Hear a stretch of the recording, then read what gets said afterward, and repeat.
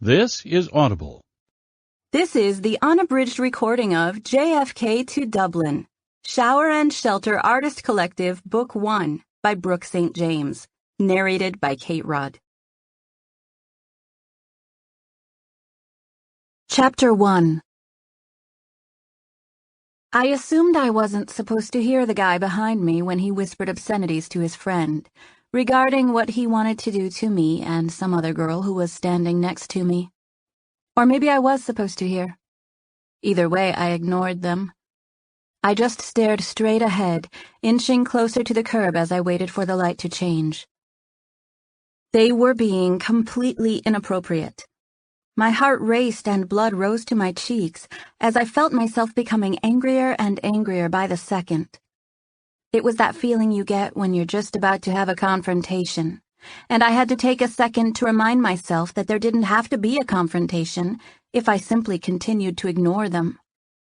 It was difficult, though. So many things had been building up prior to this moment that I felt like I could snap and turn around, swinging my bag while screaming at them. In a nutshell, the current situation with the knuckleheads behind me was basically the nail in the coffin on my opinion of men in general. Let's pause for a brief moment to reflect upon what had me so jaded. Number 1. My father, Saul Spicer. The same Emmy-winning Saul Spicer who has produced mega-hit television dramas for the last 2 decades. The one who recently got charged with sexual harassment by one of the actresses on his show. He was acquitted, and in the long run nothing will change for him professionally. But it was all over the news, and as my mom says, our family name will forever be tainted by this. She publicly forgave him, and as far as the media was concerned, we were one big, happy, reformed family, which was somewhat true, since we never had what you would call a normal family life to begin with. I heard my brother saying he thought my parents were just staying married for financial reasons, but they never really discussed it with us. We knew about as much as the media did. So, was it cool to grow up with a successful TV producer for a dad? Yes. Was he a faithful husband to my mother? No. Moving on to the number 2 reason I'm jaded about men, Brian Rosenberg. I dated him for a year in high school, only to find out that he was sleeping with other girls behind my back. He said it was what I got for making him wait so long. And the funny thing was that I didn't even realize he was in such a hurry. Number 3, Cameron Harrison. This one was different. This one stung. I thought he was the one. Cameron and I dated my whole junior and senior year of college, and had even begun making plans to get married. We were together when all that stuff with my dad went down, and I really thought we were in it for the long haul. That was before I caught him in his apartment with another girl, and not much clothing. There was a huge scene where he first attempted to say it wasn't what it looked like, but since that was ludicrous, he changed his approach to trying to make it seem like the whole thing was my fault. He said he wanted to marry a girl like me, but that the idea of not having sex before we got married was ridiculous and old-fashioned. He added that I was cruel for not recognizing and meeting a man's basic needs. It was terrible. I was so traumatized by him that I now had a strict no-dating policy. So, you see, those guys on the street corner were simply messing with the wrong girl. I was sick and tired of men and their one-track minds. I clenched my fists, praying those morons behind me wouldn't say anything else before I could walk away. I got my wish. The light changed, and before I knew it, the whole mass of people on the corner stepped out to cross the street, and I got lost in the front of the pack, leaving the offending guys behind. I used my best speed-walking skills to get as far from them as possible, continuing 2 more blocks before making it to the Mexican restaurant where I was meeting some friends for lunch. Lou was the only one there when I arrived. She was inside, but I could see her through the windows as I walked in front of the restaurant. She waved at me, and I smiled and waved back, although it wasn't very convincing because I was trying to pay attention to where I was walking and I was still annoyed at the guys from the crosswalk. I told the hostess that I already knew where I was going, and she gestured for me to go right ahead. "Macy is on her way," Lou said as she motioned for me to sit next to her. "And Drake's here. He went to use the restroom. I think his new girlfriend's coming." She smiled as I took a seat at the round table. There was a basket of chips in the center, and I took one of them, scooping up some salsa before popping it into my mouth. "What's up?" she asked, knowing my smile was slightly forced. I rolled my eyes and shrugged. A couple of guys were mouthing off on the street. They were standing behind me, explicitly referring to body parts as power tools. "How charming," Lou said, laughing a little before she crunched down on a chip. She gestured over my shoulder. "There's Drake." I turned just in time to see our friend Drake walking up behind me. I stood and hugged him before he sat at the table with us. "What's up?" he asked, smiling and bobbing his head in a silly way at me once he sat down. "I'm so glad we came here. I love this place." He pinched my arm. "What have you been up to, Ms. Sarah Cakes?" "Sarah was just telling me about a couple of real winners she ran into at Home Depot on her way here," Lou said. "I think she got their number." I laughed and shook my head, but I was chewing a bite of food, so I didn't say anything. "They weren't at Home Depot, but they were trying to score with her by referring to their body parts as tools," she explained, causing Drake to make a distasteful face. "Me or the girl standing next to me," I said. Lou gave me a smirk before looking at Drake. "She thinks it's all men who are scumbags, but I tell her she just sees the worst of them because of how hot she is." I giggled and rolled my eyes at Lou, who was grinning at me. "Her therapist even came on to her," she added. "Men just can't help themselves." "Oh my gosh, I forgot about that," I said. "Your therapist hit on you?" Drake asked, staring at me with a curious smile as he held a chip in midair. "Isn't that illegal?" "He talked in code," Lou explained with such confidence it was as if she had been there, which she hadn't. Drake looked at me and I nodded. "He said he had an idea for a storyline for one of Dad's shows," I said. "He explained details of an affair two of the characters would have." "What did you say?" Drake asked with a huge, amused grin. I shrugged. I was so taken aback by him suggesting a risque storyline that I didn't even realize he was talking to me in code. I just smiled and agreed to everything he was saying, thinking he was seriously trying to talk to me about Dad's work. "Why were you even seeing a therapist?" Drake asked. "My mom set it up after everything happened with my dad." "Are you going back there?" he asked. "No." He shrugged. "It must be terrible not being able to go 3 feet without guys hitting on you." "That's what I'm saying," Lou added. "She's too hot. She needs to tone it down a little bit. Maybe put on a turtleneck or mess up your hair a little." I gave them a huge smile, knowing I had a chunk of salsa spread across my front teeth. I could feel it. "That helps," Drake said, shielding his eyes like he could hardly stand to look at me. "Tell her there are good guys out there," Lou said, talking to Drake. Drake looked at me. "I'm a good guy," he said. "Drake's a good guy," Luke confirmed. "I know he is, and even still I've witnessed a few broken hearts in his wake." "Aw, come on," Drake defended, smiling. Then he grew serious and mumbled, "Okay, no more broken heart talk," as a cute blonde made her way to the table wearing a bright smile. I thought she must be the next in line. Thankfully, I remembered the salsa in my teeth and was able to clear it away before she made it to the table. Her name was Beckett, and Lou and I both smiled and agreed it was a pleasure to meet her when Drake made introductions. We had a fine time getting to know Drake's new lady. She was quirky and beautiful, just like the 6 or 8 who had come before her. Macy showed up right after Beckett, and since Macy sort of stole the show everywhere she went, Beckett settled blissfully into the background near Drake's side. Lou, Drake, Macy, and I all went to the School of Arts at Columbia and had been close friends the whole time we were there.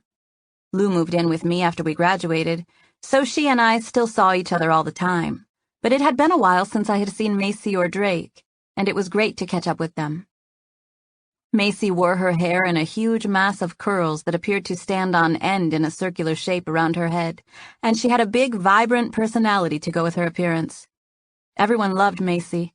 She was known for telling it like it was in the most hilarious ways, and I missed seeing her more regularly like I did in college. "Did you tell them the good news yet?" Macy asked, looking at Lou, who stared back at her with a confused expression. We were about halfway through our meal at that point, and the question had come out of nowhere. "What good news?" Lou asked. "About S&S. "What about it?" Lou asked with wide eyes. "You got an interview," Macy said.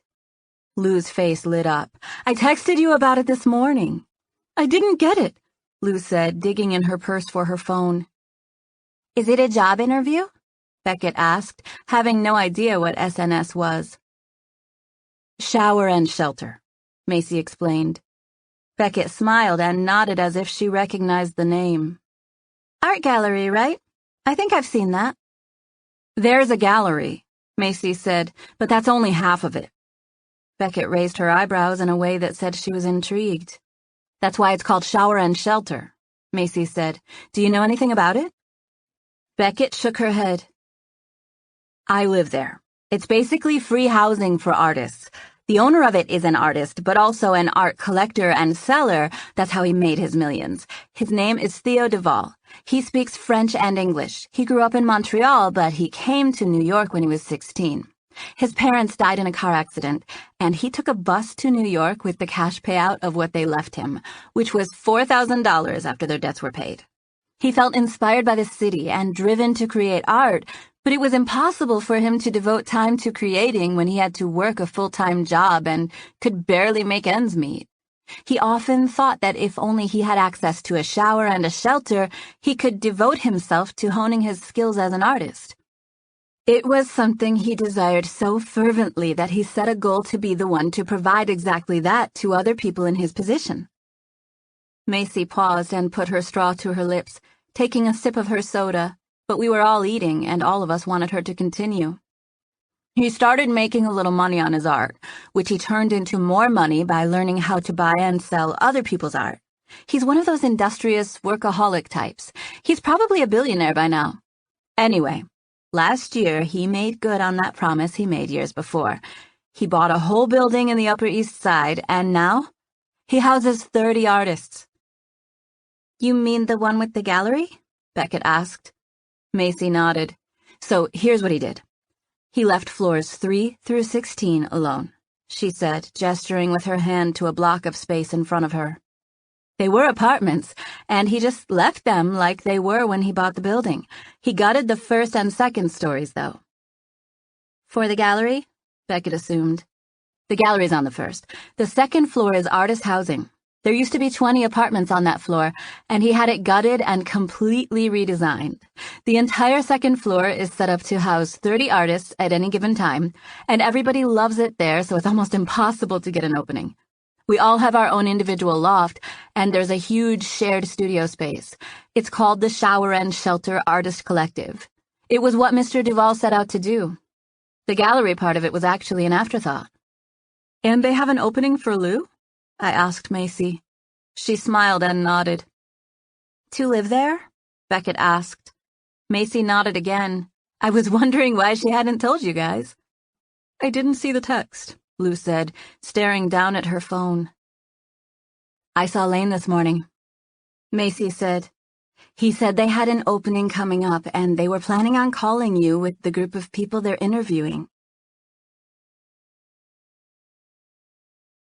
Chapter 2. "I'm nervous," Lou said, stashing her phone in her purse. Macy shook her head. "Don't be. They're gonna love you. If you don't get the spot, it's just because someone else who was closer to Mr. Duval had someone applying." Lou took a deep breath as if everything hinged on this interview. "You know you can stay with me as long as you need to," I said. Lou's parents had scraped by to pay for her room and board at school, but she had been staying mostly with me since we graduated. Rent in the city was expensive, and Lou wasn't selling much of her art, not yet at least. She often talked about moving back to New Jersey with her parents, but I knew she would hate to do that. I know you're not trying to kick me out or anything, but wouldn't it be cool if I got into SNS? I'd have my own space and you'd have yours. Can you believe I got an interview? I want you to have your own space and everything. I just don't understand about the free rent thing. I don't want you owing that guy anything. Everyone sitting around the table looked at me with matching, confused expressions. I'm just saying, I defended with my hands up. What's in it for him? He's a philanthropist, Macy said as if that was obvious. That's exactly what I'm afraid of, I said, pretending to mistake the word philanthropist for philanderer. Macy, who may or may not have gotten my joke, narrowed her eyes at me in a teasing way before she added, his goal is to help artists because he wished someone would have done the same for him. I shrugged, feeling not so convinced. Lou said there's a communal kitchen and bathroom, I said, showing my skepticism with my expression. I didn't mean to rain on their parade, but really, from what I knew of men, I was afraid of Lou being in a communal shower situation. Have you seen upstairs? Macy asked. I shook my head. It's not Sodom and Gomorrah in there. It's nice. The men's and women's areas are on opposite ends, and there's always someone working. Macy paused and cocked her head at me as if trying to remember something. Are you sure you haven't seen it? I shook my head. I've been to the gallery, but never upstairs. Well, you wouldn't be worried about it if you had ever been up there. It's legit.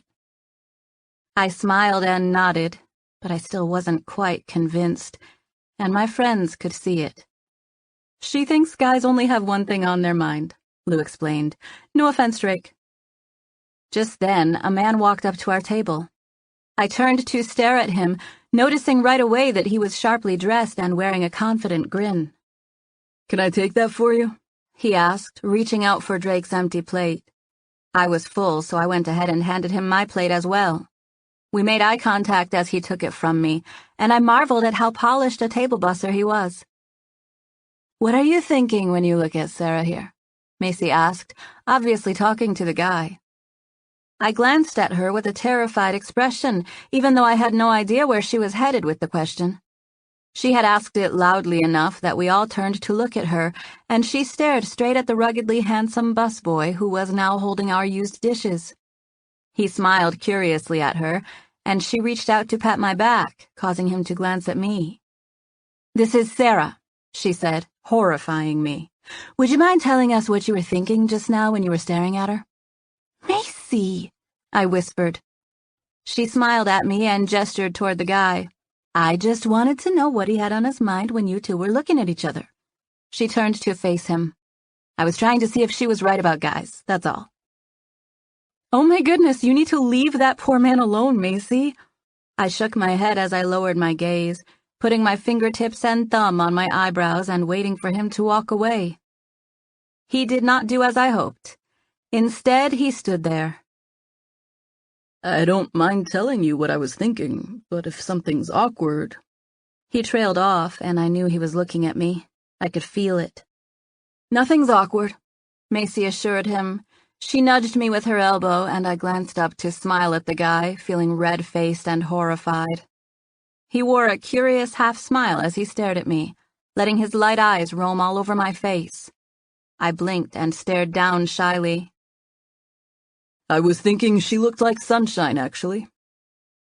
That caused me to cut my eyes at him, which made his smile broaden as he shrugged. It's true.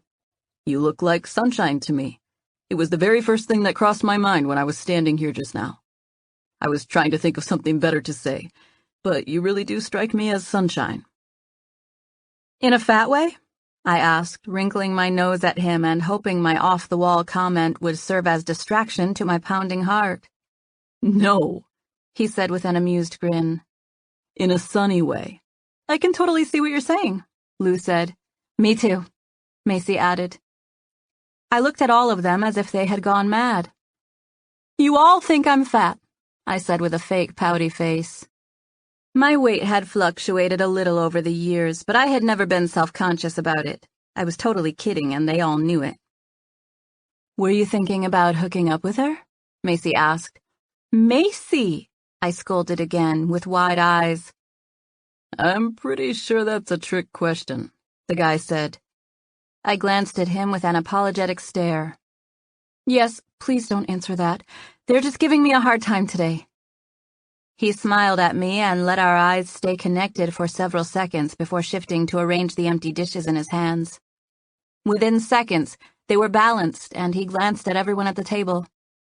"How was your meal?" "Amazing," Drake said. "Seriously," Lou added. "It's my new favorite." "I'm glad to hear that," he said with another smile. His teeth weren't perfectly straight, but they were even more appealing just the way they were.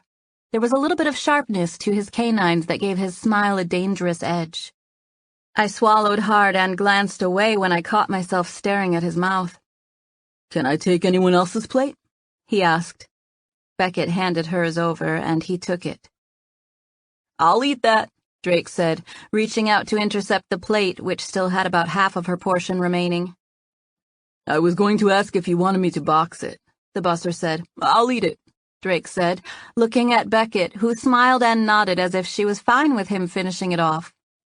"I'm glad you kept it," Beckett said, reaching over to take another bite of food off of the plate that was now in front of Drake. "I just got so caught up in him being Colin Ross that I handed him my plate. I think I just wanted to say I handed him something." "You talking about—" Drake motioned with a thumb in the direction the guy had walked away. "I thought I recognized him," Lou said. Drake looked over his shoulder. "Is he famous or something?" "He owns like 10 restaurants," Beckett said. She looked around. This must be one of them. "I don't think he's a chef, but he's a famous food guy for sure. He's always a guest judge on all those Food Network shows." "I've seen him," Macy said. "I have too," Lou said, "and he's even hotter in person." "He's not that hot," Beckett said, rolling her eyes for Drake's sake. "I can't believe you put him on the spot like that," I said, kicking Macy under the table. "Oh, but it would have been okay if he was a waiter," Macy teased, dodging me. "No, but better than some Food Network guy." "You thought he was cute," Lou said, teasing me. "You liked that he called you Sunshine." "No, I didn't," I said defensively. "You did," Lou teased. Macy put the back of her hand to her forehead and swooned dramatically. "I don't know what I would give to be called a beautiful ray of sunshine," she said in her best Scarlett O'Hara voice. She winked at me. "Don't try to act like you didn't see how he was looking at you, how you were looking at each other." "We were looking at each other like we were mortified by you putting him on the spot like that." "She didn't put him on the spot until after you were staring," Drake interjected, being no help whatsoever. "I can't believe you had a moment with Colin Ross," Beckett said longingly, causing Drake to scowl at her, which made us all laugh. My heart was beating a mile a minute as I tried to remember the details of the conversation. But everyone was still talking, and I wasn't able to rehash everything. "Are you guys ready for the check, or would you like to order some dessert?" our server asked, coming to stand over Drake's shoulders so we could all see her. "And Mr. Ross said your appetizers are on the house." "Tell him he can have Sarah's number if he wants," Macy said, which resulted in my elbow coming into contact with her arm. Our server just laughed nervously as she leaned over to take Lou's plate. "Are you Sarah Spicer?" she asked, glancing at me with a shy smile. I nodded. "I usually don't do things like this, but I'm really hoping I get a part on your dad's new pilot. I auditioned a few days ago, and I think I really nailed the part. Do you think you could put in a good word for me?" And there it was. The phrase I had heard countless other times. Everybody wanted me to put in a good word with my dad. I just smiled and nodded, since that was easier than explaining that my dad had nothing to do with casting. "I'm Nicole Massey. I read for the part of Elle. I had my hair in a big bun." I smiled and nodded. "Thank you so much," she said. "I can't promise anything." "I know, I guess I just figured it couldn't hurt to ask." Certainly can't hurt, I said, feeling bad that she was so excited and nervous to talk to me about it. I figured I might as well since I'm on a roll today, she said, leaning over to pick up the remaining dishes. Mr. Ross is here today, and I overheard him talking about filming an episode of Best Chef tonight. I asked if he'd take me on the set, and he agreed. She shrugged. I'm trying to break through into show business any way I can. If I don't try to make the most of any given situation, well, then that's on me. You go, girl, Macy said, snapping her fingers in midair the way they did in the 90s. They all seemed to like the gutsy waitress, and I liked her too. Only for some reason I had an odd sense of jealousy that she was going somewhere with the handsome restaurant owner when I wasn't. Like she was somehow on my turf. My first thought was that I would show her who's boss by not putting a good word in with my dad, but then I realized that it was a ridiculous thought since her good fortune of going on the set of Best Chef was of no consequence to me. I laughed at myself internally for being jealous over this guy's attention, now that I knew he was some hotshot Food Network guy. I thought about the ridiculousness of me wanting his attention at all. My own feelings left me a little confused, and I sat there, composing myself. Chapter 3. Drake and Beckett had to leave, but Macy and Lou decided to stay for coffee and dessert, so I stayed with them. Oh, they missed the best part, Macy said, taking a huge bite of the soft sopapilla with a blissful expression. I thought she was nice, Lou said, referring to Beckett. I nodded. Me too. I think he likes her, too.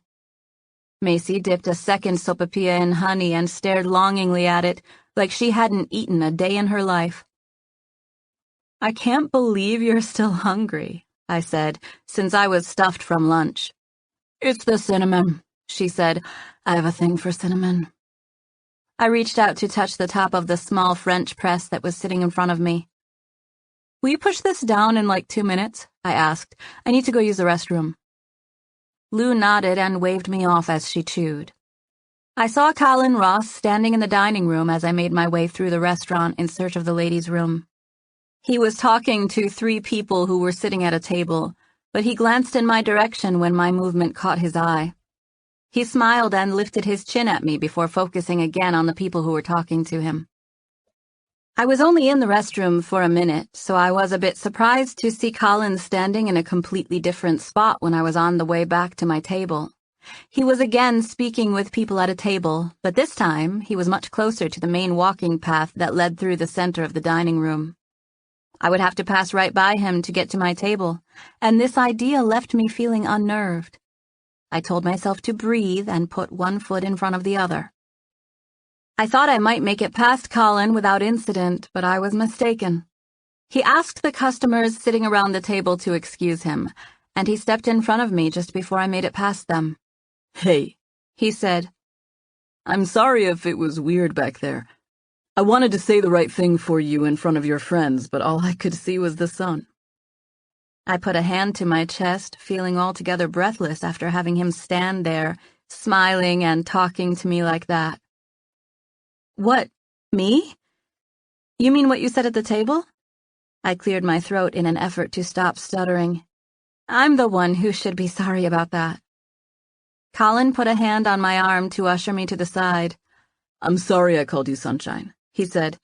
I realized after I walked off that you may get offended by that. I was just looking at your sweater, and the way your hair's pulled up, and your smile. You just reminded me of Sunshine, that's all. I wasn't offended by it. I figured it made sense for you to compliment your customers.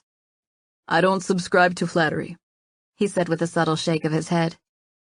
I've actually never told anyone they look like Sunshine, although no one has ever really asked me what I was thinking when I first laid eyes on someone.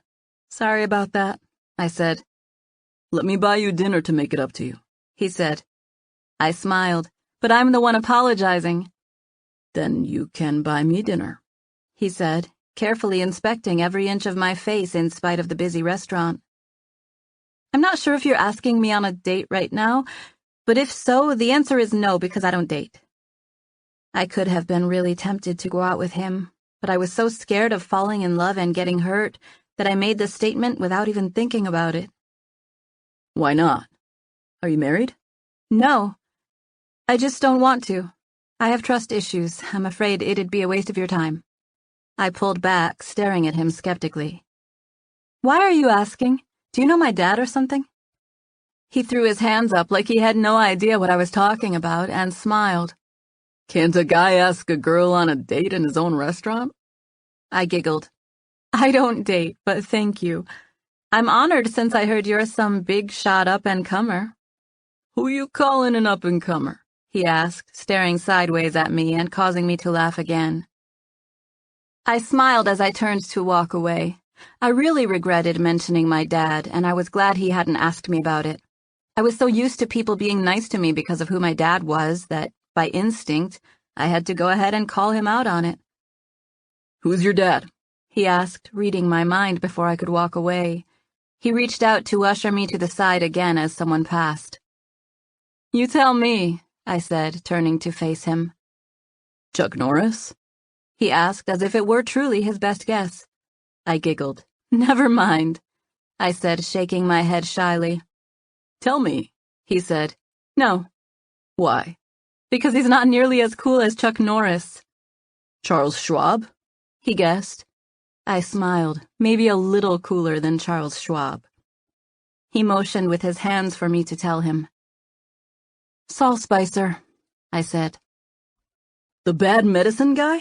He asked, referring to my dad's most famous television series that was currently in its 12th season. I nodded. I think I've actually met your dad a time or two at charity functions, he said. Probably, I agreed. My mom's always got us going to one of those things. In fact, I'm sure we've met before. I gestured back and forth from me to him, and he shook his head. I'd remember, he said, staring at me in a way that made me know he was intrigued by the looks of my face. What's your name? Sarah? Sarah, he repeated. I'm Colin. I nodded since I already knew. 1 coffee, Sarah Spicer, he said.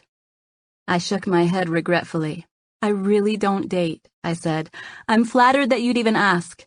I know my refusal only makes me seem more appealing, and I'm sorry about that. I apologize if I gave you the wrong idea. I really don't date. It's sort of a rule. A rule from your dad? He asked. No, I said, laughing.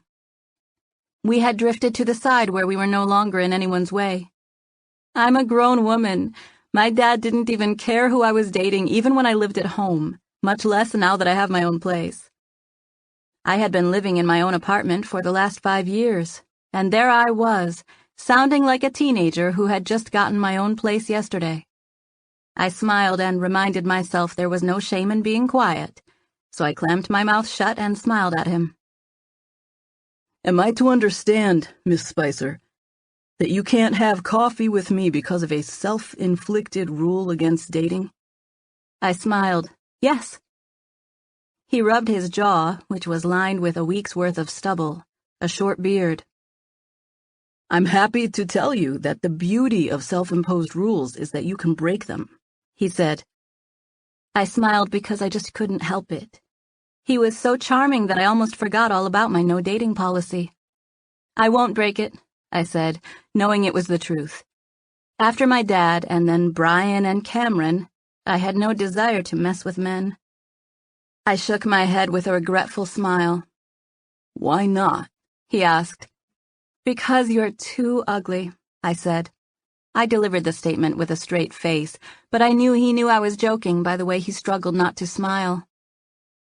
That's why I need you, he said. I need some beauty to balance out what an ugly oaf I am. So ugly, I said, with obvious sarcasm since he had a face that was clearly made for television. Nicole will help, I said. She's pretty enough. Who's Nicole? He asked. The girl who's going with you to the set of Best Chef tonight? Oh, yeah. She's not coming with me. I'm leaving her a pass at the door. She's pretty, though, I said. What I'm saying is that she could balance you out if you're looking for someone to do that. I'm not really looking for someone, he said. I narrowed my eyes at him, which made him smile. Please say I am the first in line when you come to your senses and start breaking this despicable rule. I'm not breaking it. But I'm first in line if you do. I smiled. Sure. I better let you get back, I said, since about 3 different people were vying for his attention in our periphery. He nodded and we broke apart. I headed toward our table, and Colin turned to pay attention to the person who was standing at his left. What was that all about? Lou asked when I finally got back to the table. We saw you talking to Colin. You were standing over there forever. He asked me out, I said. I knew it, Macy said, pushing at Lou excitedly. Don't worry, she didn't say yes, Lou said in a bored, monotone voice. How do you know what she said? Macy asked. Lou looked at me, and I shrugged innocently. I told him I don't date. What do you mean you don't date? Macy asked, smirking at me. I haven't gone out with anyone since Cameron, I said.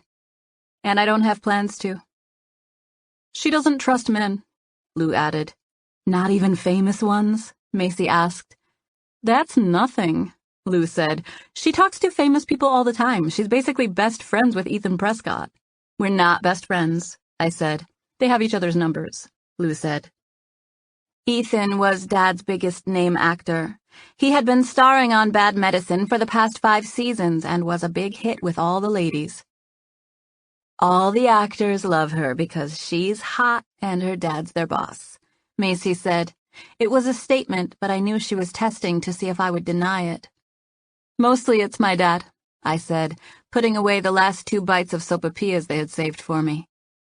I knew by the way Macy and Lou smiled over my shoulder that someone had come to stand behind me. It didn't take a genius to figure out that it was Colin either. I knew that's who it was before I even turned around. I could barely breathe as I shifted to face him. He smiled and handed me a napkin that was folded in half. I wanted you to have it, just in case you changed your mind about reaching me, he said. Did you ask Sarah out because of her dad? Macy asked. Colin pulled back to get a better look at me. Why do you keep saying that? It wasn't like that, I said. I wasn't talking about you. You just came in at the wrong time of the conversation. He looked at Macy and Lou. I had no idea who her father was when I tried to get her to go out with me. I asked her out strictly because I was intrigued. You called her Sunshine, Lou said. Colin shrugged and smiled. What can I say? I call it like I see it. He was again whisked away by someone needing his attention, so he patted my shoulder and said, Thanks again for coming in, ladies, as he walked away with a smile and nod. My gaze shifted to Macy, who was staring at me with an open mouth. I seriously can't believe you had that guy standing at our table, handing you his number on a napkin. We don't even know if that's what's on it, I said, tossing the napkin onto the table. Macy scooped it up with no hesitation and proceeded to open it and stare at it. It's his number, all right, she said, placing it back onto the table. He just wants to take me out because I don't want to go, I said. Indifference. It's a wonderful technique. Single women all across the land should use it. I should write a book. Unfortunately, Lou said, patting my back with a solid slap, this one is actually indifferent. I'll go out with him, Macy said, looking around the restaurant as if she might ask Colin if she could take his number since I didn't want it. You can have it if you want. I was planning on leaving it, I said. We were done, so we began to gather our things. Macy squinted at me.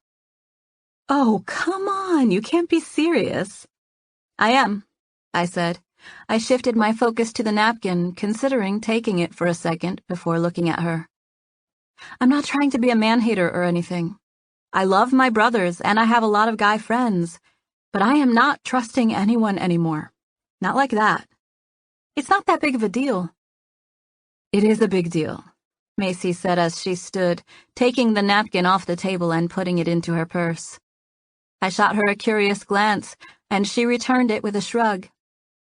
I'm not gonna call him. That would just be weird and desperate after he gave you his number and not me. I'm holding on to it for you because I think it's a mistake for you to leave it. Plus, I think it's kind of mean. He'll probably pass by here and see that he got rejected. He already knows he got rejected, Lou said. She told him right to his face. You guys are making me feel bad, I said. I thought I was being friendly. Lou gave me a wink. You were, she said. We're just jealous. Chapter 4. I sent a text to my dad on Nicole's behalf the minute I walked into my apartment. I didn't make a habit of putting a word in for everyone who asked me, but I had looked this girl in the eye and told her I would see what I could do. Plus, in some weird way, I thought helping her out would prove that I wasn't bothered by her getting to go on the set of Best Chef with Colin. Why am I even contemplating this? I don't even watch cooking shows. I mean, I recognize that guy, but barely. There is absolutely no reason for me to think about him or whatever beautiful waitress he invited to go with him on set. I typed out the text to my father in spite of, or maybe because of, whatever feelings I was having at the moment. Me. Hey, I told a girl I'd mention her name to you. She read for a pilot. Her name's Nicole. I heard back from my dad instantly. Unless he was working, he was quick to respond to any messages from family. It had been that way since all that legal stuff went down. Dad. Is she a friend of yours? Me. Waitress. Just told her I'd mention her name. Dad. Okay, honey. We'll see you tomorrow. Me. What's tomorrow? Dad. Your brother's birthday dinner. Me. Okay, I'll be there. I included a thumbs up and lightning bolt emoji, and Dad responded with the smiley face with sunglasses.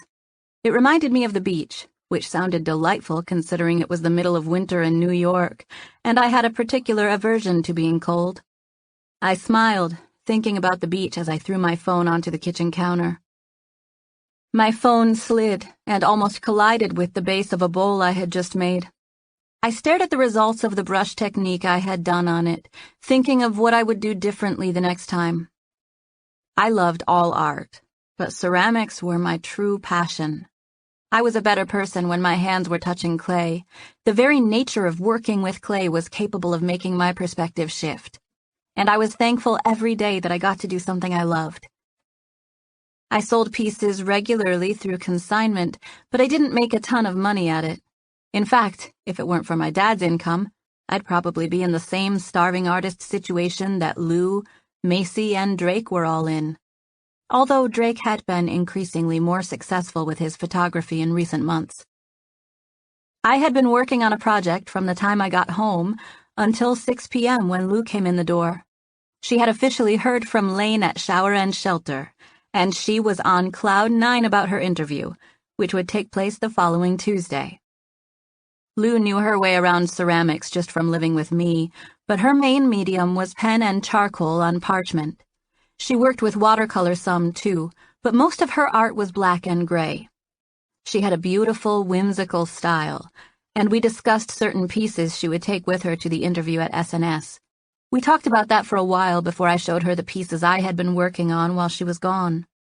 I didn't look at my phone the whole time I was working, so I had a few texts to answer while Lou chowed down on a box of Chinese noodles she had left over from the night before. She handed it to me when she was done, and I thankfully finished it off since I hadn't even thought about what I was going to do for dinner. I had a television mounted on the living room wall, and I turned it on, sitting cross-legged on the couch with what was left of that box of noodles.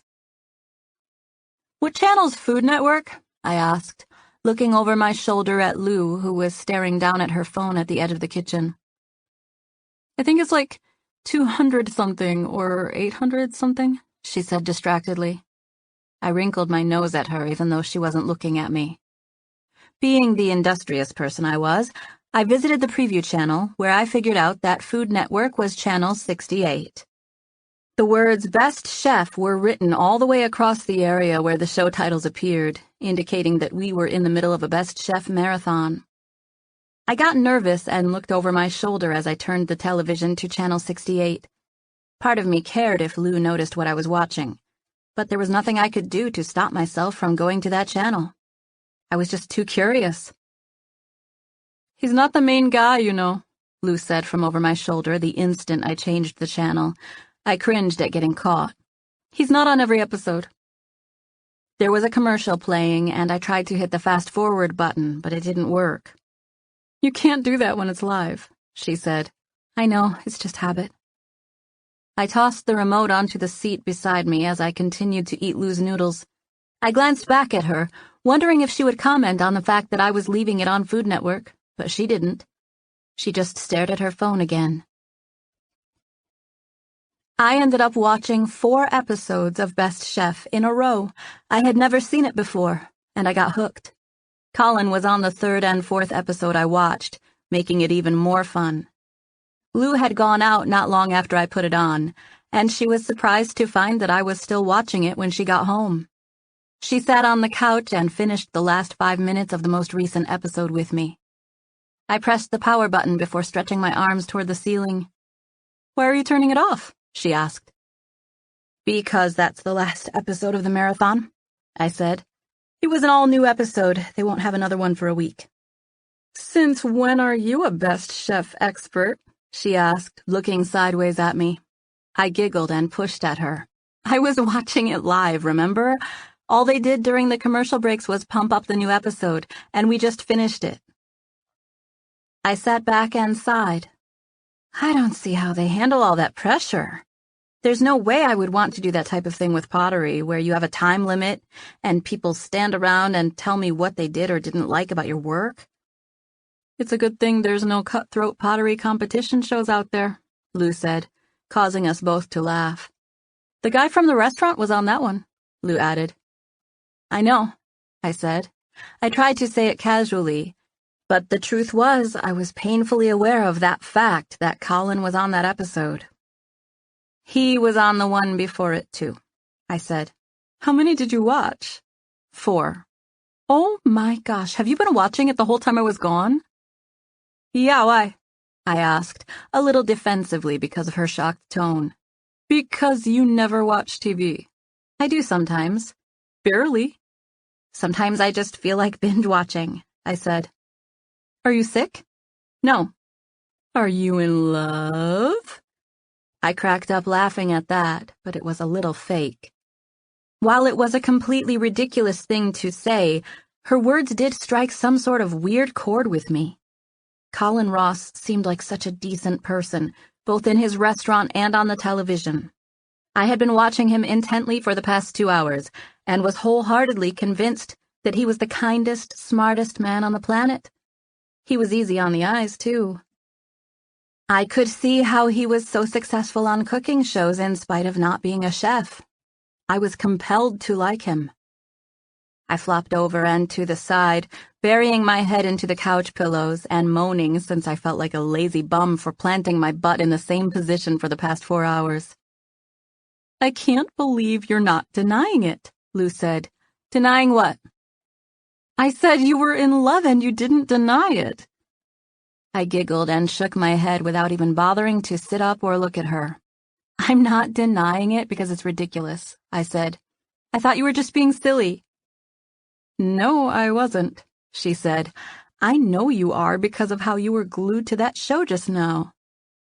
"I just think it was cool that we met the guy, that's all."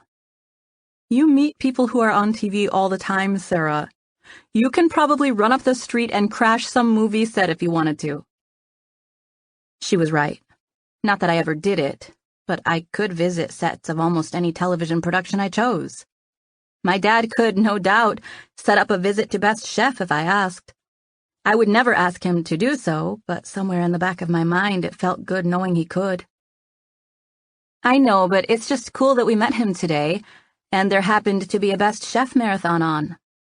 "It's just cool we met him today, and now there's a marathon on TV," she said, repeating my words in a silly way that implied I was love-struck. I sat up and hit her with a nearby throw pillow, causing her to laugh and push at me. "It's a good thing Macy saved that number for you," Macy saved that number for herself, I said. She did not, and you know it. You should just give in and text him already. I can tell you want to. I took a deep breath. If ever I would feel tempted to break my own dating rule, it would be with Colin. It's not that I don't want to call him, I said, feeling confused. I put my hand to my chest. I think I'm attracted to him. Thank goodness, she said victoriously, as if my confession was somehow proof that I was fixed. I'm attracted to him, but that still doesn't change that I can't call him. I'm not going to date him. Why not? Because, I said in a serious whisper, something happened when Cameron did that to me. Something shifted in me. I just can't let my guard down again. It's not even really a choice I'm making. It's more like my body won't even let me do it. I have this push-pull going on inside me where I still like men, and I find myself being attracted to them, but I seriously can't think about letting anyone in. Not yet, Lou said, since she was a glass-half-full type of person. I shrugged. If I could switch myself back to having hope, I would, I said. Not that it's all that dramatic, I added. Lots of people stay single. It's not a big deal. I'm not staying single, Lou said. I'm gonna find true love. I'm gonna be working at the gallery one day, and he'll just come walking in off the street. It'll be love at first sight. That'll be amazing, I said, grinning at her plan. Chapter 5. My brother's birthday dinner came and went, and so did several productive days of work where I turned out a few pieces I was really proud of. Lou's interview with SNS went well, although she hadn't heard back from them just yet. It had been exactly a week since I ran into Colin Ross at his restaurant, and I was happy to report that I had not watched a single minute of Best Chef, even though I knew it would be easy for me to access past episodes if I wanted to. I wasn't watching his show at all, and I did my best not to think of him as days passed, but when Lou asked if I wanted to go out for lunch the following week, I told her I wanted to get Mexican again.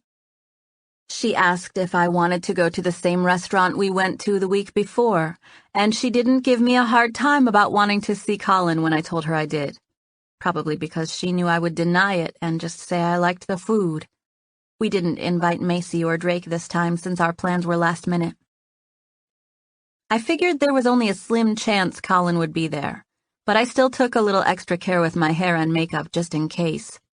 I hated that I wasn't able to keep my heart from beating at a much higher than normal rate as I entered the restaurant with Lou. I told myself to calm down, but it was useless.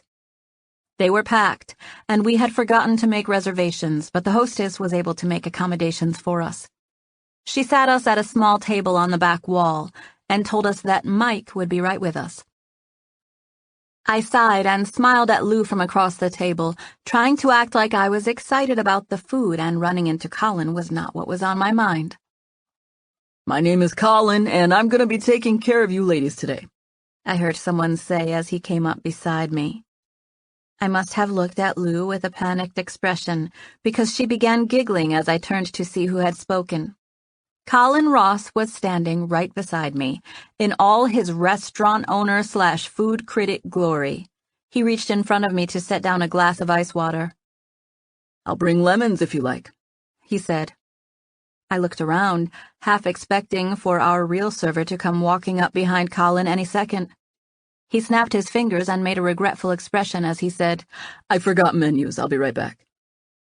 Just then, the hostess came rushing up with menus in her hand.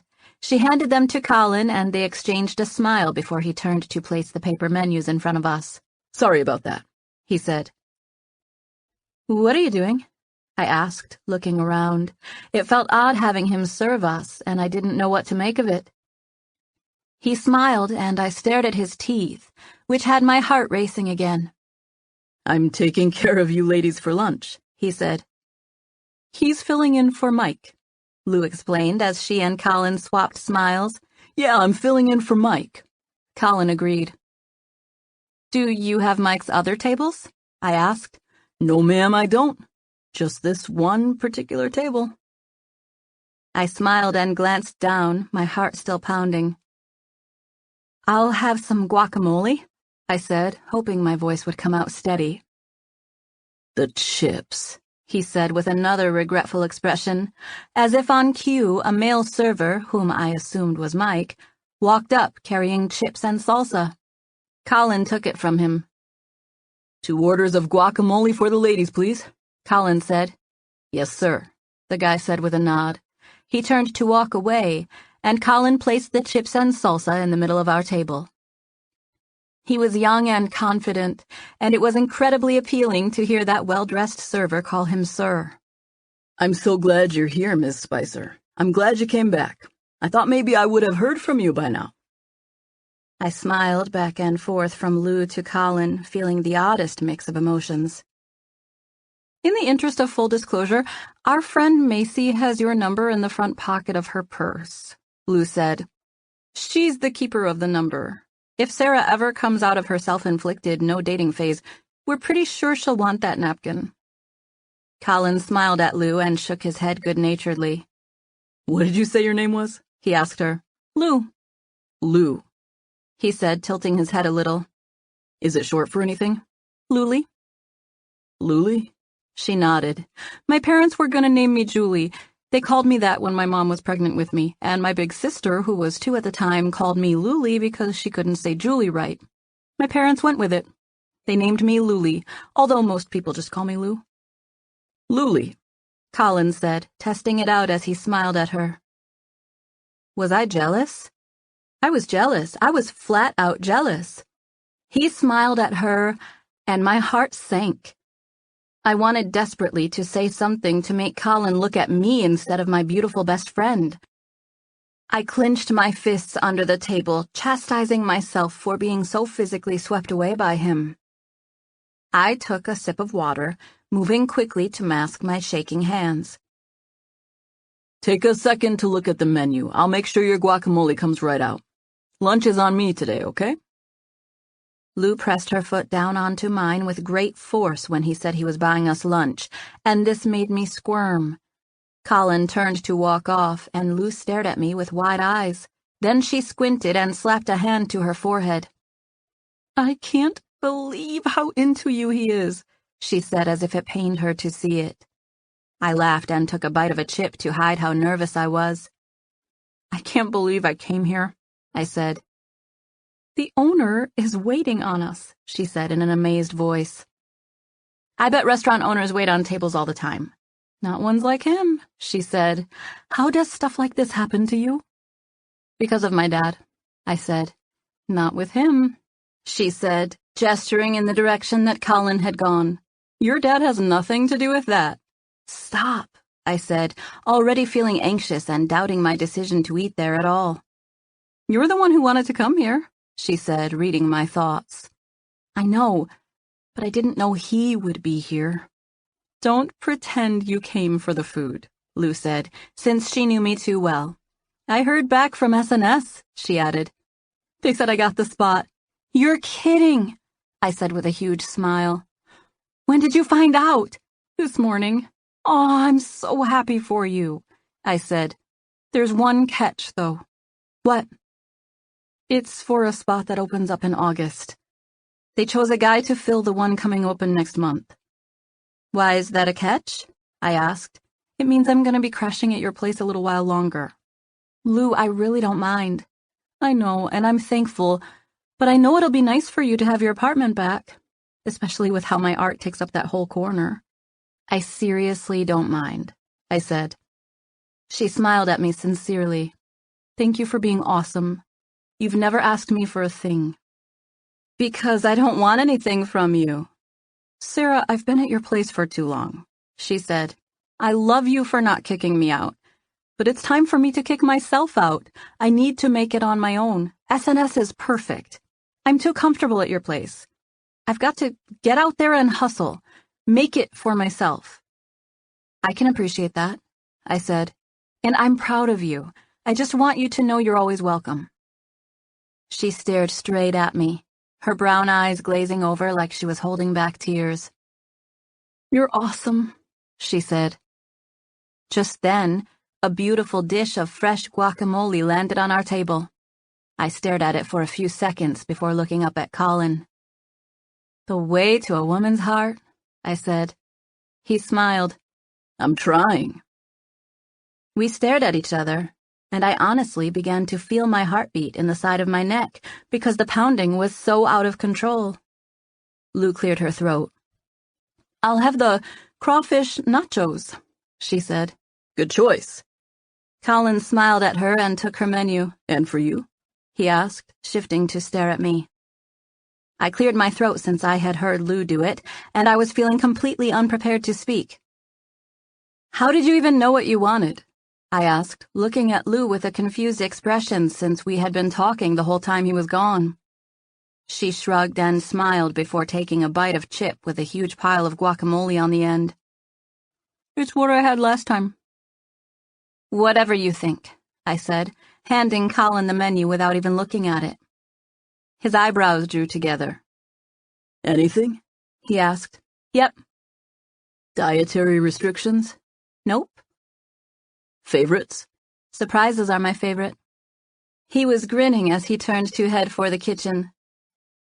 "You're in love, you're in love. You're the most in love anyone's ever been in the history of in-loves. You're done for, finished, kaput, stick a fork in you."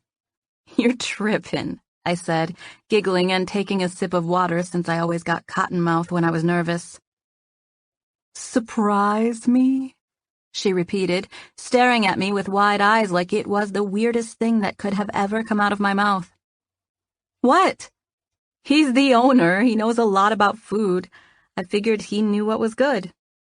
"Yeah, but you are not a surprise me kind of girl." "Yes, I am." "Okay, then look me in the eye and tell me you do not like him." I stared at her for a few seconds. "I can't," I said. "See? It doesn't mean I'm going to go out with him." She chewed her chips as she shook her head in a disappointed manner. "That's just too bad," she said. "That's your own stubbornness causing you to mess with your own future happiness. Who are you, Dr. Phil or something?" "I'm the girl who's sitting across from you, watching you and Mr. Wright stare at each other like you want to run off and get married." "We were not," I said, narrowing my eyes playfully at her. Lou and I went on to talk about other things, like the fact that Theo Duvall loved her work and told Lane to make a point of saying how excited he was to give her the spot at S&S. The artist compound was a well-oiled machine, run by a guy named Lane who had been Theo's right hand in the years when Theo was just starting out. Lane had contacted Lou earlier that morning and reiterated the terms of her room and board at S&S, including the guidelines for commissions in the gallery downstairs. Lou was thrilled about the news that she was next in line for a spot, and we talked about that while we waited for our food.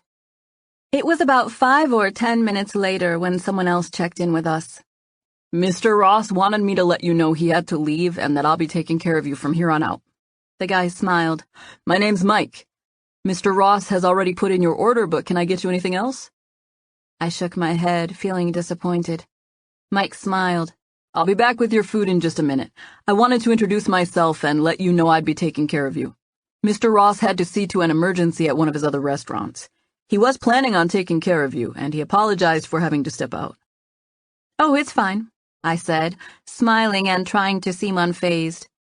We weren't expecting him to do that anyway. Our food came out a few minutes later.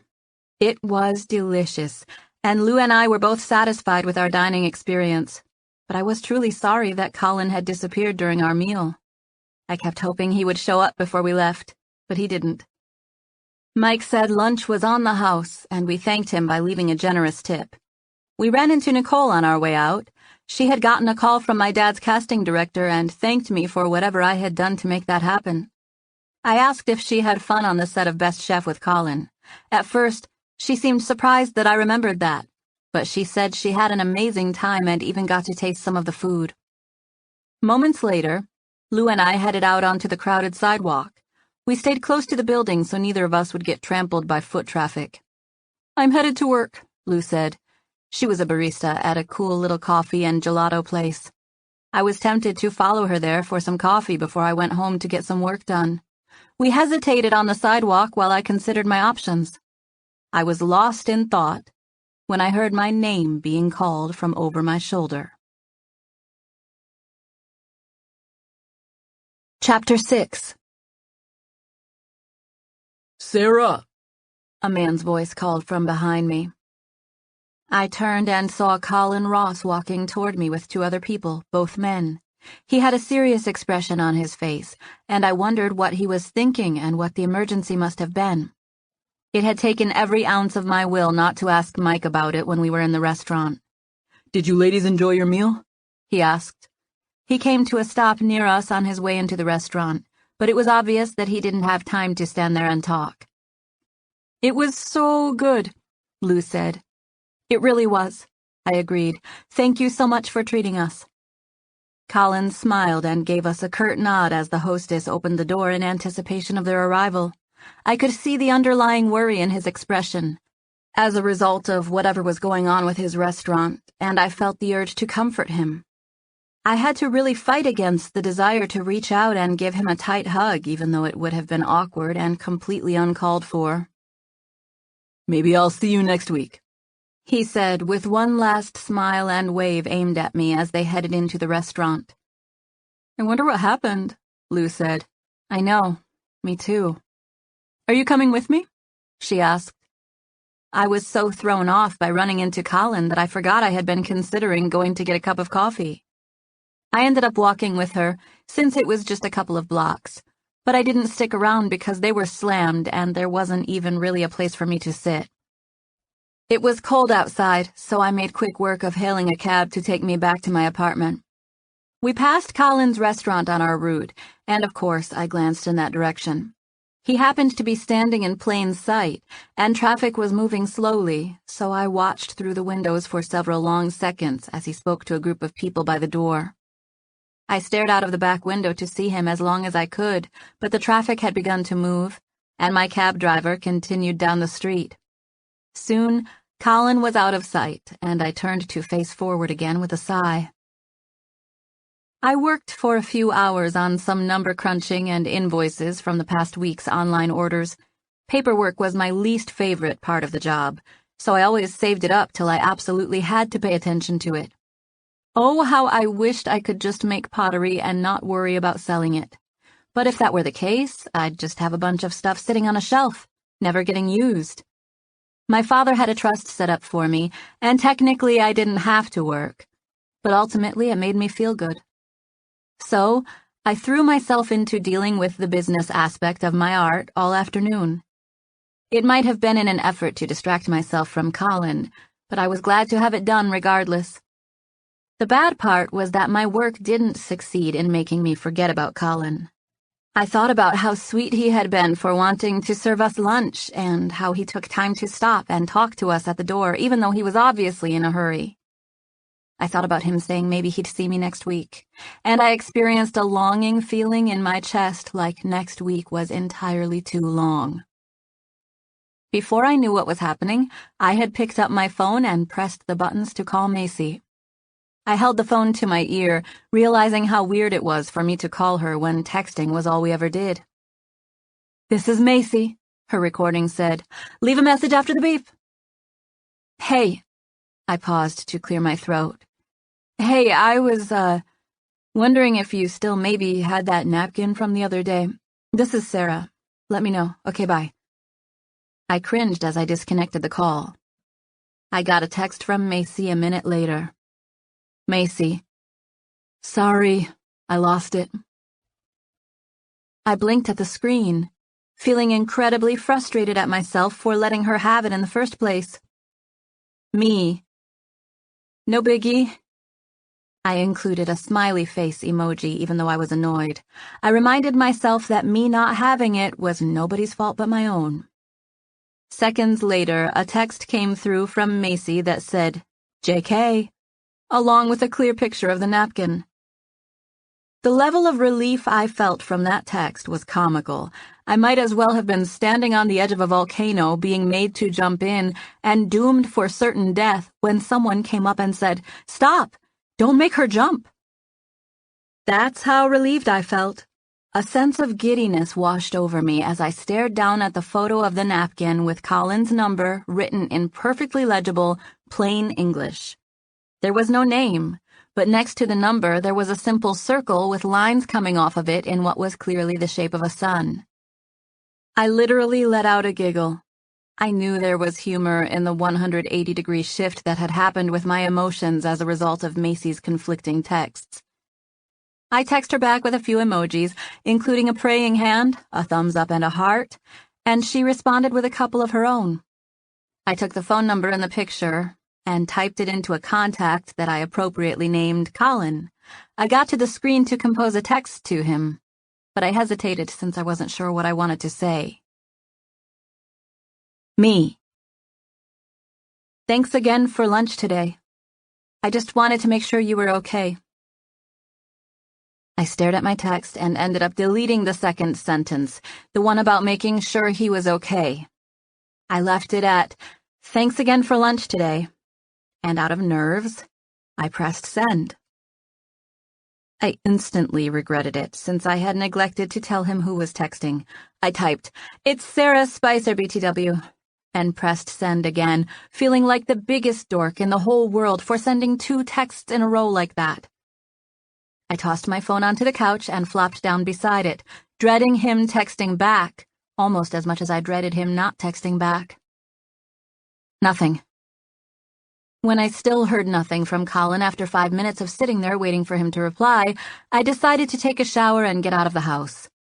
My parents had a great apartment right by Central Park, and they always had good food to eat, which was a bonus since I hadn't been grocery shopping in 2 weeks. My parents were both home, and my brother Eli and his wife Rebecca were also there, so it ended up being somewhat of an impromptu family dinner, minus my brother Joe, featuring pizza from my dad's favorite place down the block. My parents were both in great moods, and this set the tone for an enjoyable evening. We had a good time, and I was truly enjoying myself.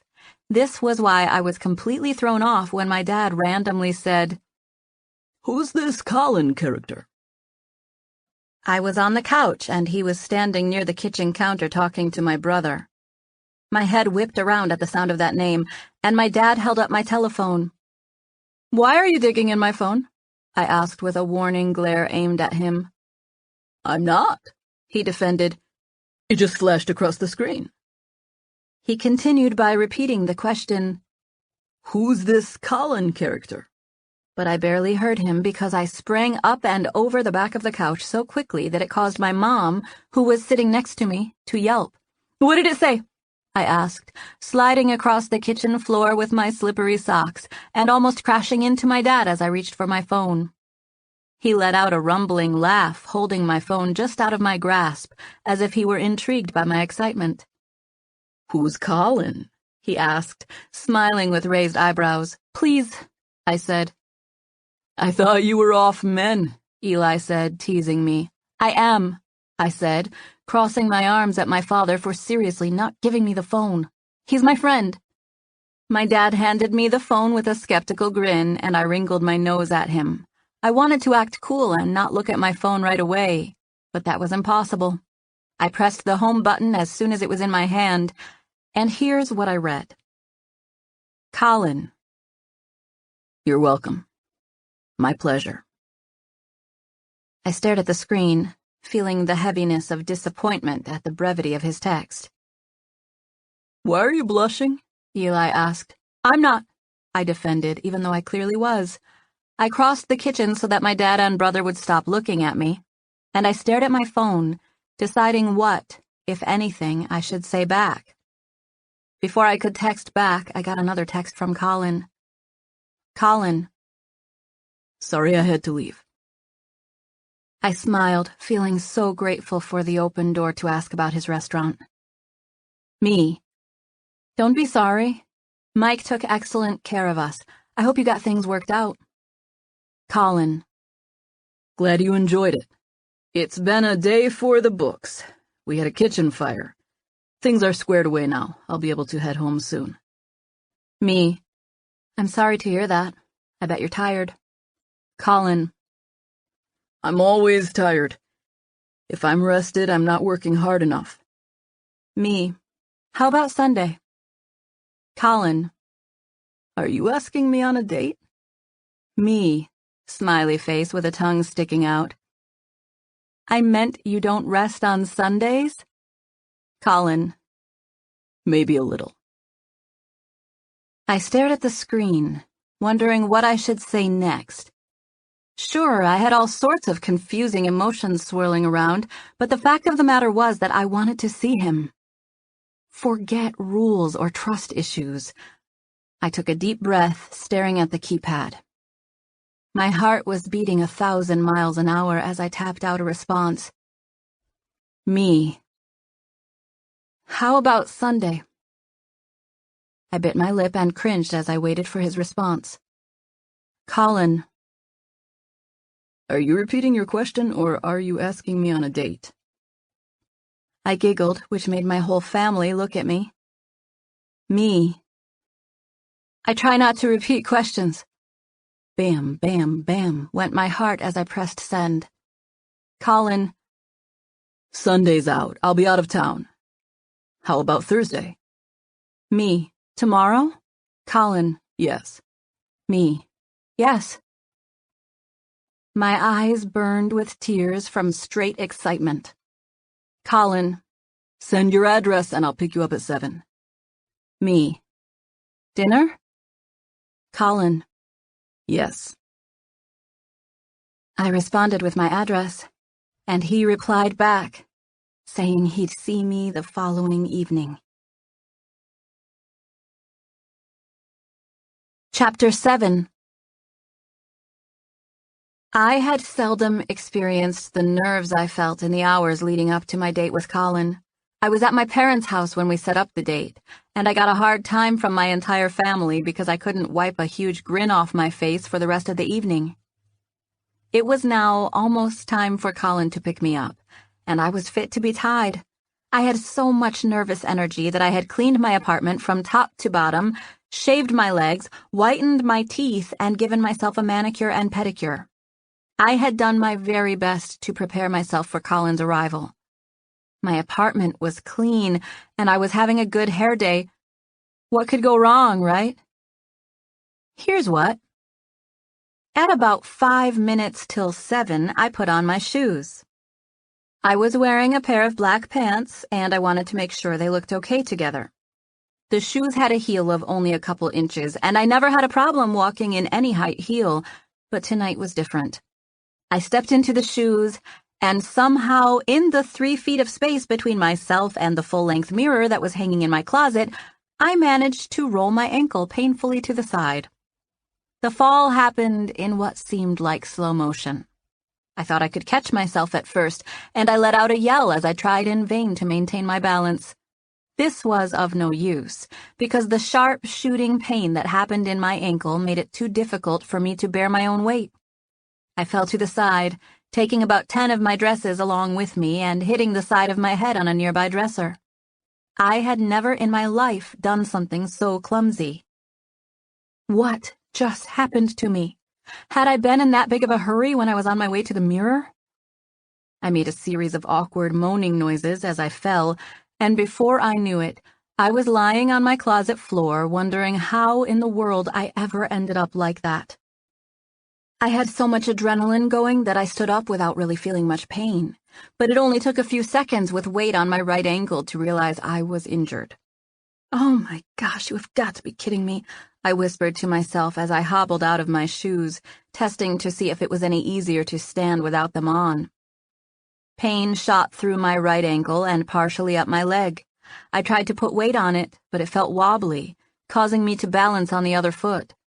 Out of sheer frustration, I groaned and began hanging the dresses I had pulled to the floor with me when I fell. By the time I managed to get them mostly back in their place, the pain in my ankle had really set in. I was so anxious about my date that you'd think the adrenaline would be enough to get me through, but it wasn't. I flat out could not put weight on my ankle without wincing in pain. The sharp, shooting sensation that occurred when I stepped on it could only be relieved by walking with a limp, and even then it was painful. I was sitting on my couch, staring at my ankle, which I was pretty sure was now swollen, when Colin arrived.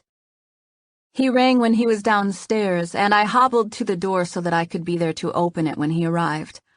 I was so embarrassed about telling him what happened that, just before he knocked on the door, I had myself convinced I could go ahead and fake it and still go on the date. I leaned forward to open the door. Nope. I was wrong. That same sharp pain on the outside of my foot happened whenever I put any significant weight on it. I did my best to smile and act natural when I opened the door and came face to face with the gorgeous man standing there. Colin. He looked absolutely dashing, with fitted jeans and a button-down shirt layered with a wool overcoat.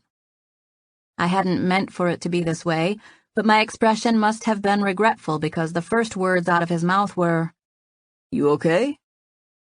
I tried to manage a smile even though it was incredibly difficult to ignore the pain and embarrassment I was feeling. "I don't think I can go anywhere," I said, letting my shoulders slump a little in a defeated way. "Okay," he said, seeing that I was both dressed to go and also melancholy. I could tell he was waiting for me to explain. "I just did the stupidest thing." "What?" He stepped inside and I closed the door behind him. "This is nice," he added, taking in my apartment. "It's my ankle," I said. There was a devastatingly handsome, wonderful man standing in front of me, and literally all I could think about was my ankle. Instantly, a concerned expression hit his face, and he bent to stare down at my legs. I hobbled to the side to let him get a better look. He was kneeling, and he glanced up to look at me when he realized I was having trouble putting weight on it. "When'd you do this?" he asked. "Like 5 minutes ago, maybe 10, I'm not sure. Just a minute ago." Colin reached down and, using a hand around the back of my heel, he carefully pulled my foot off the ground so that he could get a better look. I used the wall to steady myself. "It's swollen," he said, looking up at me with a serious expression. There was no question in his voice when he made the diagnosis, and the worst went through my mind. "Is it broken?" I asked. I felt a wave of dread wash over me, the kind of wave that had me thinking and feeling the worst. My ears started closing up, and I felt woozy. Before I knew it, I was having trouble focusing on his face, and the next thing I knew, I was seeing spots. I blinked and took a deep breath, trying my best to keep myself together while knowing I was failing at it. Somewhere in the back of my mind, I had an awareness of crashing onto Colin's chest, or maybe it was the ground. It was something hard. I felt myself getting jostled, and the next thing I knew, I was blinking up at Colin, who was staring down at me with a worried look on his face. I think I giggled with deliriousness as I came into consciousness again. I experienced a distinct fizzy, bubbly, tingly feeling as I woke up that made me feel ticklish. "What happened?" I asked, blinking through the delirious haze and grinning even though I tried not to. "You passed out," he said. "I did?" I asked, sitting straight up on the couch and wondering how I had gotten there. Colin had been leaning over me, but he straightened and took a step back when I bolted upright. I flexed my leg in the process, and when I did, I remembered the cause of my sudden loss of consciousness. My ankle. "Does swelling mean it's broken?" I asked. I knew it was swollen before Colin even mentioned it, but hearing him say it out loud was what scared me. He sat beside me on the couch, leaning over to stare at it. "Not necessarily.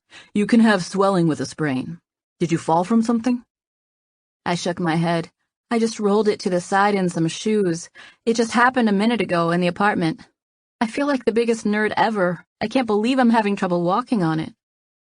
Colin took a seat at my right, and again he picked up my foot, using a tender approach on the back of my ankle. "I'm sure it's just sprained. My dad's a doctor if you want me to call him, though."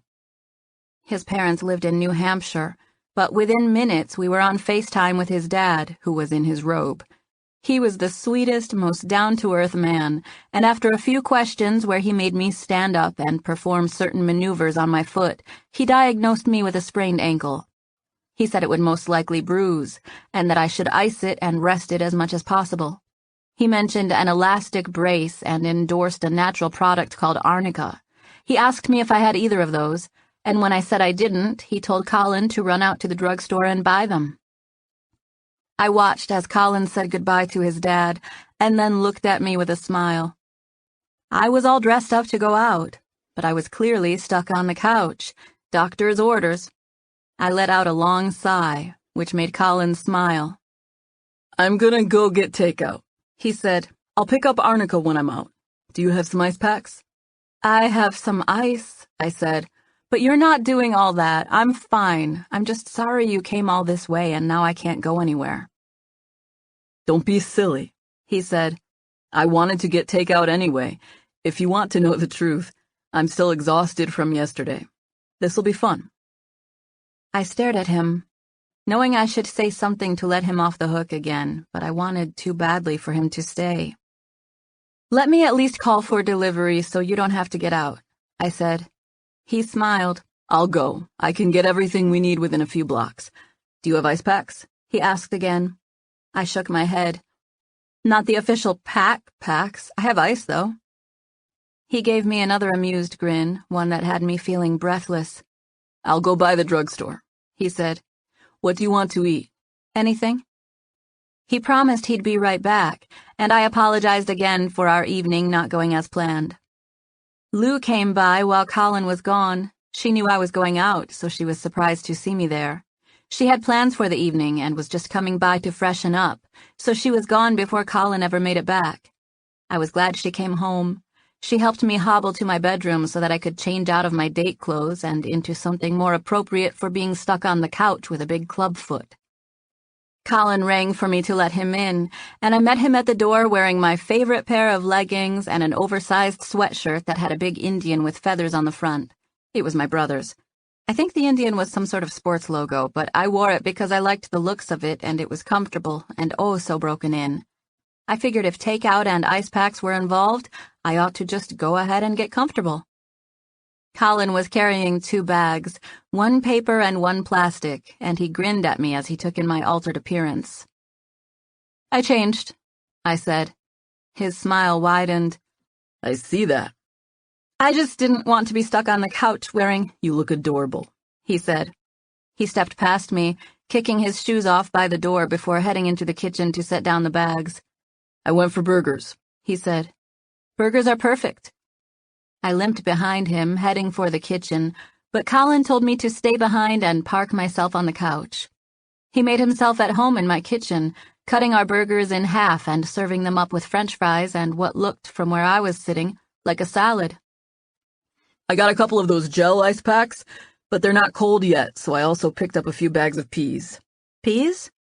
"It might be mixed vegetables," he said. "What'd you get that for?" "For your ankle.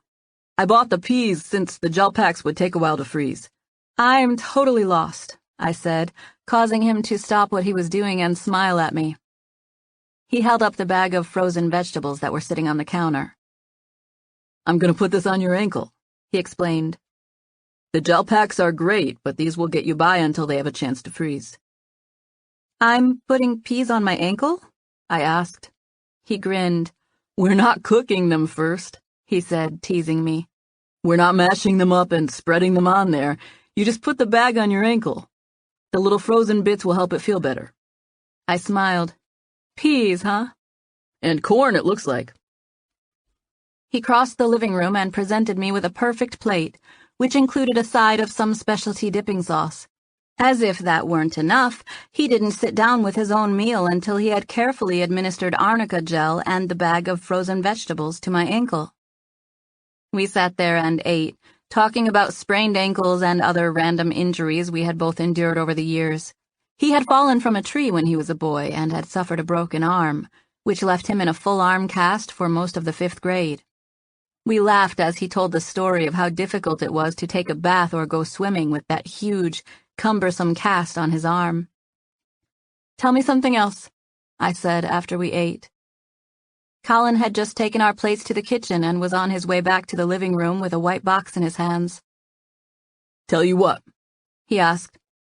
"I don't know," I said. "Something about yourself." "I just told you a bunch about myself." "I know, but something else," I said. He shrugged. "I hit a deer with my very first car. It happened like the second night I had my driver's license, and I was too embarrassed to tell my parents what happened, so I told them it was a hit and run while my car was parked. Anyway, they found the blood and called me out on it, so that was pretty embarrassing. My mom had herself all worked up, thinking I had hit a person and left them for dead. Dad said she was already making plans to take me and flee the country." I giggled, thinking about the 16-year-old version of Colin causing so much confusion over hitting a deer, and he laughed along with me. "Now your turn," he said. I sighed, thinking about what I could or should share with him. I was an extra on one of my dad's shows when I was little, and I was so freaked out about doing it that I faked throwing up in the bathroom so that I didn't have to go through with it. I paused and put a hand to my forehead, flinching at the memory. Oh my gosh. I scooped a handful of toilet water up with my hands so that I could let it fall back into the toilet when I made the gagging noise. I couldn't help but smile at myself for admitting such a thing. I begged my dad to let me do it, and when it came time, I froze up. I think maybe I was scared I'd fail and disappoint him. I let out a humorless laugh. I was just an extra. I think I was just supposed to sit at a table and pretend to listen while someone talked to me. Looking back, I was worried for nothing. "Most worries are for nothing," he said. "Most are," I agreed. And sometimes you're not worried about a single thing and disaster just swoops right in and blindsides you. "Sometimes it does," he admitted. "Like when tree branches break when you're sitting on them." I smiled. Or when you devastate your ankle by taking 2 steps in your own closet. Chapter 8. Colin sat in my living room for the next few hours, but it might as well have been 10 seconds with the way it passed so quickly. We talked about so many things. He explained his philosophy at work, that he, in a sense, had the mental capacity to provide a quality dining experience for people. It wasn't that he was a great chef or had ever even had the desire to be. He knew how to cook, but mostly he knew how to open and run successful restaurants. I was able to understand where he was coming from because my dad was the same way with television. He knew the formula, and he was a master at carrying it out. I saw my dad and Colin in some ways, which I both respected and feared. I wasn't a fool. Colin, much like my dad, was attractive, not only because of his appearance, but also in the confident, capable demeanor in which he carried himself. You can almost tell when a person's smart by just the right sort of eye contact they give you and the way they carry on a conversation. And Colin was smart.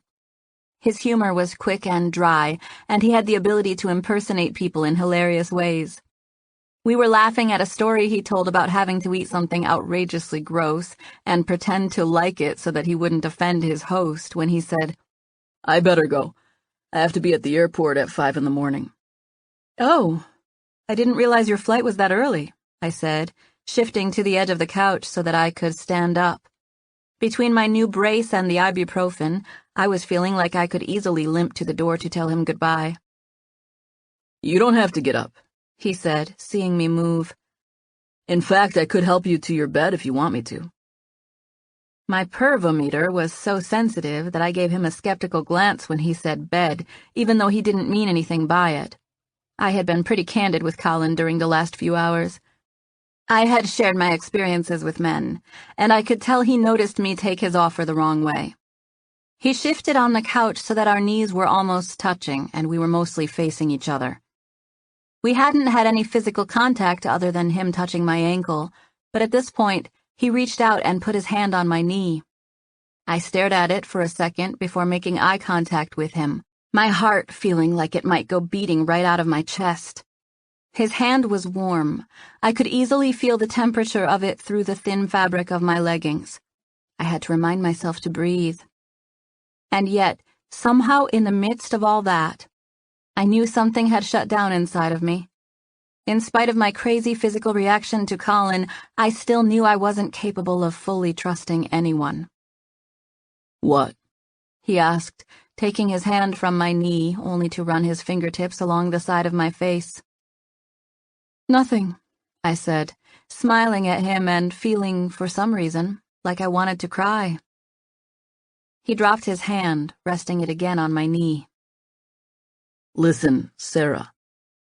I'm not gonna say you're wrong about men being despicable creatures, because we are. I won't say I'm perfect, because I'm not. I have been in relationships and felt myself being attracted to women who were not the person I was dating. I had to make a choice not to follow through on my thoughts. Everybody feels temptation at some time or another, not just men. I'm not saying you're wrong for having trust issues. But at the same time, you should know that there are people out there who can refrain from following every little urge they have. I smirked at him. You wouldn't happen to know one of those people, would you? You're one, he said, even though he knew I was fishing for him to say he was one. I nodded. You're right, I said. I think exclusivity is hot. It's powerful. I watched my dad lose respect when he did what he did, and I'm not willing to do that. My ex is, too. That's exactly why I'm so glad I've chosen to wait. Colin took a deep breath and rubbed his eyebrows as if gathering his thoughts. He kept his eyes closed when he said, Seriously, Sarah. Seriously what? He stared at me, shaking his head imperceptibly. You've said the word wait a couple of times when we were talking, and now you said it again.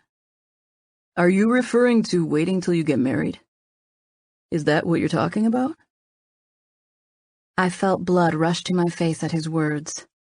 Not knowing whether this was a turn off or a turn on, I settled for making a "where are your manners" face at him like I didn't want to answer. This made him smile. Is it? Are you? He asked sweetly. I nodded shyly. That's the whole point of them cheating on me.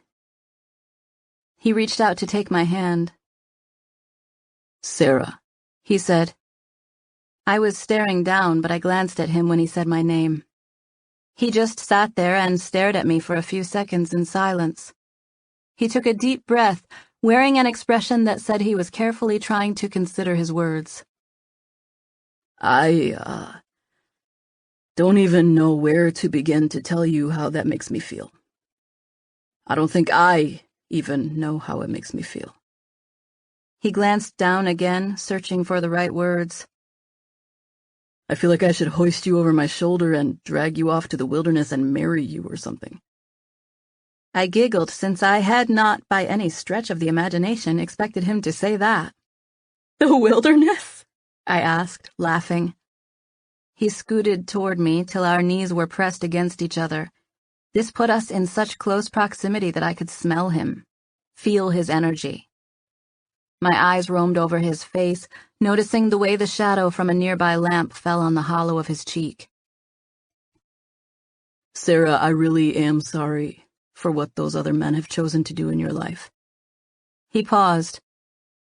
Maybe I'm not really that sorry, if I'm being honest, because if they hadn't, then you might not. He trailed off, sighing and smiling at me. I just think you should know that commitment is commitment in my book. And I know about discipline. Quite frankly, you can't get to where I am in business without becoming a master of those two attributes. Are you saying it would take discipline to refrain from cheating on me? I asked. How romantic. He gave me an amused grin as he shook his head. I'm saying that staying true to one person in a relationship takes discipline. Maybe not at first, and maybe it's harder for some people than others. But temptation comes to everyone. He paused and scanned my face. I really can't imagine ever doing anything to hurt you, Sarah, he said sincerely. It honestly baffles me to think about having you and throwing it all away. What sort of idiots were you dating? I smiled, taking his hand into both of mine as I wiggled my shoulders a little. You're leaving, I said. Yep. For how long? I asked, even though I already knew the answer. It'll be a month. But remember, I'll fly in for a day on my way to London. We sat there, unblinking. Can I see you? He asked. When I come home for a day?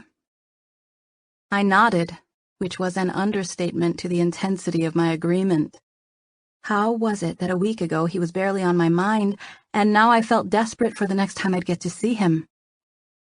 I think it's the first weekend of March, but I'll let you know. I nodded again. He stood up, straightening his clothes and stretching. I better get going, he said regretfully. I stood, and he caught me in his arms. You don't have to get up, he said, staring down at me as he supported some of my weight with a hand around my back. I wanted so badly to stay wrapped in his arms that I stood there in silence when I should have been responding to what he had said. In fact, I didn't even remember what he said or care if the silence was awkward. In a gesture of relaxation, I sighed and placed my forehead on his chest as I shifted my weight to balance on my good ankle. Colin rubbed my back. I'm sorry, not sorry they hurt you, Sarah, he whispered. I breathed out a little laugh. I'm sorry about all the walls, I said, knowing any other girl would be throwing herself at him by this point. He ran his hand over my back, and I breathed in his clean, masculine smell. They don't say patience is a virtue for nothing, he said, patting my back in a way that made me know he was preparing to leave. I'm one of the most patient people I know. He was clearly saying he would wait some undisclosed amount of time for me, which was hard for me to believe even though it was vague. I know about temptation, I blurted. Colin had already turned as he was preparing to leave, but he looked at me when I made that off-the-wall statement. I understand what it's like to be drawn to someone physically. He tilted his head at me as if interested to hear how I'd continue. Okay, the side of me that's been hurt wants to tell you I can never see you again. Meanwhile, I'm screaming at myself to reach out and touch your face, to make you kiss me. I can assure you, Miss Spicer, there would be no making me about it, he said jovially. I pulled away, and Colin crossed to the kitchen to get his coat. He carried it with him to the living room before putting it on, and I limped with him to the door. He offered to help me, but I told him I could manage. It hurt with every step, but I had enough adrenaline going to ignore it. I had so much fun, I said as we got to the door. It was the understatement of the century. I was more comfortable with Colin than I had ever been with anyone in my whole life, even Lou. It didn't matter that I barely even knew him. I trusted him and loved him innately. Listen, Sarah, if there's even a chance that you're thinking about liking me, then I'm gonna wait for you. I'm not gonna see anybody else if you think something could ever. Are you alive? I whispered, staring at his irresistible face. He smiled and touched his own jugular vein as if checking to make sure before he bent to put on his shoes. I'm not the same as you, Sarah. I wish I could say I was, but I'm not, and it is what it is. I can't change my past. But I can tell you I will wait for you if you say there's a yes somewhere down the line. Breathe. In for 4 seconds. Hold for 4 seconds. Out for 4 seconds. Is that a no?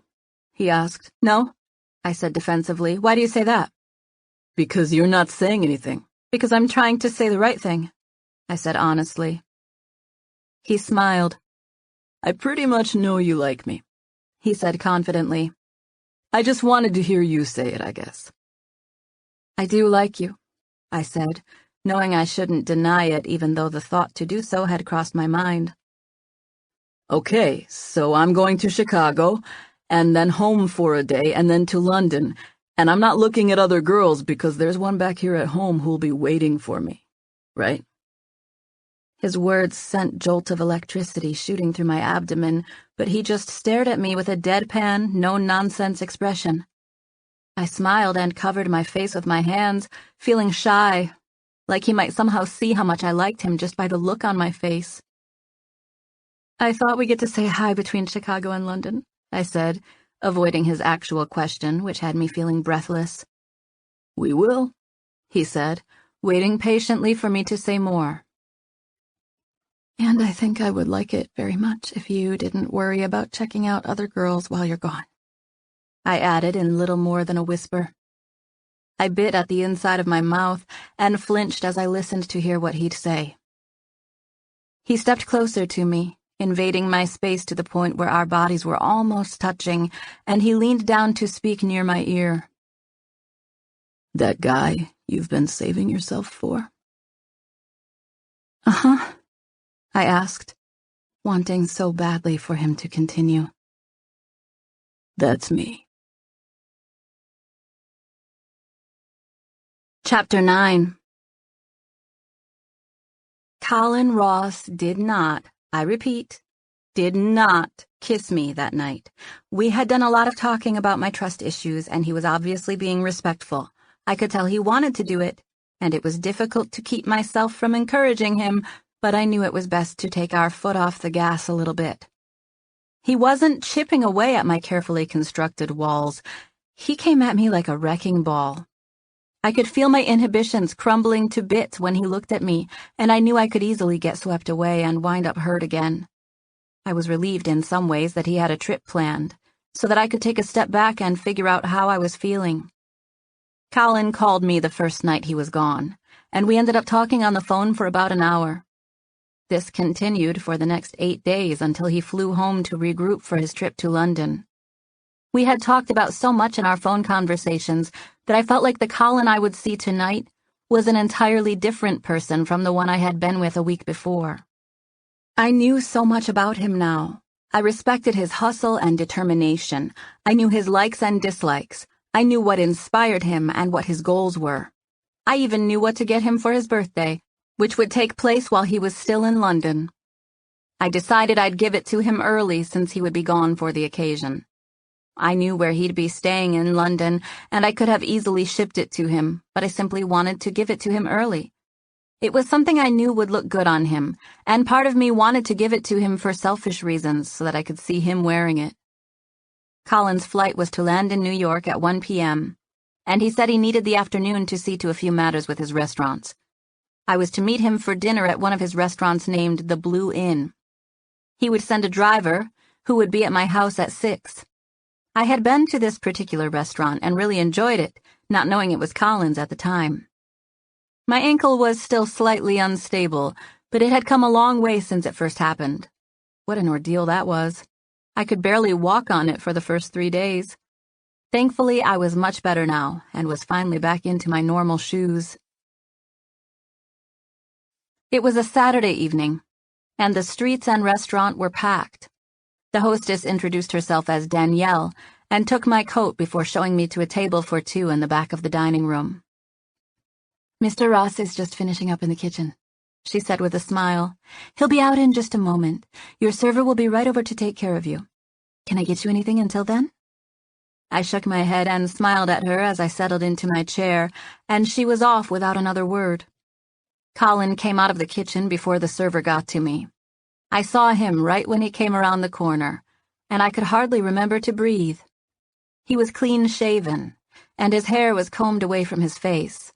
He was wearing dark, fitted clothes, black slacks, and a button-down shirt with subtle stripes. I had to glance away to contain my nerves. By the time I looked at him again, I noticed that some customers had stopped him, and he was now engaged in conversation with them. The server came over with an appetizer and our drinks. He introduced himself as Neil and said Colin had already ordered our food while he was in the kitchen, and that he would be right over. Neil had just walked away when I turned to Colin. Within seconds of looking his way, he glanced back at me. His gaze was fleeting, but when he noticed that I was staring back at him, he did a double take and smiled. I smiled back, and I took great pleasure in watching him have to peel his eyes off of me so that he could focus on wrapping up the conversation with the people sitting at the table. He said something to them before pointing straight at me. All four of them looked in my direction, and I smiled and gave them a little wave, causing them to all wave back. Colin said a few more words to them before clapping his hand on the closest gentleman's back. He began walking toward me with an expression that said he wasn't going to stop until he made it there. I giggled at his look of determination, feeling giddy that his attention was focused on me, even though every table in the place would have loved to have him stop and talk to them. I could hardly get a good breath of air into my lungs. I stood up when Colin was a few feet away, and he stopped walking, looking me over. He took the last step, wrapping his arms around me to draw me in for a hug. "How's my girl?" he asked. "Good?" "How's the bum ankle?" I pulled back and smiled. Not quite normal, but better. He grinned at me, and my heart leapt. "If I had more time, I would have taken you to a restaurant that wasn't mine." "I love coming to your restaurants," I said. "I like seeing you in your element." "I'm glad. But just so you know, it's likely we're going to be interrupted." "That's fine," I said. "Probably more than once," he said. He reached down to place a kiss on my cheek before taking a seat at our table. "I'm sorry it's such a rushed stay this time," he added. "I planned it as a work layover. That was before I knew you." "I don't want you to feel like you have to sit here and have a meal if you need to work," I said. He leaned back in his chair, grinning at me with his glorious, mischievous grin. "I have been looking forward to this moment for over a week," he said with a relieved sigh. Colin was so down-to-earth and approachable, which was in contrast to his tailored, carefully thought-out style. He used his hands to wipe his face before focusing on me again. "I'm so happy to see you. I have about 2 or 3 hours of work to do at other restaurants tonight, and all I want to do is sit on the couch with you sitting next to me in your Hawks shirt." "What's a Hawks shirt?" I asked, making him laugh. "Your sweatshirt with the Indian," he said. "It's the logo for the Blackhawks. They're a hockey team." "Why don't we have dinner and then maybe I could tag along while you finish your work? We can do some couch sitting after that." He sat up in his chair and leaned across the table, looking relieved to see me. This put me in the best mood. "I would love it if you hung out while I finished up," he said, seeming thankful that I would offer such a thing. "You can put me to work if you need to, or I could just stay out of your way, whatever would help." Colin and I ate the appetizer, and just as we were finishing, the second course came out, and then a third and fourth. Neither of us ever ordered anything. Colin must have taken care of all that ahead of time. The server had just brought us dessert and coffee when I decided to give Colin his birthday present. I wanted to give it to him the minute I saw him, but I had been so breathless that I figured I'd give myself a little time to calm down. We had begun talking about his trip and the restaurant he was visiting in Chicago, so it slipped my mind to give it to him until we were nearing the end of our meal. I pulled the rectangular jewelry box out of my clutch and slid it across the table toward him. It was the perfect gold chain for his perfect neck. It wasn't too thin or too thick, and if my dad's jeweler was good at his job, which he was, it should rest perfectly atop Colin's collarbones at the base of his neck. I was going out on a limb by giving it to him, but I knew he didn't have one, and I also knew it would look amazing on him. He gave me a sideways glance when I slid the box toward him. "I have a card, but it wouldn't fit in my purse, and I got a little embarrassed to carry it in. It's at my house." "Did you write in it?" he asked, not letting me break eye contact as he put his hand on mine to take the gift I was offering. "I wrote a big, long, heartfelt paragraph," I said. "You would have been touched." I giggled, doing my best to regulate my breathing, trying to absent-mindedly count to 4 without actually counting. "What did it say?" he asked. He slid the box out from under my hand, pulling it across the table toward himself. I suddenly regretted getting something so personal when we were still new at this. "Never mind," I said, putting my hand on the box as if I was about to take it back. He gave me a dubious glance before easily sliding it out of my grasp, holding it to his chest with an expression that said he dared me to take it away. He knew I wouldn't cause a scene in his restaurant, so he smiled and lifted his eyebrows at me as he unwrapped the silver paper from the box and opened it. He glanced inside and then up at me. "Is it a necklace?" he asked. I nodded. I noticed you don't wear one, I said. I thought it'd look good on you, but if you don't wear them for some reason and you can't use it, you can just take it back. It's my dad's jeweler, so he'll be cool with... Colin cut me off. I love it, he said. I'm not giving it back. I watched as he took it out of the box and tested the weight of it in his fingers. It's perfect, he said. I know, I said, staring at the place where it would fall, which I could see past the collar of his shirt. You're gonna have to put this on me, he said. I nodded. He carefully placed the necklace back in the box. We'll do it on the way to our next stop, he said. I love it. My dad didn't wear any jewelry because he was always having to scrub up for surgery.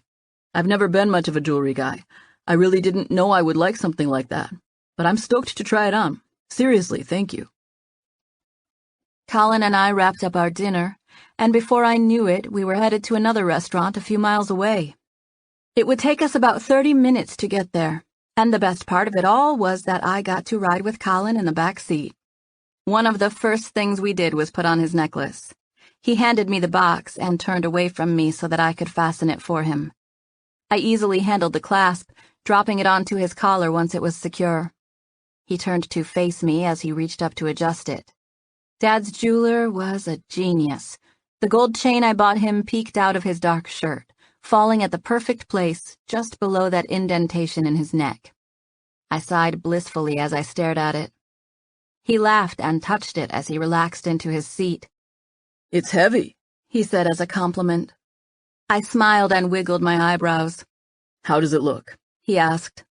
Amazing, I said with a smile. It's possessive, you know. I pulled back, leveling him with a curious expression. It is, he said, shrugging one shoulder. What's that mean? I asked. Jewelry, he said, glancing down at it again even though he couldn't see it past his chin. It's a possessive gift, don't you think? I didn't until you said that, I said. He stretched out comfortably like he was the king of the back seat.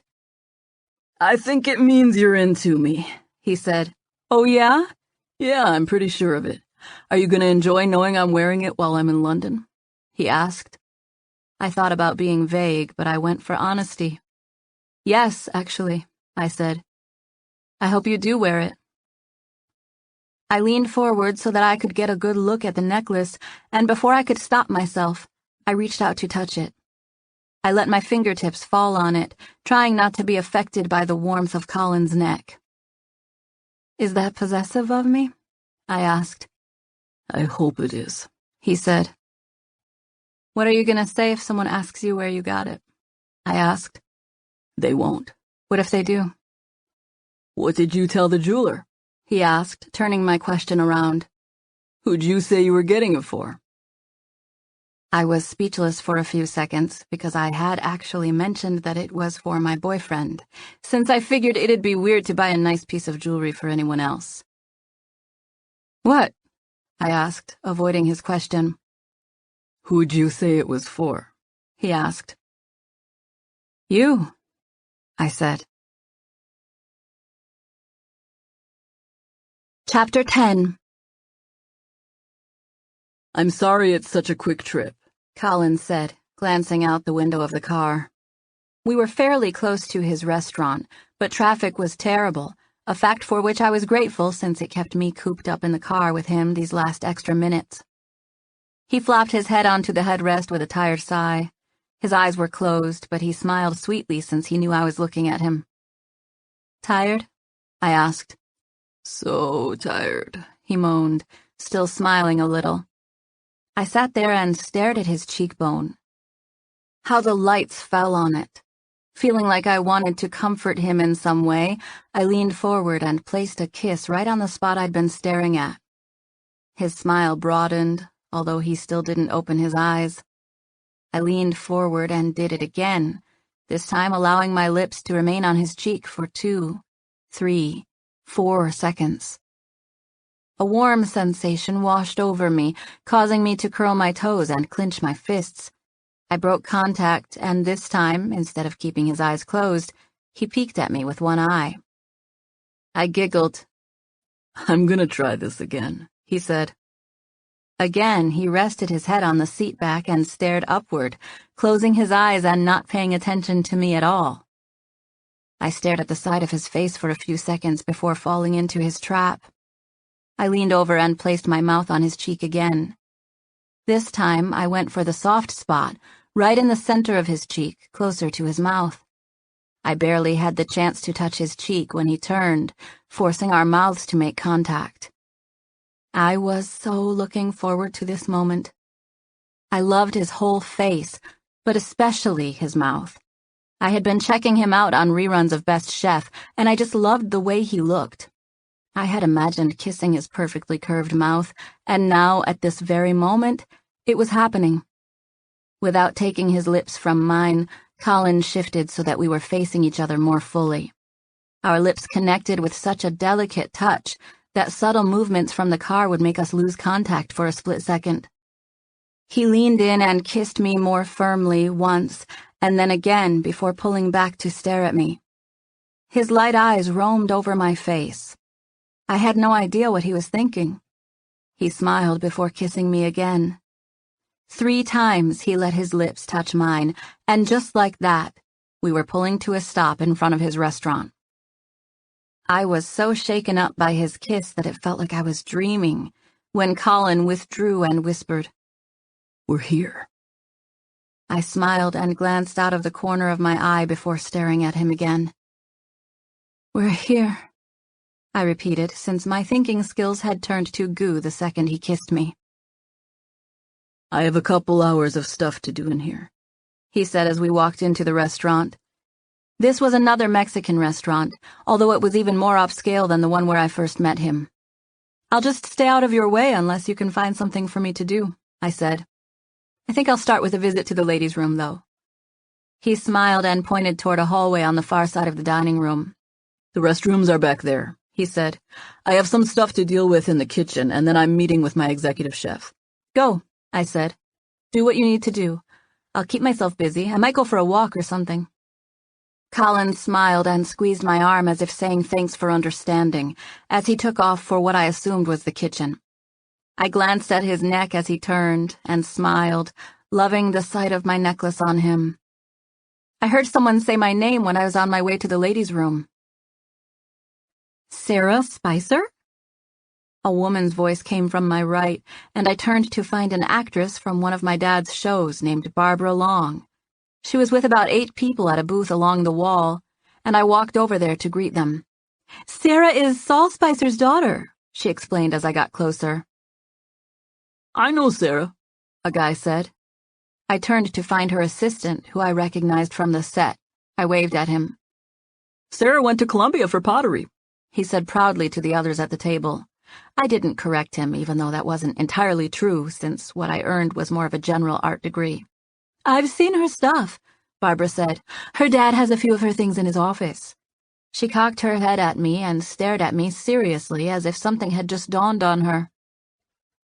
"I should probably buy a couple of your little bowls," she said. "I have to get my agent something for his birthday, and he loves all that homemade stuff." I smiled as graciously as I could, even though she was implying that my ceramics were some type of hobby or craft project. Oh well, I thought, so goes the life of an artist. Drake had taken some portraits of me in my studio, and I had business cards made with my favorite one. I happened to have one of them in my purse, so I took it out and put it on the table in front of Barbara. "I have an online store if you want to check out some of my work." "She's really good," Skip, the assistant, said, reaching for my card. "She went to Columbia." I smiled and waved at them. "It was great seeing you guys," I said. "You too, sweetheart," Barbara said. I bowed at them as I turned and continued through the dining room to the women's restroom. There was a small dressing area with a couple of couches, and I stayed in there for nearly a half hour after I used the restroom. The restaurant was busy, but nobody was hanging out in the women's restroom, so aside from the people passing by on their way to and from, I was alone. I had a few texts from Lou and my mom, so I took care of those before spacing out on the internet for a while. I thought I might sit at the bar for a while, or maybe even walk to the bookstore down the street. I made up my mind to go to the bookstore since Colin said he might be a couple of hours. I had just come out of the restroom and was about to round the corner that led to the dining room when I saw Colin standing on the other side of the restaurant with his back toward me. I knew it was Colin by what he was wearing and how he was standing. I knew it was him. It was Colin, that was all there was to it.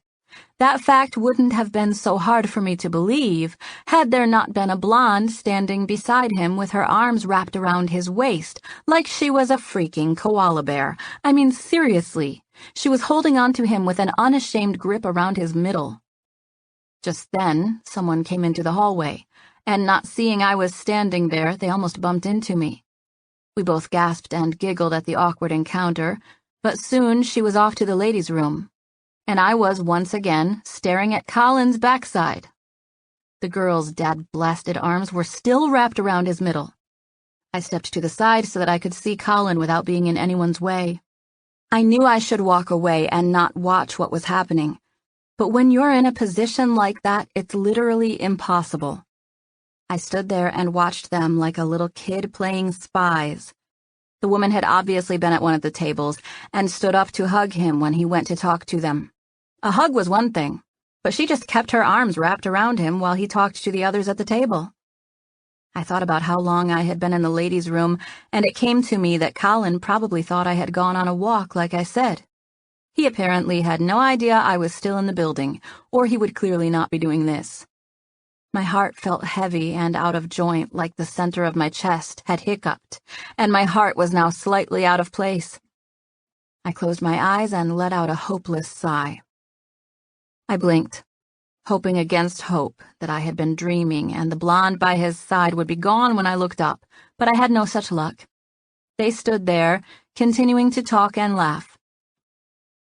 I had the pleasure of watching as Colin lovingly patted her waist and leaned down so that she could place a kiss on his cheek. Someone walked by me right when the kiss happened, and I gasped at being startled. Sorry, the guy said, since he hadn't seen me. I smiled. Oh, it's my fault. I wasn't paying attention to where I was going. I was giving him false information he didn't even need, but I had to babble because my only other alternative would be to burst out crying. One more glance in Colin's direction, and I saw that he was smiling and waving to everyone at the table as he headed back toward the kitchen. I waited until he was out of sight, and then I made my way to the front door. I moved as quickly as I could without drawing attention to myself. I heard someone say my last name while I was on my way, but I acted like I missed it completely. I had one thing on my mind, and that was getting out of that restaurant and as far away from Colin Ross as possible. I didn't even realize how cold it was. My heart was pounding and hot blood coursed through my body as I navigated the sidewalk toward the bookstore. I was about halfway there when I realized there was no reason for me to go to the bookstore at all. I stopped to hail a cab and was thankful that one saw me right away. I told the driver my address and rested my head on the seat back, unable to get the vision of Colin with the blonde out of my head. I tried to tell myself it was his sister, but I knew that wasn't the case because she was married with kids and lived in New Hampshire right down the road from his parents. Plus, I had seen her picture and she was not blonde. I tried to tell myself it could have just been a friend or fan of his, but the familiar way she held on to him stuck in my head. There was just no denying it. The blonde in the restaurant was showing him affection, and he was returning it. Maybe this shouldn't be such a terrible thing. I mean, it's not like he stood there and made out with her or anything. But he showed her affection, and I just wasn't the type of girl who was secure enough to watch him do that. I tried to tell myself it wasn't a big deal, but I just kept seeing the scene over and over again with her arms wrapped around his middle. Way too familiar. She was pretty, too. At least what I could see of her from where I was standing. Lights and the sights of the city flashed past me as I rode home in the cab. But I didn't really see any of it. Chapter 11. I was completely out of it the whole way to my apartment. It was freezing, and it had begun to sleet, which added to the haziness of it all. I felt sick. My cab ride lasted the better part of an hour. It took even longer than it should have because the driver made a wrong turn, and even then I was too out of it to care. In my ponderings, I decided that even if, by some chance, there had been a misunderstanding, there was still something wrong with my reaction to seeing him with that woman. I had seen enough movies and read enough books in my life to know that misunderstandings like this happened. But I just couldn't live this scared, this skeptical, this paranoid. Even if there was nothing going on between Colin and that blonde, I couldn't go on getting broken-hearted every time I saw him hug one of his customers. I went through the motions of greeting my doorman, but I was glad for the sleet so that I could walk past him in a hurry. In a blur, I unlocked my apartment, tossed my coat onto the catch-all, and crossed the living room where I collapsed onto the couch. My phone was in the back pocket of my pants, and I shifted so that I could take it out and set it on the coffee table.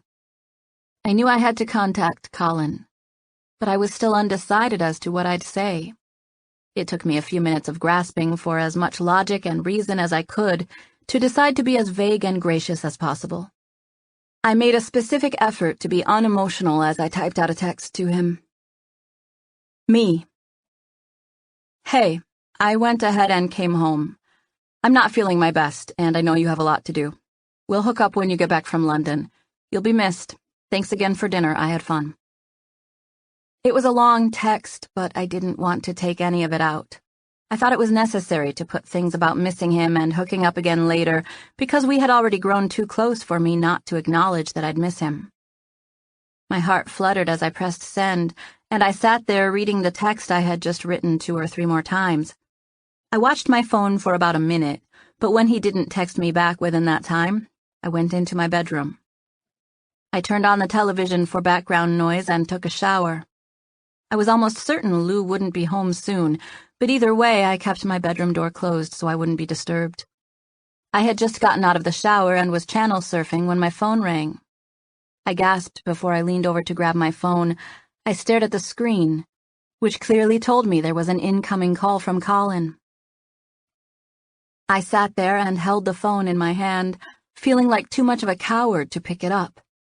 I didn't want to press decline, so I just held the phone until it stopped ringing, which seemed like an eternity.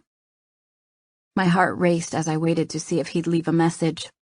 I was staring at my phone when a text message popped up on my screen. Colin. Are you here?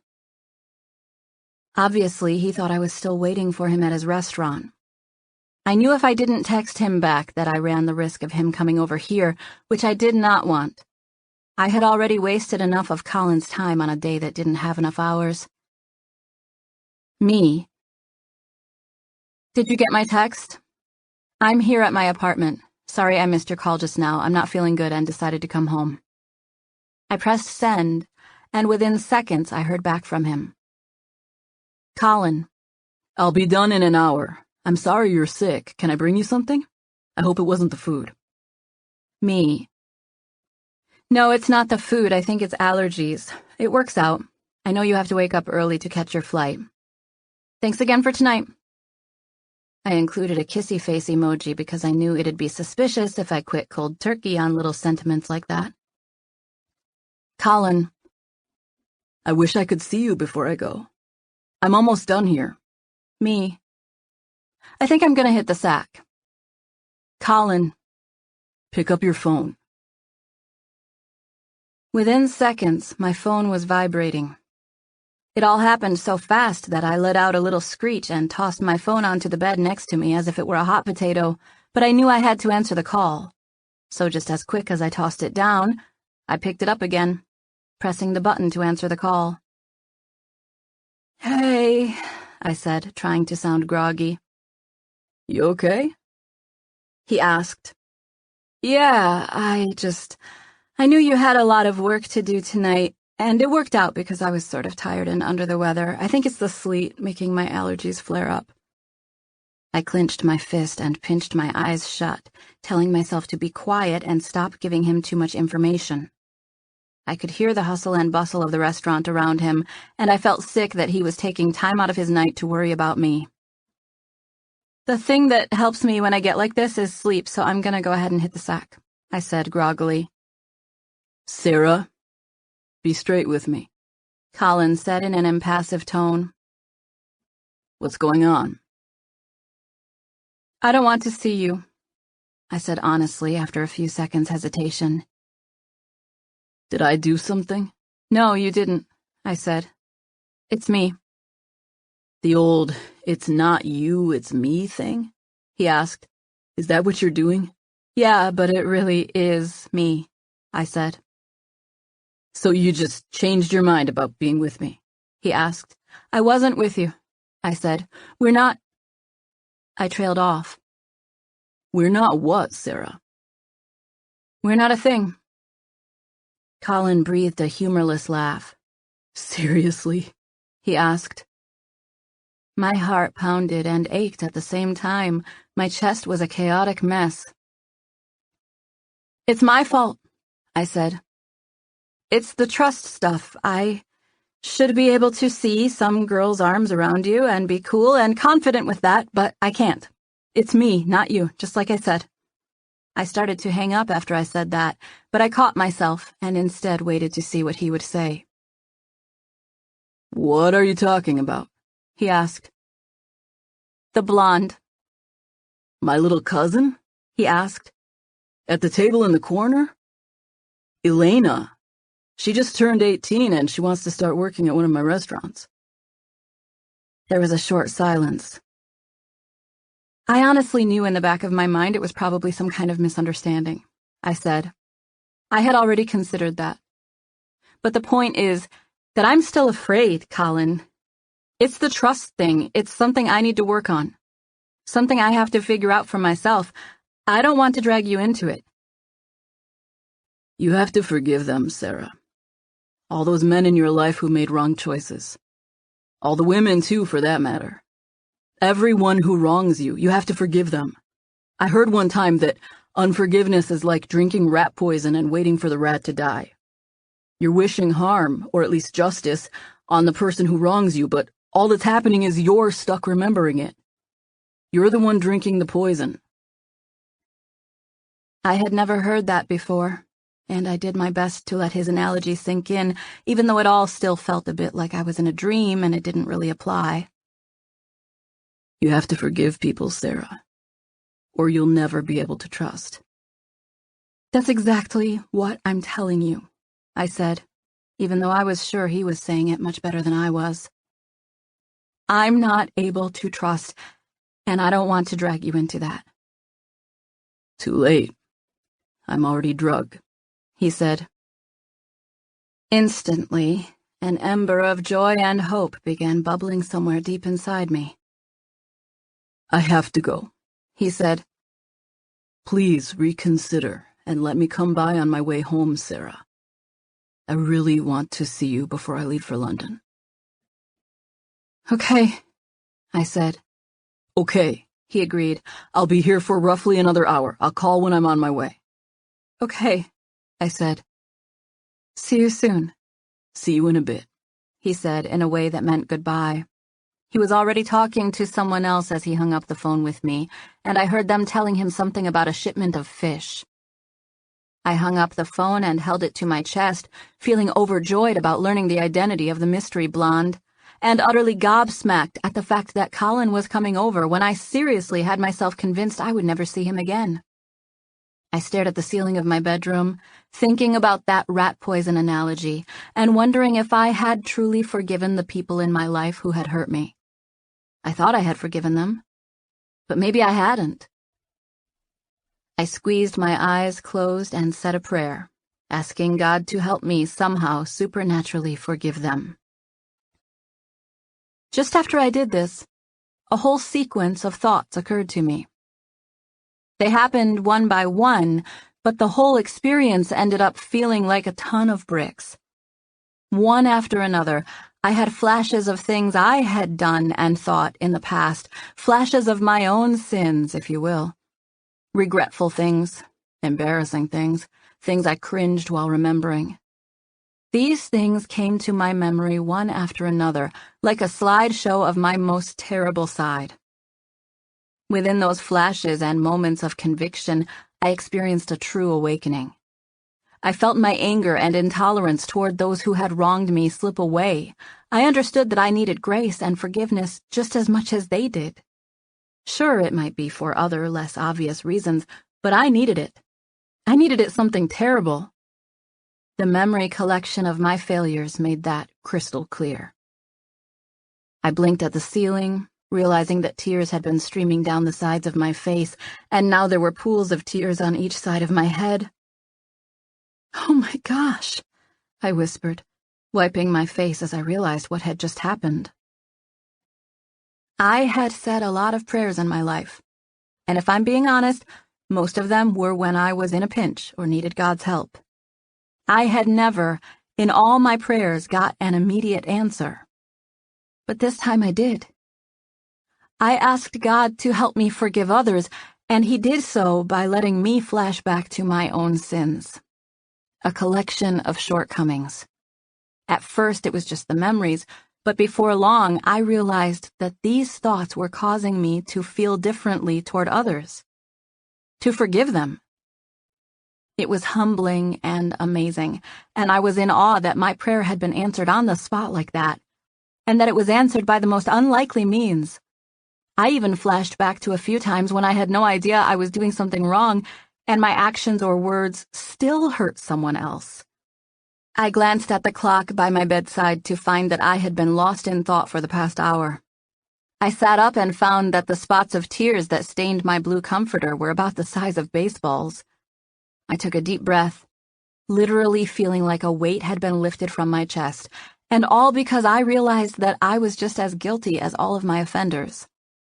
It was beautiful and liberating, and I giggled at the absurdity of it all as I wiped my cheeks.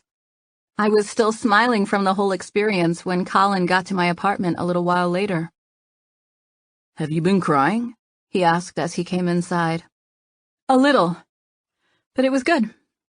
I took his coat from him and hung it in the nearby coat closet as he took off his shoes. I came to stand in front of him, smiling even though my eyes still stung a little bit. "You sure you're okay?" he asked, thinking my puffy eyes might have something to do with me being sick. "You were right," I said, popping up to place a thankful kiss on his cheek. "I think what you said about drinking rat poison got me thinking. I asked God for help with forgiveness, and I got it. It was crazy. I never had a prayer instantly answered before. Anyway, I feel better, and I'm sorry. I'm sorry you had to come way over here. I should have stuck around at the restaurant." I reached up and put my hand on his face, running my fingertips through the hair above his ear. He gave me a slow blink along with a lazy smile, telling me he enjoyed my touch. "So you just all of a sudden feel better?" he asked. "I think I might," I said skeptically. "I really don't understand it myself, but I definitely have a new attitude toward giving other people grace. Even my dad."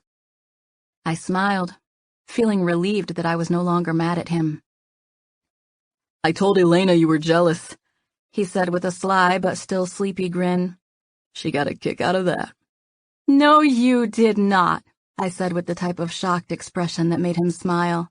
"What did you say?" "She texted me asking about applying for a job, and I told her she almost got me in trouble."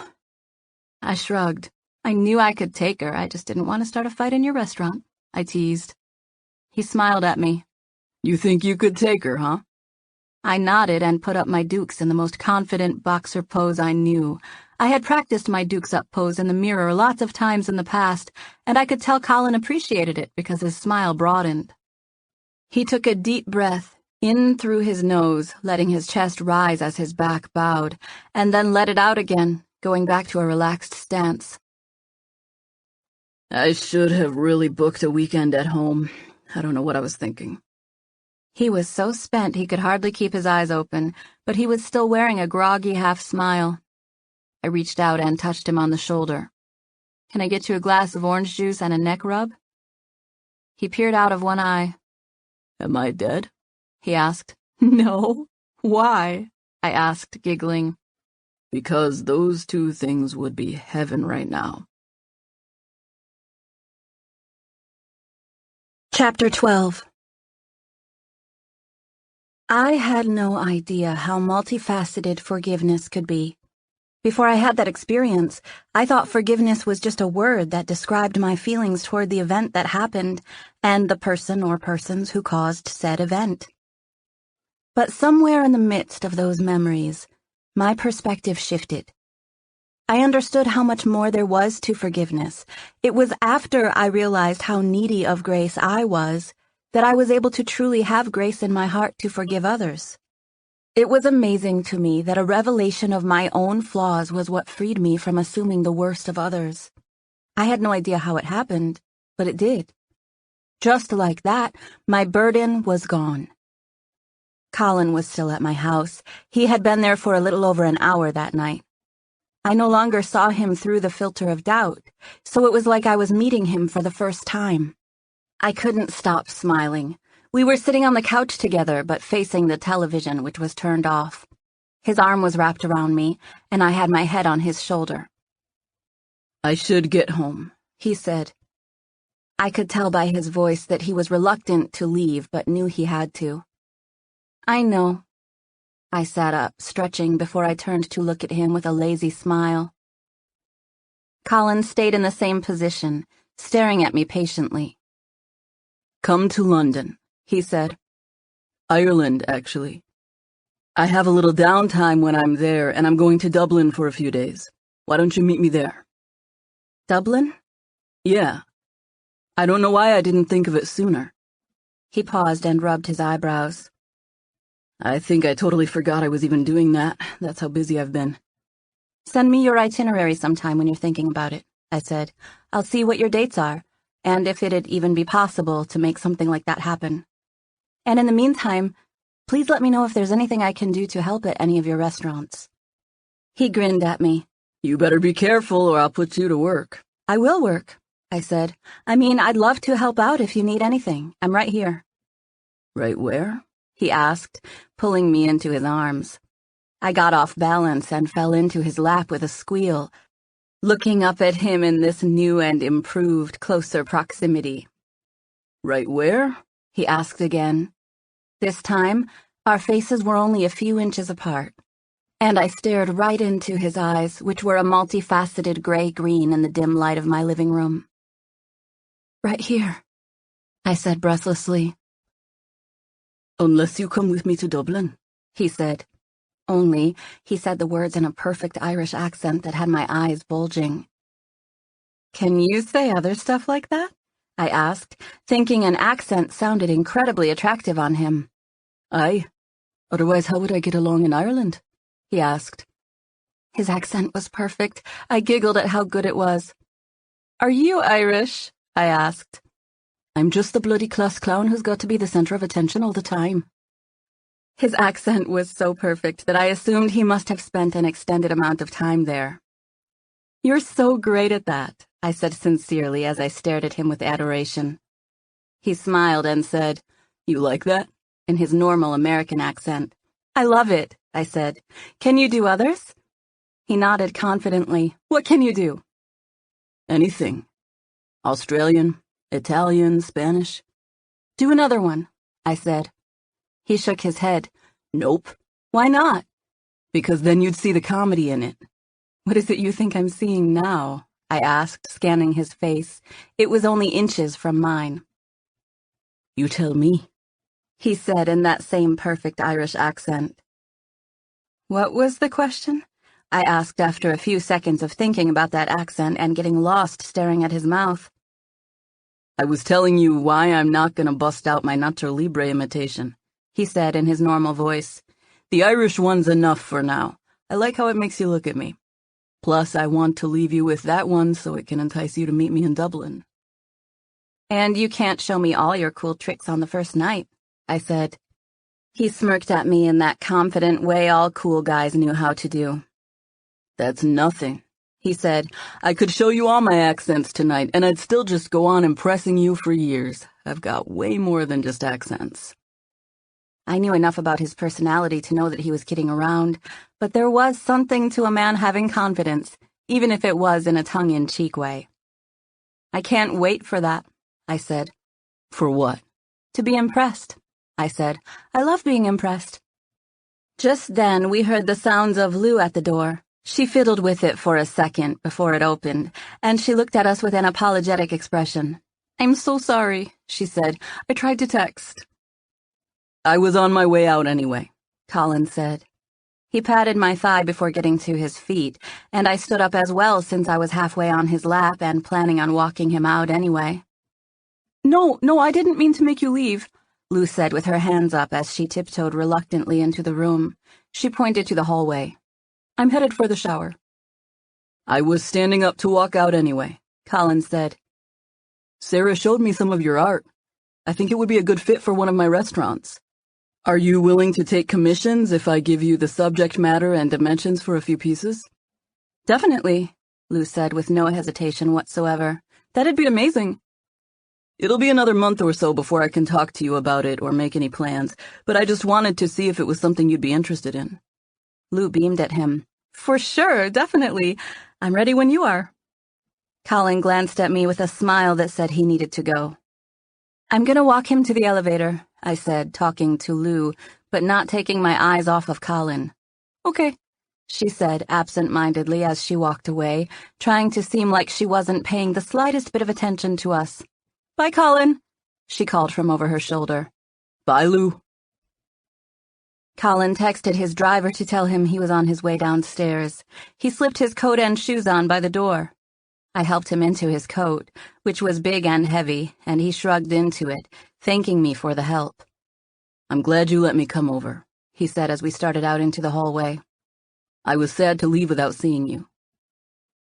I smiled because all the things that crossed my mind as a response seemed too serious or committal. I thought about saying, "I love you," or "I was sad about you leaving too," but I just couldn't get those words out of my mouth. I settled for a smile, even though I wanted to do something crazy like proclaim my love. Then I realized it was my turn to speak, and I hadn't responded to Colin's last statement, which was simple but still heartfelt. "What?" I asked, feeling speechless. "Good night, Sarah," he said sweetly as he smiled and reached out to touch the down arrow on the elevator. "Good night," I said. "I miss you already." He gave me a slow smile as he reached out to lightly touch my hand. "I'm right here," he said, barely hanging on to me. The elevator dinged and opened at that very moment, leaving us with no other choice but to smile at each other. "Not for long," I whispered. He reached out and put his hand in front of the door to hold it open. "Come to Dublin." I smiled. "Maybe," I said. "Either way, I'll see you soon." I reached out and put my hand on one of his cheeks before stretching up to kiss the other. I used the force of my hand to press his cheek into me, giving me the leverage for a nice, firm kiss. "I'm glad you came over too," I said. "Thank you for making time for it on a day like today." He leaned down and placed a quick farewell kiss right on my lips. "Thanks for the neck rub," he said with a smile and nod as he reluctantly broke away from me to get into the elevator. "Bye, Colin," I said. "Bye, Sarah." He pressed the button to go to the first floor and stood back, smiling at me as the doors closed. He picked up his hand to wave at me, and the sight of it was so glorious that I turned my shoulders and hips to the side and jumped sideways through the ever-narrowing crack in the elevator doors. I literally barely made it through. 1 second, the doors were closing, and the next I was jumping through them in a daring feat of acrobatics. I had to hoist myself so fervently into the elevator in order to avoid the closing doors that I landed right in Colin's arms. He caught me, laughing at the fact that I made him step backward with the impact. "I'll ride down with you," I said, stating the obvious since the elevator was already moving by the time we gained our balance. "I knew you were gonna do that," he said, his chest shaking with laughter as he held me tight. "You did?" I asked. "How? I didn't even know I was gonna do it."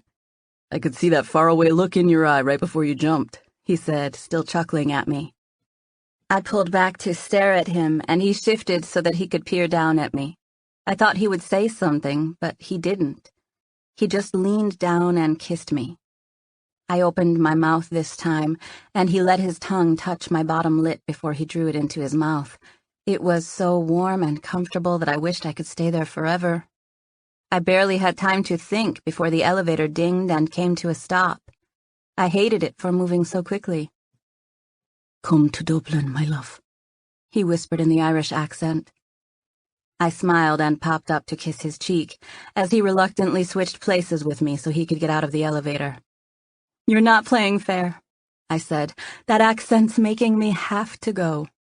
"That's the whole idea," he said with a smile and wink as he stepped out of the elevator. I watched him as far as I could see without sticking my head out of the elevator. "Hold the door," I heard a girl's voice say before it closed completely. I reached out and stopped it so that she could get on. The first thing she did was stare at the numbers, and it wasn't until she looked at me with a confused expression that I noticed I hadn't pressed the button for my floor. The door closed as she pressed 8, and then I reached out to press 12 for myself. "That was the dude from Best Chef," she said. She spoke loudly and had a slightly aggressive tone to her voice that had me disinterested in continuing a conversation with her. I just smiled a little when she glanced at me, assuming her statement didn't necessarily require a response. I caught myself wanting to write her off and not engage simply because of her tone, and then it hit me that I undoubtedly used the wrong tone sometimes by accident or out of nerves. I felt the urge to give her the benefit of the doubt instead of assuming the worst. "Colin," I said. "He is on Best Chef." "He your boyfriend or something?" she asked, leaning back to stare at me. I shrugged. I wish, probably," I said. Her expression, the one that had been a complete scowl, softened a little as she looked at me. "You're pretty," she said, surprising me. "Thank you," I said. "You are too." She smiled shyly and looked down. "Well, I think you can get him if you ask me," she said as the elevator door opened to her floor and she stepped off. "Thank you," I called as she walked away. The door closed and I rode up to my floor with a huge grin on my face, feeling thankful for the way that encounter had played out, and amazed that the concept of forgiveness could be applied to everyday situations like that. Chapter 13. "Oh my gosh, I'm so sorry I interrupted you," was the first thing Lou said when I came back into my apartment. "You didn't," I said. "He really did have to go." She had poured herself a bowl of cereal, and she carried it into the living room so she could come talk to me. "He's so cute," she moaned around a mouthful of food. "He's so sweet," I said. "I feel like he's my brother or something. Instant comfort, you know? Have you ever had that?" She made a face like she was trying to remember before switching her expression to a silly one. "No," she said. "Of course not, or I wouldn't be so painfully single."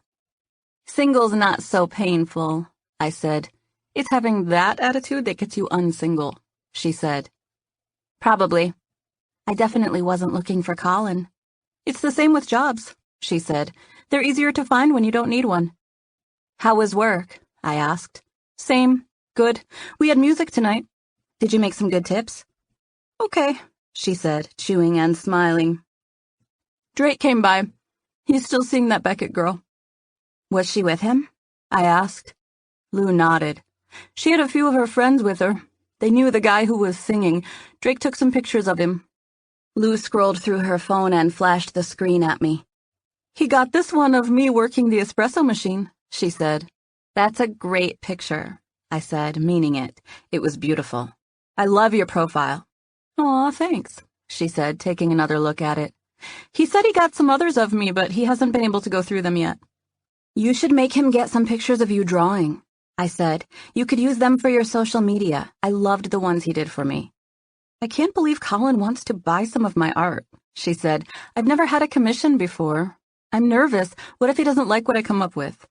"He sees your style," I said, gesturing at the countless works in progress she had in her little corner of the room. "You have a certain style, and he liked it, otherwise he wouldn't have asked you." "I can't believe you're dating Colin Ross," she said, shaking her head. "That's so weird." "Why is that so weird? I'm around famous people all the time, remember?" Yeah, but he's different. He's like a man, she said. I laughed. What's that supposed to mean? I don't know. He's different. He's so business-oriented. He's got all these plans and stuff going on. I know, I whispered dazedly as I thought about watching Colin interact with the staff and customers at his restaurant. He wants me to go to Dublin. Ireland? No, Dublin, Ohio. I was in an out-of-sorts mood, so I easily held a straight face when I said it. Are you messing with me? She asked. About the Ohio thing, yes, but not about him asking me to go with him to Dublin. He wants you to go to Ireland, she asked. I nodded. When? I shrugged. Coming up. I don't have the exact dates, but this month sometime. Are you going? I shrugged. He just asked me like 5 minutes ago. I haven't even thought about it. What's there to think about? She asked. I've heard you say you wanted to go to Ireland before. I know. So go. I probably will, I said, feeling a sense of excitement starting to build. Is he Irish? She asked. Who, Colin? No, I don't think so. I don't know, though. He can do an amazing Irish accent. The name Colin is Irish, I think. Did you say he had an Irish accent? Just when he wants to, I said. She smiled longingly as she set the empty cereal bowl on the coffee table. Did he really do an accent for you? That's so cute. It was more hot than cute, I said, lifting the front of my shirt up and down to cool myself off. Lou giggled. You are so adorable right now, she said. I smiled and shook my head, knowing I was blushing. You have to go to Ireland, she said. What if he asks you to marry him? When? I asked, thinking she meant when we were in Ireland, which embarrassingly enough had already crossed my mind.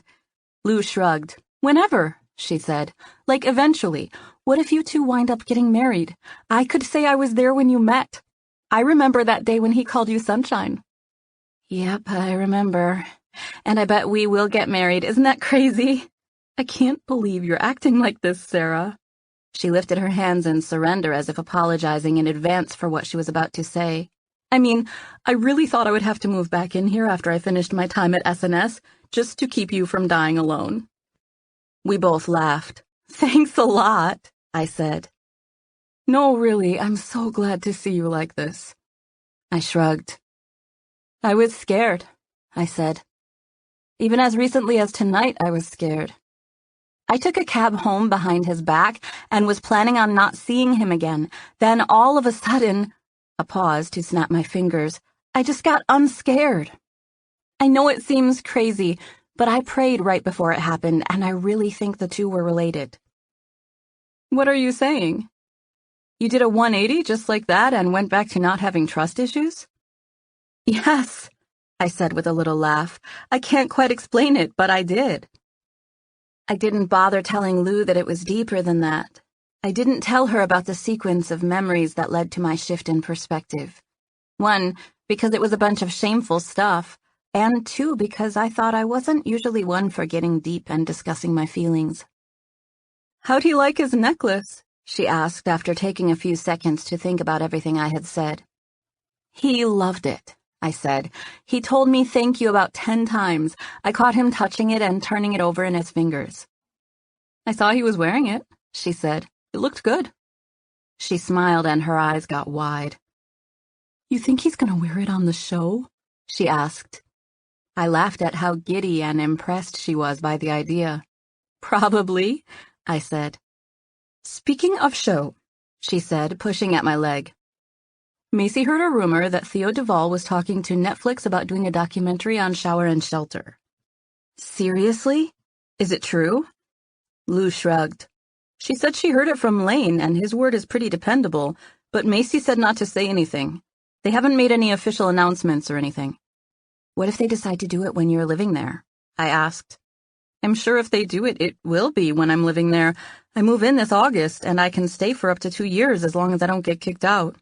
As if you would ever get kicked out, I said. People have, she said. They do. Their rules are pretty strict. They have to be that way to keep everything in order. 30 artists in tight quarters on the same floor of an apartment building could easily get chaotic. What do you mean strict? No overnight guests, not even boyfriends or girlfriends. Artists only sleep in the loft. Mr. Duval said he wanted to provide what he felt like he needed as a struggling artist and nothing more. A shower and a shelter. He's not trying to give us a place to stay so we can just sit around and party. Lane made a point of saying that. I still don't quite understand why he does it, I said, but I guess there's really no reason for me to even try. Maybe he really does just want to help people out and there are no strings attached. I keep telling you that and you don't get it. I might now. Or at least I'm willing to have a little faith that it might be the case. She reached out and pinched me with a teasing grin. You are so bit by the love bug right now. What? I asked in a high-pitched voice. You are. He did an accent for you. That's adorable. You have to go to Dublin. I said. I think I just might. I tried my best to make it sound like an Irish accent, but it came out a little too growly. You sound like a pirate, Lou said, contorting her face in her best imitation of Captain Blackbeard. I cracked up, knowing she was right. Matey, I said with my hand in a hook position. I must be sailing the high seas for Ireland where I'll get my booty. I totally meant it in a pirate booty way, but Lou and I both cracked up like a couple of little schoolgirls when the phrase came out of my mouth. Oh my gosh, you can never, ever try an Irish accent on him, she said, regaining her composure after laughing. You seriously turned into a pirate. My phone rang and I put it to my ear, mouthing the name Colin to Lou. Hey, I said, once I knew the call connected. Hey, I just found out I'll be in Dublin on the 20th for 3 nights. Then I go back to London for a week, and then I'm home. That's right after your birthday, I said. I know. It's a good thing you already gave me my present. Yep. And it looks good on you. Yes, it does, Lou called, leaning over to speak into the phone.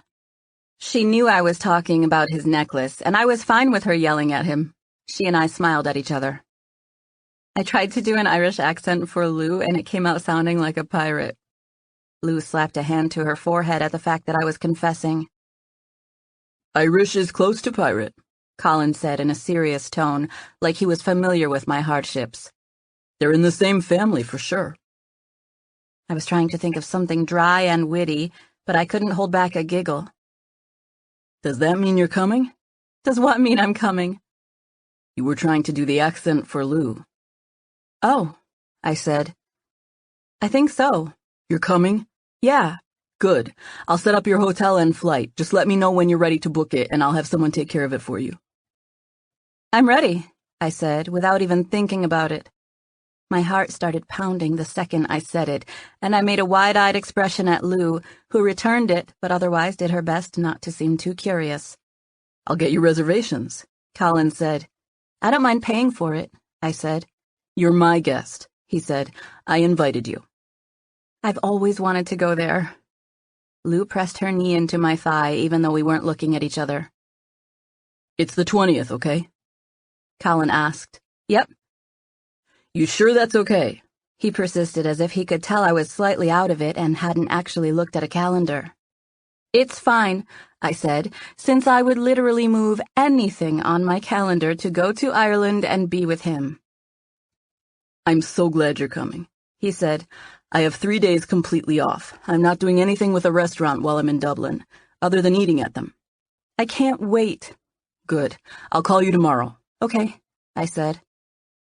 I told Colin goodbye and disconnected the call, turning to look at Lou in the process. Is he buying your ticket? She asked. I nodded. I tried to hear what he was saying, but I couldn't. I was just glad he didn't ask you to try out your pirate impression, she added, being silly. I laughed and sank my face into my hands at the thought. I would never, I said.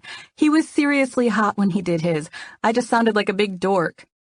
It really wasn't all that bad, Lou said. If your dad ever makes a TV show about pirates, you could try out for it. What's the weather in Ireland in March? I asked, since my thoughts were going in about 1,000 different directions. Google it, she said with a shrug. We both stared at our respective devices for a few seconds. Looks like it's warmer there than it is here, she said. She glanced at me, and we both made wacky faces at each other. I can't believe I'm doing this, I said. She shook her head at me. I can. I'm so happy to see you happy. What if you get to see Stonehenge? I'm sure we're staying in Ireland, I said. He said we'd only be there a few days. I thought that's where Stonehenge was, she said. I think it's in England. Really? I always thought it was in Ireland. Are you sure you're thinking of what I'm thinking of? I tilted my head at her. The big rocks standing on end in a circle? I asked. She nodded. That's in England. Her expression was genuinely confused as she shrugged. Really? I nodded. You sure? England? The big rocks? I nodded again. Well, it should be in Ireland, she said. Chapter 14. Colin wouldn't arrive in Dublin until the afternoon of the 20th, but my flight got there pretty early that morning. It was a non-stop overnight flight, so I managed to get a few hours' sleep while we flew. I was scheduled to arrive at 9 a.m., and knowing that Colin wouldn't get there until later that evening, I planned to check into my hotel room and try to get a little more rest. I wanted to see Dublin and everything, but more than that, I wanted to see Colin, and I didn't want to be completely exhausted. We had talked every day in the weeks since he had been in London, and I was letting him into my heart in a way that I thought was lost to me. He was in my thoughts and plans, and I was absolutely overjoyed that I was about to see him. I had done some traveling in my life, but I had never flown into an airport where the land below was as lush and green as it was in Ireland. From the moment the plane started its descent, I had the feeling I had gone back in time. A driver was waiting for me at the airport, and he brought me to the hotel, a place called the Marion, which was in the center of the city. I was taken aback by how small Dublin was. I always thought of it as a booming metropolis like New York, and it was far smaller than I anticipated. There was a lot of stone in New York, but nothing like Dublin, and that might have been what had me feeling like I had stepped into a time machine. The hotel had an undeniable old-world quality about it, too, with drawing rooms, fireplaces, and brocade fabrics. My room was immaculate, and I felt comfortable the instant I stepped into it. It was a one-bedroom suite in the main house, beautifully appointed with light furniture and bedding. It was crisp and clean, and I felt like I was the Queen of Ireland. I flopped onto the bed, where I stayed for the next 2 hours. I was too excited to sleep, but I made myself try for 2 whole hours before I decided my attempts were futile. I freshened up before heading out for a late lunch. There were 1,000 pubs in Dublin, so I had a plethora of choices within walking distance of the hotel. Most of the time, I would check reviews and make plans, but this time I felt like setting out and seeing where my feet took me. My plans to have anti-plans worked out when someone on the street saw that I was a tourist, pointed at a random pub, and told me I should have lunch there. I heeded their advice and went into the pub, taking a seat at one of the few open stools at the bar. I took a picture of myself with the pub sign in the background and sent it to Colin along with a text that read, "I think I'm in Dublin." I knew his flight wouldn't arrive until later that evening, and before then he had a lot going on, so I didn't expect to hear from him. I just wanted him to know I was excited to be there. The barkeeper was funny and entertaining, and I didn't feel the slightest bit awkward about being there alone. He recommended something authentically Irish for me to eat, and helped me make conversation with the people sitting next to me. They were all so nice, telling me things I should do and see while I was in Ireland. I sat there for the next few hours, talking and laughing with the barkeeper and the people coming in and out of the pub. Colin had made a point of telling me that, to him, Dublin was all about the characters who lived there, so I made an effort to take as much of it in as I could. I talked to a few people from other places in Europe, and one other American, but by and large they were locals, which was so much fun for me. I loved an Irish accent, and giggled every time I had to ask them to repeat something. On my right was a man named John. He and his wife, Ellen, had been sitting next to me for about the last hour. They were the sweetest couple ever, and we had a fine time joking around and getting to know one another. We were all laughing at something Luke, the bartender, had said when a stranger came in and sat on the stool at my left. I was enjoying my conversation with John and Ellen, so I virtually had my back turned towards the person who sat down. I saw John and Ellen acknowledge him. So, in friendly, Dublin-like fashion, I turned to do the same. "Do you mind?" the man asked me, nodding as if to indicate that he was wondering if his stool was already taken. "It's open," Luke said, sliding a menu in front of the man. Colin. It was Colin. Colin Ross. My Colin was sitting in the bar stool next to me, smiling at me casually like it was the first time we had ever met. "Her name's Sarah," John said, leaning over to speak to Colin. It was apparent by the fluctuation he used in his tone that he was proud to introduce me, like he thought Colin might be impressed. Ellen elbowed him for this. "Sarah," Colin said, nodding at me like it was the first time he was making my acquaintance. His pretending not to know me wasn't even the most hilarious thing. The wildest part was that he was speaking with an Irish accent in front of all these real Irish people. I just stared at him, wondering how in the world he was so calm and collected when doing something so out of his mind. His dark hair and light eyes made him look completely at home here. After being in Dublin all day, my conclusion was that Colin could easily pass as a handsome Irishman. "Colin," he said with a nod. "Cheers, Colin," John said.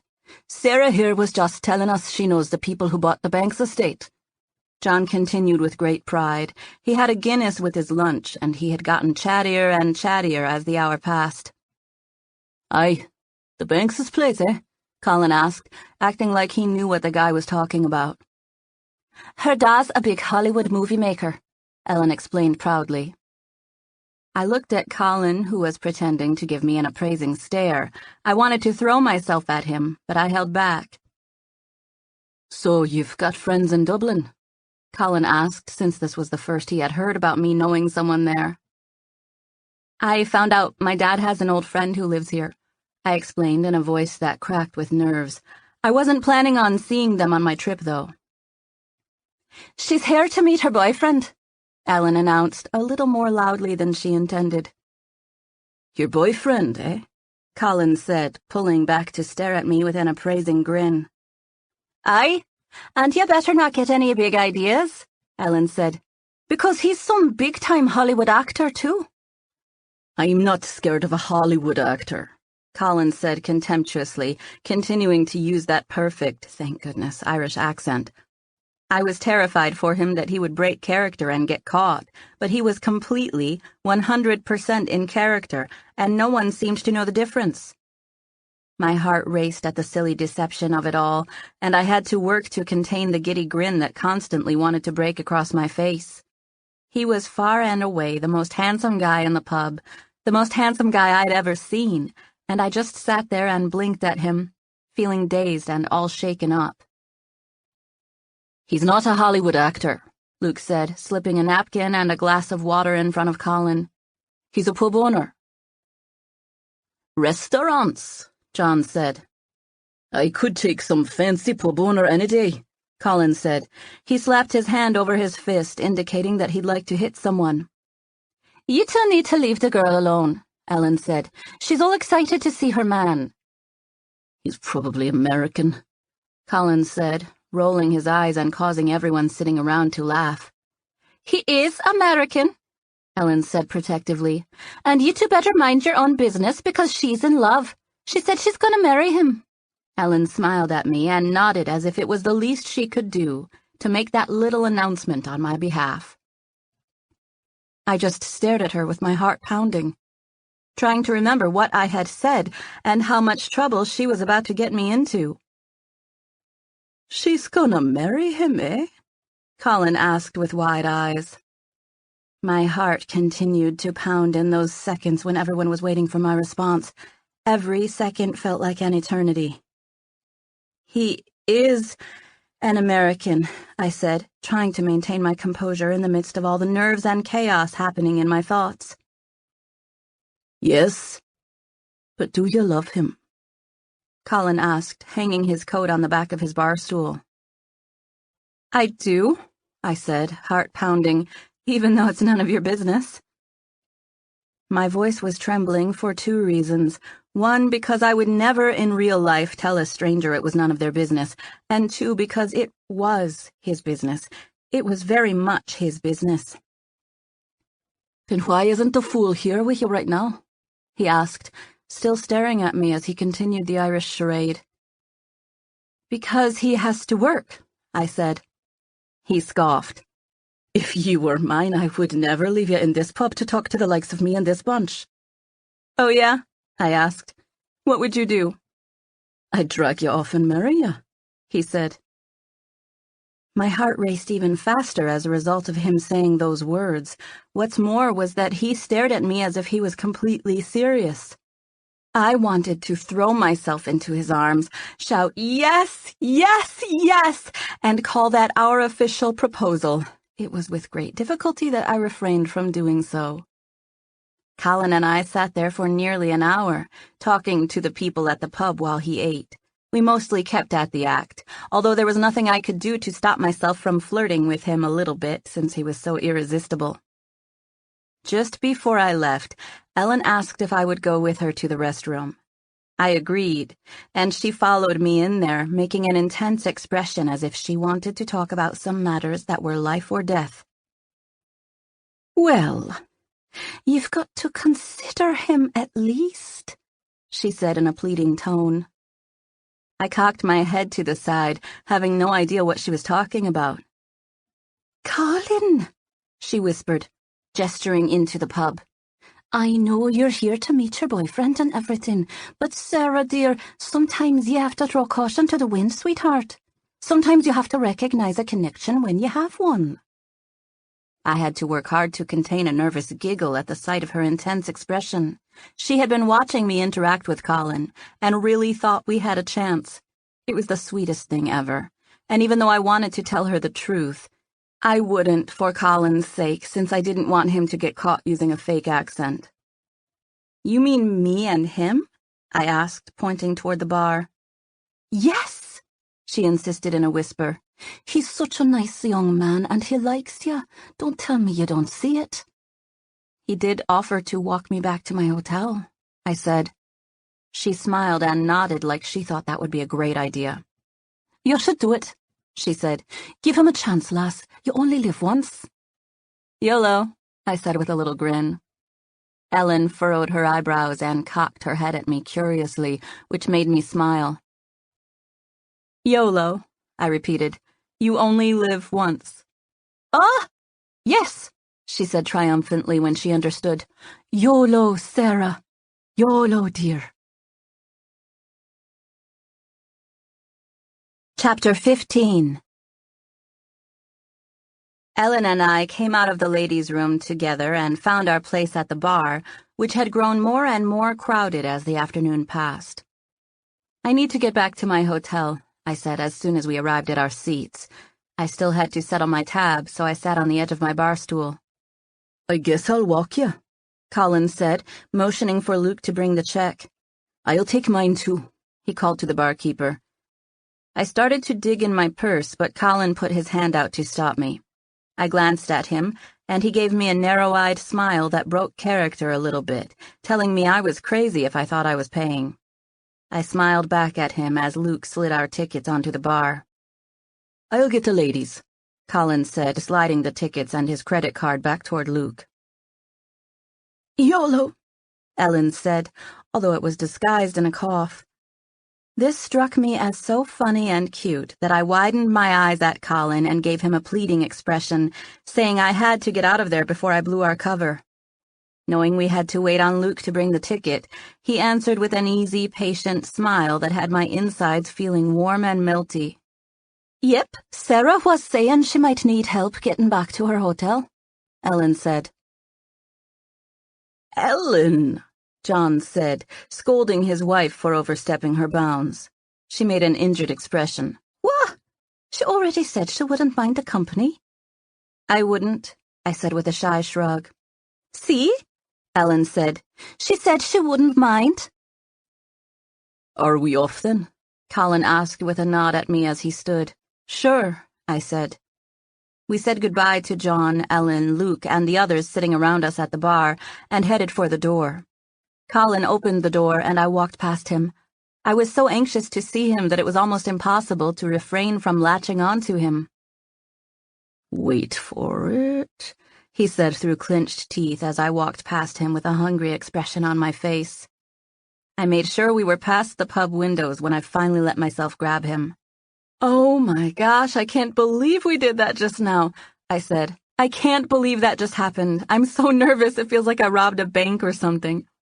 I brought his hand to my heart as we continued to walk down the sidewalk. He reached out, wrapping his other arm around me and pulling me into a giant bear hug, and I glanced behind me to make sure John and Ellen weren't spying on us. "Why's that make you so nervous?" he asked, laughing at me like he thought my anxiousness was cute. "Because what if they would have caught you talking like that? Weren't you nervous?" "Not as nervous as you were," he said, lapsing back into the accent for a second. "How are you so confident?" I said, feeling genuinely amazed. "I would never have the guts to do that." He shrugged. "I mean, if some American came into my restaurant speaking with a slightly off American accent, I wouldn't say anything," he said reasonably. "I wouldn't think anything of it. Would you?" I thought about what he was saying and knew he was probably right. "You sounded just like them," I said. "I guess I was just afraid you'd get caught." He laughed, squeezing me. "Even if I did get caught, none of them would care. They'd probably get a kick out of it." I sighed again. "That was seriously the funniest thing I've ever done," I said, still feeling out of it with adrenaline as we began to walk. I glanced over my shoulder again. "I feel kinda bad, though. Ellen drugged me into the bathroom saying I had to give you a chance. She was so sweet. She told me I only live once." Colin slowed down and glanced behind us. "Did she really?" he asked. I nodded. "What did she say?" "She said she liked you and thought I should give you a chance." "That's so nice," he said sincerely. "I know." "You want to go back and tell them the truth?" he asked, coming to a stop again. People on the sidewalk, or footpath as they call it over there, stepped around us as we stood deciding what to do. "Really?" I asked. He nodded. "I don't want you to feel bad about lying to them," he said. "I was just messing around. I don't care if they know." "Really?" I asked again. I hadn't thought of it as lying, but now that he mentioned it, maybe I would feel better if we went back to tell them. Not so much because I felt bad about lying to them, since I really didn't think of it that way. It was more about me being proud of Colin and wanting them to know he was my man. I liked the people I met at the pub, and I wanted them to know Colin and I went together. "Are you sure?" I asked, leveling him with a sincere stare. He shrugged easily. "If you want them to know, we'll tell them. I'm not worried about it." He smiled as he tugged me in the direction of the pub so that we could go back. "I'm nervous," I said. "Don't be," he said. "I'll handle it." "What do you mean you'll handle it?" "I mean there's nothing for you to worry about because I have it under control." "You do? What are you gonna do?" "Colin, what are we doing?" I whispered as he opened the door to the pub and he pulled me inside. "Shh," he said. He pulled me through the pub to the corner of the bar where Ellen and John were still sitting. He held my hand and looked in control the entire time we walked. Our little corner of the room looked at us with great curiosity when they caught sight of us holding hands. "It seems I'm actually the American she was waiting on," Colin said in his regular accent, smiling and making eye contact with them in that winning way he had. "You're kidding me," John said. "I knew it," Luke said, slapping his hand on the bar. "I told you he was faking the accent." "I didn't know it," Ellen said with an utterly stunned look on her face. "I had no idea. Were you the American the whole time?" Colin tried to hide his amusement at her question as he nodded at her, and she just continued to shake her head at him like she was completely bewildered. "Were ye the American she's waiting on, then?" Colin nodded. "Are you both really called Colin?" she asked, still not fully getting it. Colin smiled and put a hand on her shoulder. "I'm really only one Colin. I'm the American she was waiting on. I was him the whole time." We were pretending not to know each other." Ellen smiled when understanding finally sank in, and then she shoved at Colin's shoulder playfully, knocking him back and causing us all to laugh. "I told her to cheat on you with you," she said. "He thought that was sweet," I said, giggling. "Now I'm not so sure," Colin said with a confused face that had everyone cracking up again. "I knew it," Luke said. "He winked at me the second he sat down, and I knew something was going on." "Did you know he was her American?" Ellen asked. "Nay," Luke said, "but I knew he was playing somehow."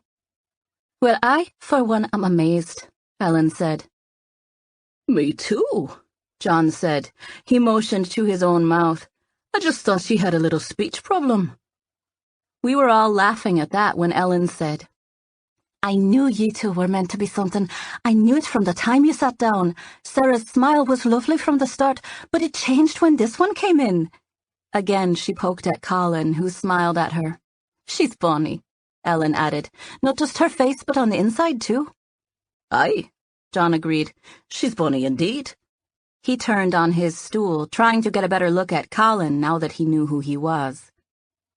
"I think I know you now, come to think of it, from the cooking show." "What cooking show?" Ellen asked. "The one where they get voted off every week." Ellen shrugged, indicating she had no idea what her husband was talking about. "He loves to cook," she said. "He watches those cooking shows all the time, trying to learn tips and tricks. I don't like to cook myself, but I don't mind cleaning up." She paused and stared at Colin for a few seconds before looking at us as a couple. "I just can't believe it," she said. "I feel like I should ask you both for your autograph or something." "I'd like to cover their tab," Colin said, handing Luke a few bills before we stepped to the side to let someone else sit at our old place at the bar. Luke nodded graciously as he took the money. John and Ellen protested at first, but ultimately they conceded to let Colin buy their lunch and thanked him profusely for doing so. I felt proud of the way Colin spoke to people and won them over. He was right. They didn't care at all that he'd been using a fake accent. If anything, they were impressed by it. People were always all smiles when they looked at him, which made being the one on his arm that much more enjoyable. Colin and I spent the next 2 hours walking around and going into shops before deciding to head back to our hotel. The sun had already set and we were both tired, so we agreed to get some dinner in the room. "That was the best day ever," I said as we walked down the hallway that led to our rooms. His was next to mine, and we came to it first. "I told you Ireland's all about the characters." "It's so cool," I said. "I can't believe how friendly everyone is." "They're nice to you because you're the most beautiful thing they've ever seen," Colin said, coming to a stop in front of his door. He took me into his arms, and I went willingly, resting my arm on his chest and letting my hand absent-mindedly toy with the button on his jacket collar. "I am not," I said, feeling shy about his statement. "Yes, you are," he said, staring at me. "And I've seen a lot of beautiful things, so I know. You're the best one." I giggled and reached up to touch his face, but I didn't even get to make contact because he turned to open his door. "Let's order some dinner," he said, pulling me inside. His room was just like mine, and I went through the living room and into the bedroom, where I flopped onto the bed just like I did the instant I entered every hotel room. Colin took off his jacket and kicked off his shoes before running into the bedroom to pounce onto the bed beside me. I bounced and then landed in a fit of giggles as I reached out to grab his face while he hovered over me. His face felt big in my grasp, and I loved the warmth of it under my fingertips. "You're scruffy," I said, touching his short beard, which I loved. He leaned toward me and gently rubbed his cheek on mine. "I missed you," I said. "Marry me," he whispered. "Are you suddenly inspired?" I asked, knowing we were on a bed. I tried to control the rise and fall of my chest so that it wouldn't be obvious that I was nervous. "I really just want to marry you," he said. "Not that I'm uninspired, because really, you're an inspiring woman, Sarah. But it's not that. I'd marry you tomorrow and still wait a year if you asked me to. You would? I asked. He nodded. If I married you tomorrow, I wouldn't want to wait a year, I said breathlessly. I know, he said. Well, if you know that, then it's not really a gesture, is it? He smiled. Marry me, Sarah. I mean it. I love you. I stared at him, searching the depths of his eyes in an effort to see if he was serious. I love you too, I said. We had said it on the phone, but never in person, and there was some sort of magic about looking at him when I said the words. I ran my fingertips along his eyebrow and then down the side of his eye, circling onto his cheekbone. Yes, I whispered with a completely serious look on my face. I wish there were a word that meant something more than yes. Some kind of resounding yes. You could just say it's a resounding yes, he said, being serious. Yeah, but I wish there was one word that meant the same thing. How about, heck yeah? I shrugged. Not really my style, and that's still 2 words. How about you just kiss me? He asked. That's a resounding yes without saying a word at all. Then I stretched up to place a quick but fervent kiss right on his lips like I had sealed some kind of deal. He smiled. Good, he said. I have 1 more week in London when I leave here. I nodded, since I was already familiar with his plans. I was planning on going home after that. Maybe it would be fun to get married in Ireland. We should do it here. You mean when you're done in London? I asked, pulling back a little to gauge how serious he was. He nodded. In a week? He nodded again. Let's call our families and fly them out here, he said with a shrug. It's only 6 hours from New York. They'll drop what they're doing and fly over for a day or 2. Are you for real? I asked, sitting up on my shoulder and leaning over him. Think about it, he said. I don't see any reason to wait. I really love you, I said, staring into his eyes. He smiled. I know, he said. Otherwise we wouldn't be having this conversation. I'm gonna marry you, I said.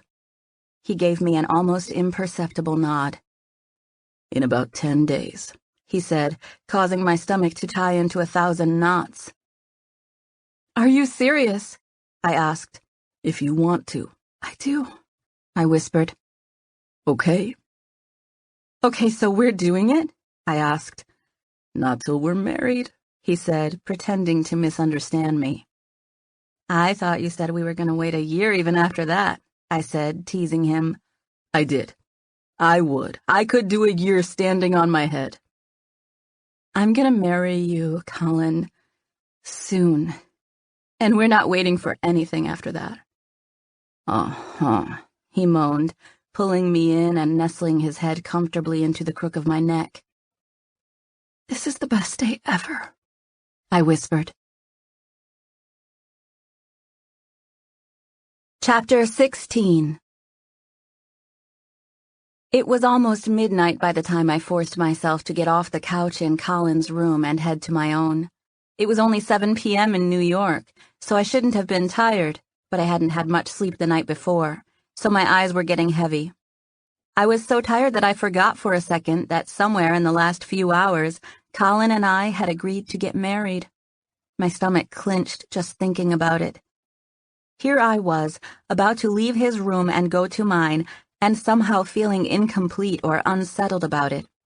We had discussed all sorts of wedding options, but neither of us had told our families, and that, combined with my exhaustion, sort of gave me the feeling that I had made everything up. I'll call my dad and see if we could do it at his friend's house, I said when Colin walked me to the door. We had talked about trying to have our little impromptu wedding there, but mostly I was just bringing it up to make sure Colin was prepared for me to call my family and let them in on what we decided. You should call him, he said, pinching my side. He'll need to start making plans. It's coming up. The question that was on the forefront of my mind was, what if they won't come? But I didn't ask that. I just smiled at him like I was confident my parents would support this decision, which I was not. I was terrified to tell them what we had just decided, but the idea of not marrying Colin was absolutely more terrifying than dealing with their reaction. "What?" he whispered, noticing that I was in deep thought. I grinned. "Nothing." He reached out and gave a little tug to the front of my shirt, pulling me toward him. "Come back right when you wake up," he said. "First thing," I promised, kissing his cheek. He pulled me into his arms, using a hand around my back. "Night." "Night," I said. And just like that, he let go and I turned and walked away. I went into my room feeling numb and discombobulated. I hadn't been in there since before I left for lunch that day, and so much happened since then that it felt like it had been 3 days. I hadn't quite had my daily regimen of caffeine, and to top it off, I needed a shower. I was exhausted and somewhat overwhelmed as I meandered into my quiet room.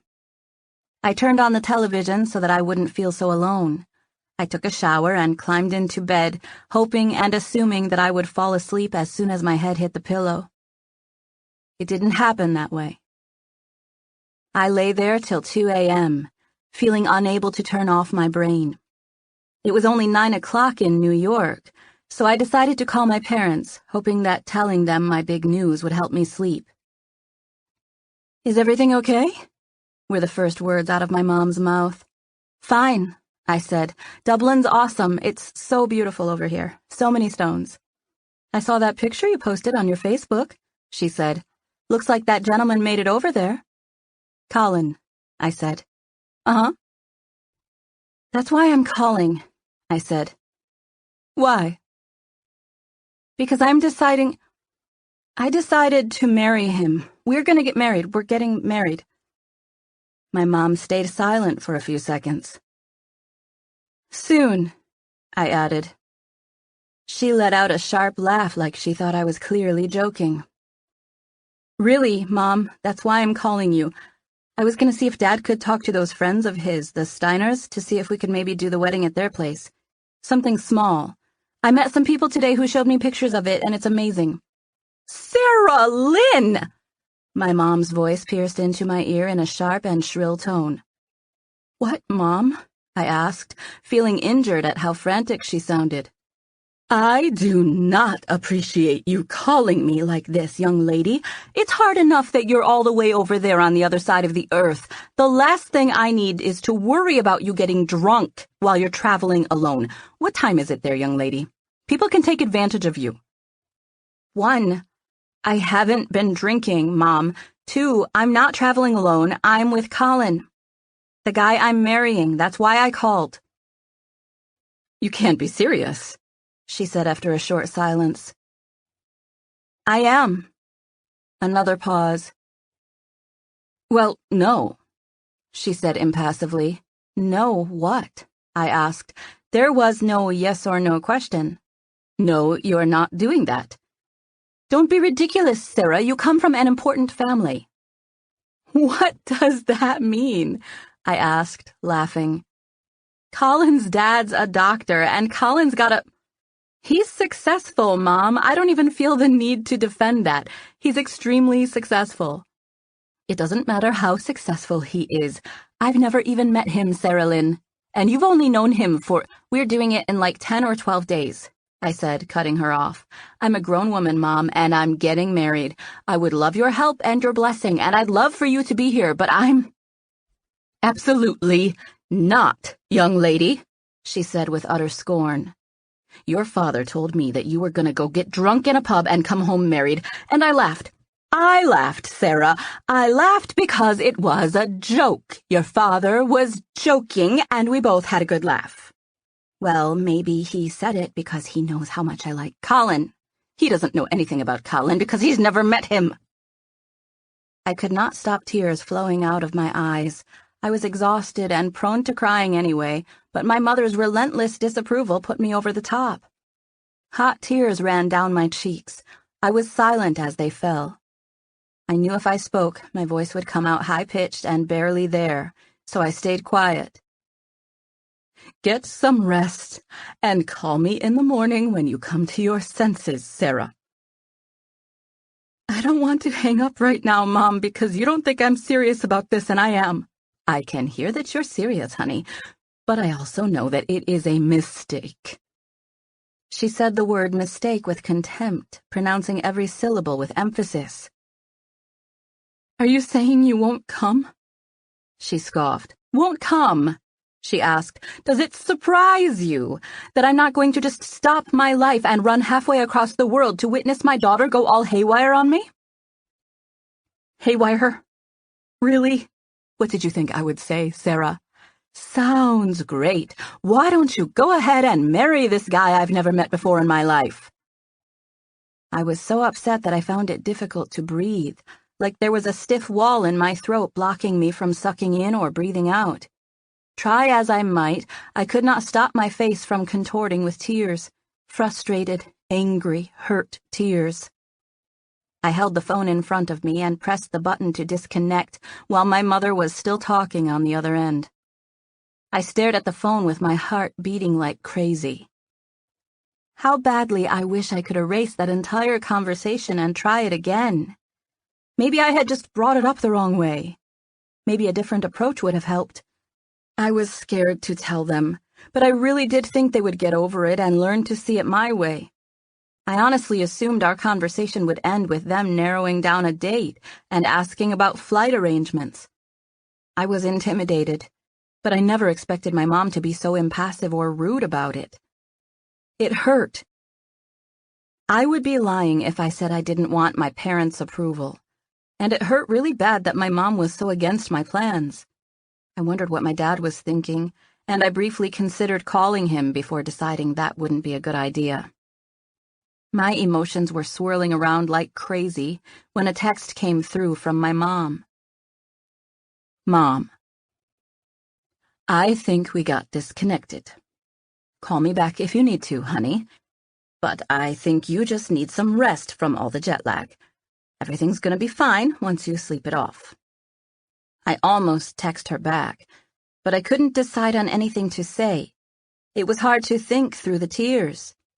How could what I thought had been the best day ever turn into this? I tried to assure myself everything would be fine and that I was just delirious, but I felt a sense of dread at my mom's disapproval. I was sure that she had talked to my dad, and by now it was a terrible idea to him as well. I cried from frustration because I had been so excited about marrying Colin, and now it was tainted with this drama. I felt alone and desperate.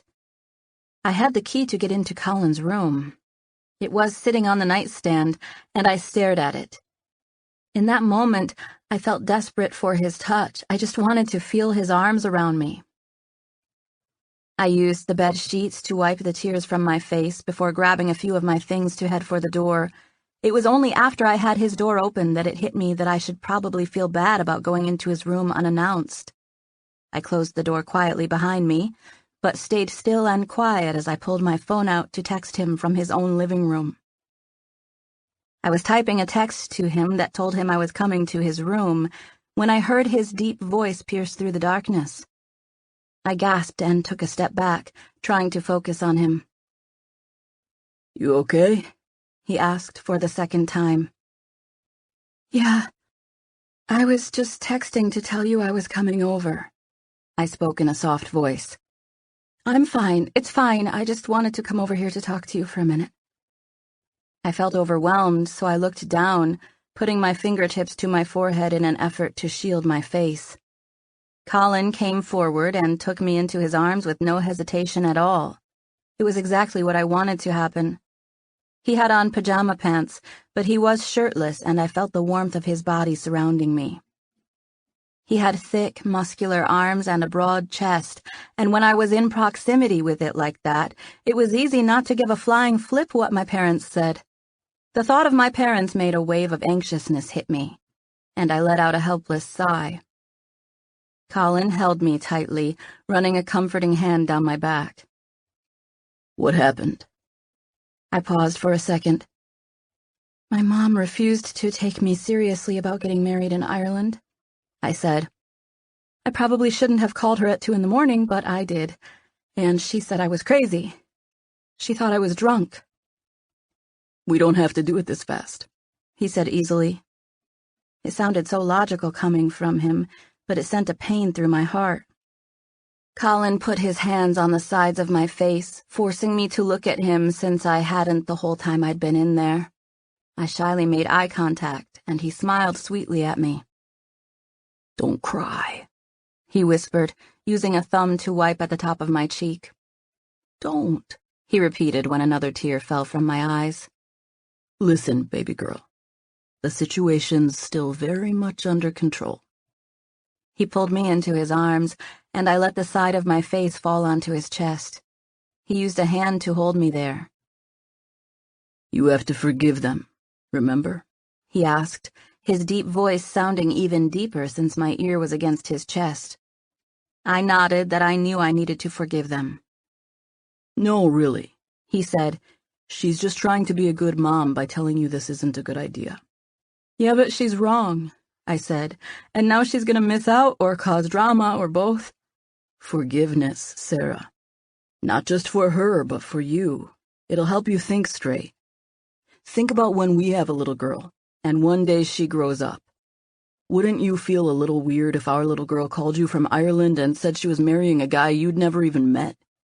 It'd be hard to hear even if he was an amazing young entrepreneur. I giggled and shook my head before leaning up to place a kiss on his neck, right below his jaw. The bad part is that after everything, I still want to do it. I want to go ahead with it whether they approve of it or not. Do your parents approve? He shrugged. I figured I'd call them tomorrow, but I know they'll be happy. I've never done anything like this before, so they'll know I'm serious. Well, I've never done anything like this before either, I said, assuming that's what he meant. He chuckled. I wasn't saying you have. I just know my parents would be on board, that's all. He rubbed my back again. But listen, I won't even tell them yet. That'll give us time to talk to your parents and figure things out. I don't want you to be anxious, though, because it's going to be fine. I know, but I wish it could be fine now. Are there words you can say to win them over? I asked. Yes, he said confidently. Can you do it? Once I meet them, yes, I can. They just have to see how much I love you. That's all they want to know. And who can blame them? Me, I said. I can blame them because I tried to tell them that. I told Mom I knew what I was doing, and she just wouldn't trust me. Colin pulled back and tilted my chin up so that I would look at him. I promise it's gonna be all right, he whispered with an easy smile. Can I still marry you? Yes. Soon? Yes. In Dublin? I asked. If you want to. I do. He smiled. Then you can. If I call my mom, will you say hi to her? I asked. His smile grew. Right now? I nodded. Would you? To know you is to love you, and I just want her to experience that. We'll want our daughter's gorgeous, sweet, smart entrepreneur boyfriend to do the same for us when she calls us from Ireland.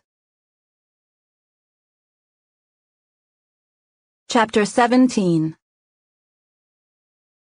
I wanted nothing more than to ride off into the sunset with Colin, and I hated the seed of doubt my mother planted in my mind. I had never been more certain of anything in my life, and it hurt that my parents didn't trust me enough to know I wouldn't jump into something this crazy if I didn't know I was meant to be with Colin.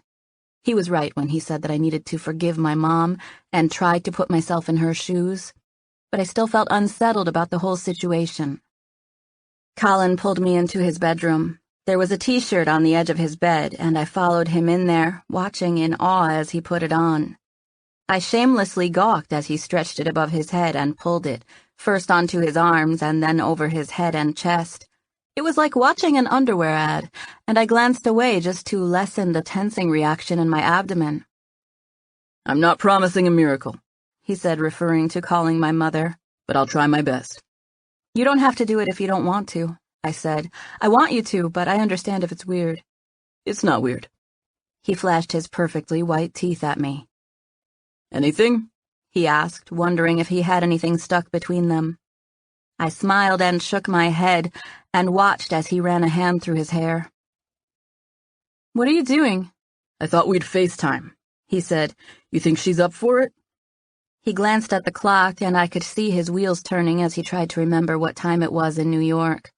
She's up, I said. I just talked to her. Would you seriously do that? Yep. He smiled and looked down at his own chest. Otherwise, why would I get dressed?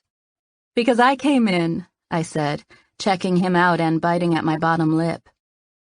He squinted his eyes at me like I should know better than to say such a thing. You can see me without my shirt on, baby girl. You're my fiancé. I smiled and reached out to pinch at him. Go ahead and call your mama, he said, pulling me to the couch so we could sit next to each other.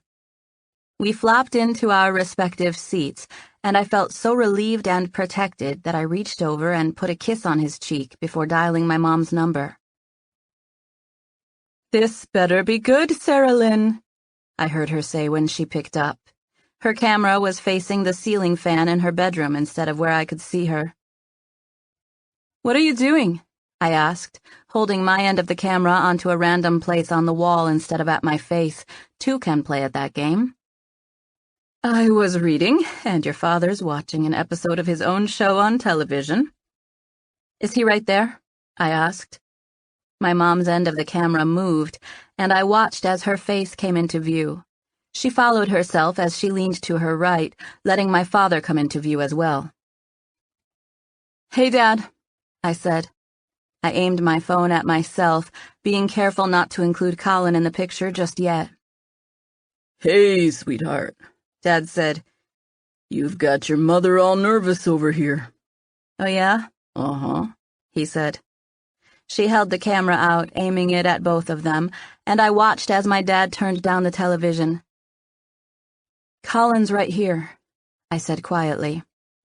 My heart felt like it might explode with anticipation, and I pleaded with myself to calm down and speak clearly. I wanted to straighten things out with you guys for two reasons. First, because I'm actually marrying Colin, and I couldn't sleep without you guys knowing that for sure, and maybe even being okay with it. Second, I really want you to come here. I want you to be here for it. I don't ask you guys for much, but Sarah, you cannot be serious, my mom said. Can I say something?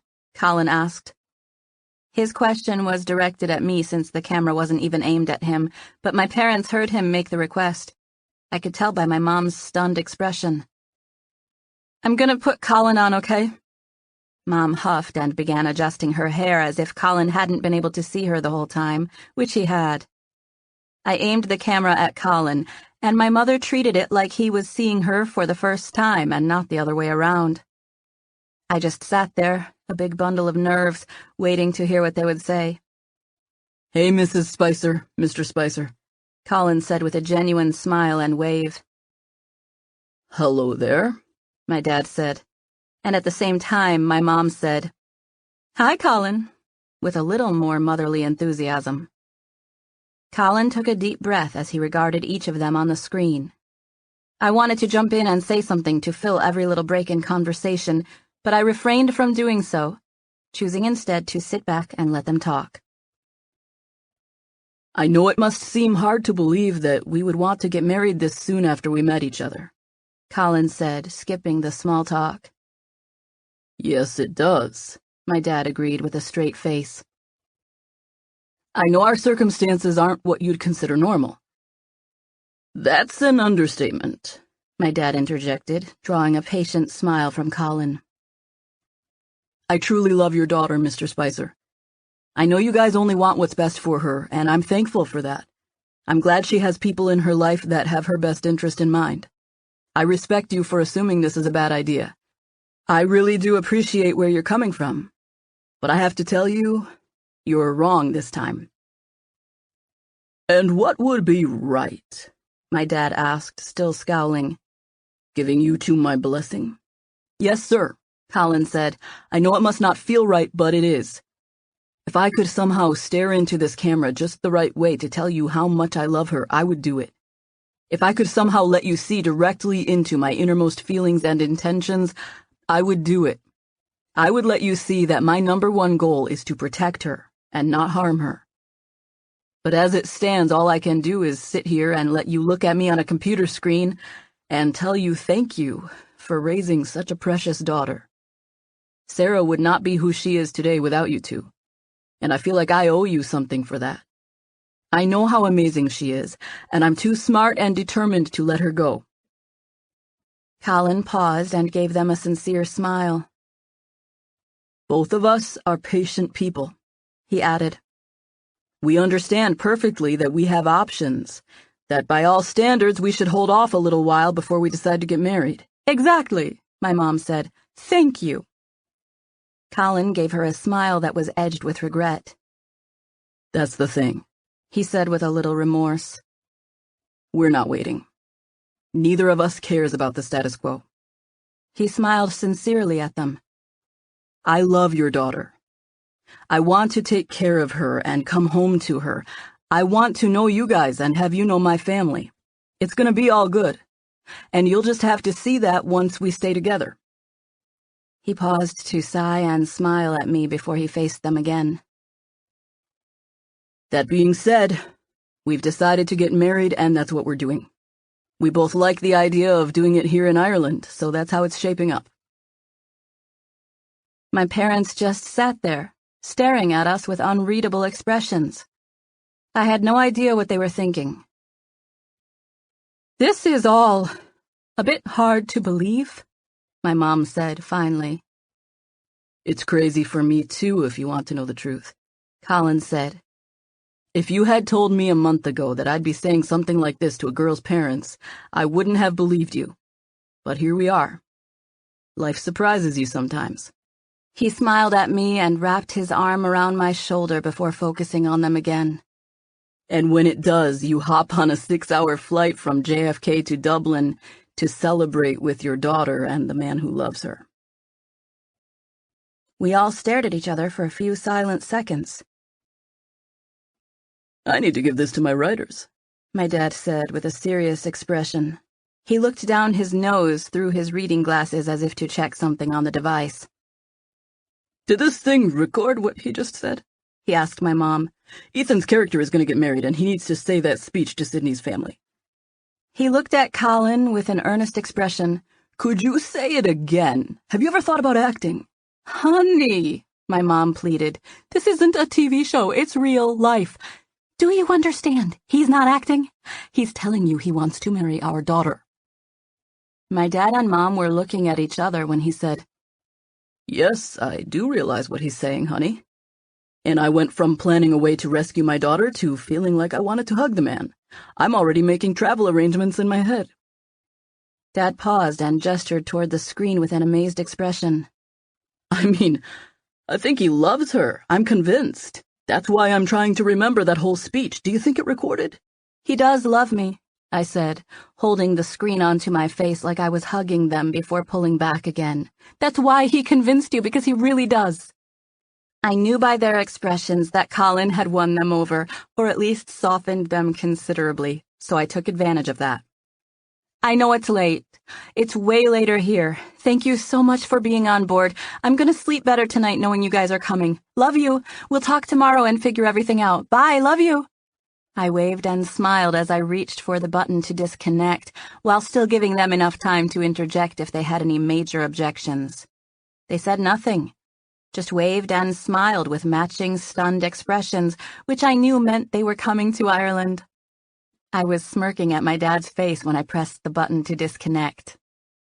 "Oh my gosh, we're gonna do this," I said. "Yep," he said, taking me into his arms so quickly that I squealed. "Come on, I couldn't sleep either." He pulled me toward the bedroom. "I have the TV on in here, and I want you next to me." He pulled off his shirt and tossed it onto the foot of the bed before climbing in. He gave me a toss of the head to tell me to follow him, and he turned down the covers next to him, indicating that it was my spot. "Come on," he said. "I'm not going to touch you or even kiss you. I just want you next to me." I was planning on going before he even said that, and I ran and hopped onto the bed, rolling into my place, only I overshot it a little and had to catch myself from falling completely off the other side. Actually, Colin was the one who caught me. He reached out and grabbed me as I pounced and rolled. I longed to be next to him so badly that the act of stretching out beside him made me instantly sleepy and subdued. Relaxation washed over me. I had never loved anyone so much in my whole life, nor had I ever been this comfortable. "I love you," I said, stretching out next to him. "I know," he said. "How?"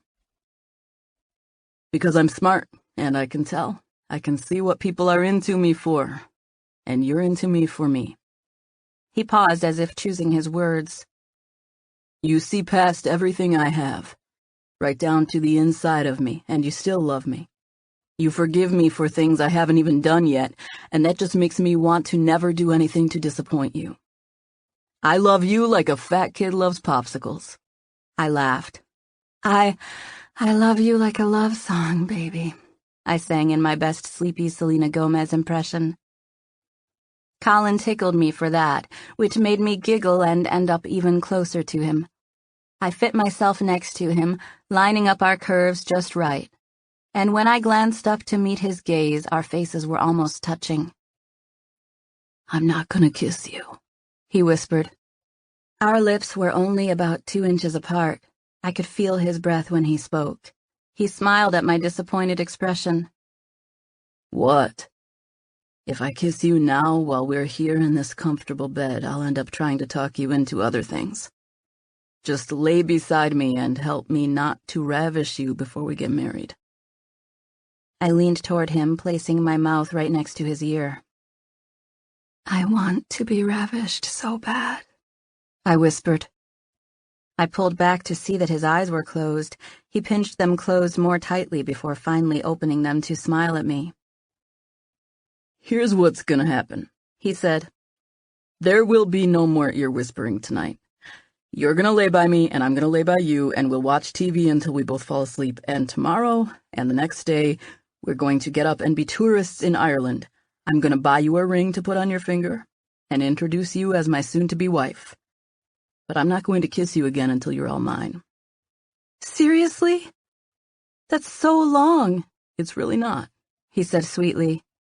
"Besides, you waited this long. It's not every day you meet a bride who gets a white wedding." "It's real gentlemanly of you to think of me and my morals and everything, but really, what's up with the no-kissing thing?" I asked sleepily as I nestled my head into the pillow next to him. He turned and shifted to get it just right as he settled in next to me. "It's just a few days," he said. "I think it'll be fun.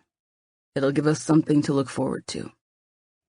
"It's gonna be super hard," I said, my voice sounding sleepier and sleepier with every passing second. "Yeah, but just imagine how fun it'll be when I marry you," he said, sounding sleepy and unsure as he patted me on the shoulder.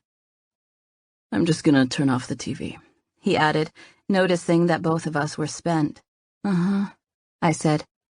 "Night. Love you." He pressed the button on the remote and the room went dark. I couldn't think of a single thing that would make me any more comfortable than I was right then. "Night," he said. "Love you." Okay, maybe that little phrase was the one thing capable of making me even cozier than I already was. I smiled at the thought as I drifted off to sleep. Chapter 18. If I had to construct a montage, a collection of memories from those days in Dublin with Colin, it would consist of laughing, dancing, talking, eating, walking, snuggling, holding hands, and sightseeing. One afternoon, we rented a luxury sports car and went for a drive in the country, and another day, we rode around Dublin on a scooter. I had never laughed so much in my life. Colin was never completely away from his work, but he contained it to a few hours each day, which meant we were hanging out most of the time. We had countless moments where we would stare at each other, knowing we could both feel the extent of our love. We smiled knowingly at one another every time we figured out something else we had in common. We did all of those things repeatedly, and yet there was still no kissing. For 3 days, we spent almost every waking moment with each other, knowing full well how very in love we were, yet not kissing at all. Not once. He held my hand, and that was the extent of our contact. I even canceled my room and snuggled up next to him in the bed every night, and he still didn't try anything. He wore a t-shirt to sleep, for goodness sake. Honestly, it just made me want him more. It was the first time in my life that I felt like my role had been reversed with a guy, and I quite liked it. Maybe Colin knew that, and that's why he was doing it. Either way, it worked. I absolutely couldn't wait till I got to kiss his lips again. Thankfully, I would not have to wait much longer, since this was finally the day. It had been a week since Colin left for London, and today was the day I would become his wife. He would be coming back to Dublin today at noon, which would give him 2 hours to get to the estate and wrap his mind around saying I do. He might have preferred a day or two in Dublin to get settled and chill out before the wedding, but it didn't work out that way. On such short notice, we easily narrowed it down to the nearest Sunday, which was a day that worked out for everyone involved, including the Steiners, who graciously agreed to let us use their house. Their estate was the epitome of old-world elegance, and they rolled out the red carpet for us since they loved my dad and were fans of Colin's. There simply weren't houses like this in America. At least I have never been in any of them. It was a manor. I half expected people to be wearing period clothing. Between my family and Colin's and a few select friends, we flew 18 people in from the States. We ended up inviting a few others we had met in Ireland, including John and Ellen, and the barkeeper, Luke. Colin had a few he was bringing from London as well, so there were just over 30 of us in all, and most everyone was already there. It was a beautiful, slightly cool day, and we planned on having a short, simple ceremony in the main courtyard before spending the afternoon together in sort of an extended reception. The Steiners loved to host, and were extremely gracious about welcoming our guests into their beautiful home. Some of them were even staying a night or two there before heading back to the States. They had drawing rooms and sitting rooms with all sorts of parlor games, and as part of the celebration, they planned on entertaining everyone for the entire afternoon before feeding us dinner that evening. Colin offered to take care of the catering, but they insisted they would do it so he could relax and enjoy his wedding. The Steiners had taken care of literally everything. I overheard my father telling my mom he would end up reimbursing them, but neither of my parents said anything to me about money or the trouble it had taken to get the whole family over to Ireland in a week's notice. Lou came, and so did one of my childhood friends named Emily. Drake also came, not only as my friend, but also as our hired photographer. He had already taken what seemed like 1,000 pictures of me since I arrived at the Steiners' house. "What time is it?" I asked, looking at myself in the mirror. I was styled in a way that fit the house, with a soft, flowy empire waist gown and my hair down and in waves. I had a simple wreath of flowers around my head with a thin white veil attached to it. 30 minutes till showtime, Drake said, glancing at his watch before pointing the camera at me again. "It looks like everyone's already here," my mom said, looking through a nearby window, which let her see an area where everyone was gathered. "Most of them are," Mrs. Steiner said in her thick Irish brogue as she entered the room. Her husband was American, but she was Irish through and through, which was why they had ended up back in Dublin. "I was asked to give you this," she said, offering me a piece of paper. Mrs. Steiner was soft-spoken, so I hadn't really heard exactly what she said, but I took the folded piece of paper and opened it, barely aware of the fact that Drake was snapping photos of me. It was a handwritten note that simply said, "Follow Mrs. Steiner, my love." I read the words, and my head whipped up to look at Mrs. Steiner, who was standing there with an innocent expression. "I guess you're coming with me, then," she whispered. "Where are we going?" I asked. "To the place where Colin told me to take you." "So I just follow you?" I asked, glancing around at the ladies who were expecting me to stay in this one stationary location until I walked into the courtyard to marry Colin. "Yes, Mom, I do believe that's what he wants." She gestured for me to follow her, and I did so with no further questions. I was already out of my mind with nerves, and now it was even worse. Colin and I had already talked about not seeing each other before the ceremony, and I couldn't imagine why he would change his mind. It was difficult not to assume the worst. "No photos, please," Mrs. Steiner said when she saw that Drake was following us. "Really?" he asked. "Right," she said with a nod. "Colin specifically said he didn't want her being followed." Drake and I shared a somewhat worried expression as he hesitated, but ultimately decided to stay behind. "Don't worry, lass, I think he just wants to talk to you," Mrs. Steiner said as I followed her down the long, empty corridor that led away from the main area of the house. "Where are we going?" I asked. "To the West Garden." "What's over there?" I asked. She glanced at me with a little smile. "Colin." She reached out and opened the wooden door that led outside. We were under a series of stone awnings, and I could see the stone wall around what I knew to be the West Garden, since I had already taken some pictures out there. "Is he coming out here?" I asked when Mrs. Steiner stood at the door, looking like she was leaving me to it. "He's already over there," she said. She gestured to the stone wall, and I looked at it again, seeing nothing. "Just go over there, he's waiting for you." "Thank you," I said with a nod as Mrs. Steiner smiled and closed the door.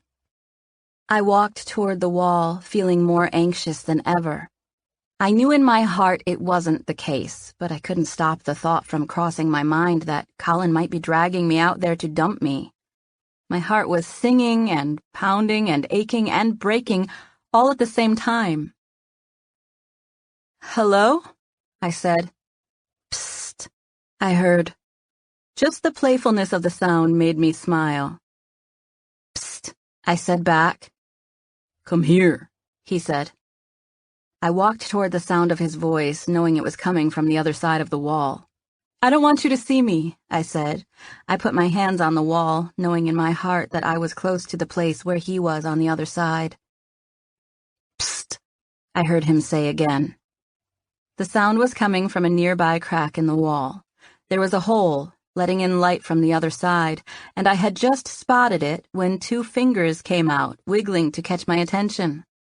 I gasped and instantly reached out to touch him, smiling uncontrollably. I missed him so badly that it felt like a miracle to finally touch his flesh. I grabbed his fingers, feeling like I wanted to pull him all the way through that hole like a comical cartoon bunny who was tugging a carrot out of the ground. I needed to get to him so badly that I wanted to cry. I held on to his fingers with one hand, while my other hand was glued to the wall, like maybe if I wished hard enough, the heavy stones would break to bits and I could get to Colin. "I changed my mind about kissing you," he said, sounding a little impatient. I hadn't really had the chance to consider his whole statement, because it began with, "I changed my mind," which was a red flag phrase for a bride on her wedding day. "What did you change your mind about?" I asked, knowing he had said more. "Kissing you," he said. "I don't want to wait." "Well, you have to," I said, "because you can't see me before we go out there. It's tradition." "I won't look at you. I just want to kiss you. I don't want to wait for the wedding because I don't want to share it with anyone. I don't want anyone taking our picture, and I don't want you thinking about what anyone else is thinking. I want your lips on mine, Sarah. I won't look at you, but I brought you out here to kiss you, and that's what I intend to do." "What if I say no?" I asked, knowing I would never do that since I was feeling absolutely desperate to kiss him. "And why would you do that?" he asked with an Irish accent. "I wouldn't," I said. Before I knew what was happening, Colin shoved a strip of fabric through the hole in the fence, and I tugged on it, pulling roughly an arm's length of fabric out of the hole before inspecting it curiously. "It's from the curtains, I think," he explained. "I told Mrs. Steiner about our little predicament, and she said these would work." "You told Mrs. Steiner?" "Yes, love, she's the one who brought you the note. Come stand over here by the gate and tie it around your eyes. I will find you, and my lips will find yours, and then we will pretend this never happened and go get married." I had already taken 2 steps to the big wooden gate and tied my blindfold by the time he finished his speech. I wanted to touch him so badly that if he hadn't come up with some kind of plan, I probably would have burst through the wall. I heard the gate open, and I put my hand on the edge of the doorway. "My hand's in the door, so don't close it," I said. Colin must have taken that as a clue, because seconds later his hand was on mine. In a quick burst of movement, we found each other blindly, and I fell into his arms, holding him around his middle, and feeling so grateful to finally touch him, smell him. We held on to each other with equal fervor, squeezing and fitting our bodies together. We stayed like that for several long seconds before he pulled back and began finding my face with his hands. I felt him blindly but gently grope for the sides of my face, which he situated between both of his hands. He put his mouth ever so close to mine. I could not see him, but he was so close that I could feel it there. It was a thrilling feeling, knowing I was about to be kissed, but unable to see anything at all. "How do I know it's you?" I whispered breathlessly. "I assure you," he whispered, "I would not let anyone else be doing this to you right now." His mouth was so close to mine that I could feel his words. "Why?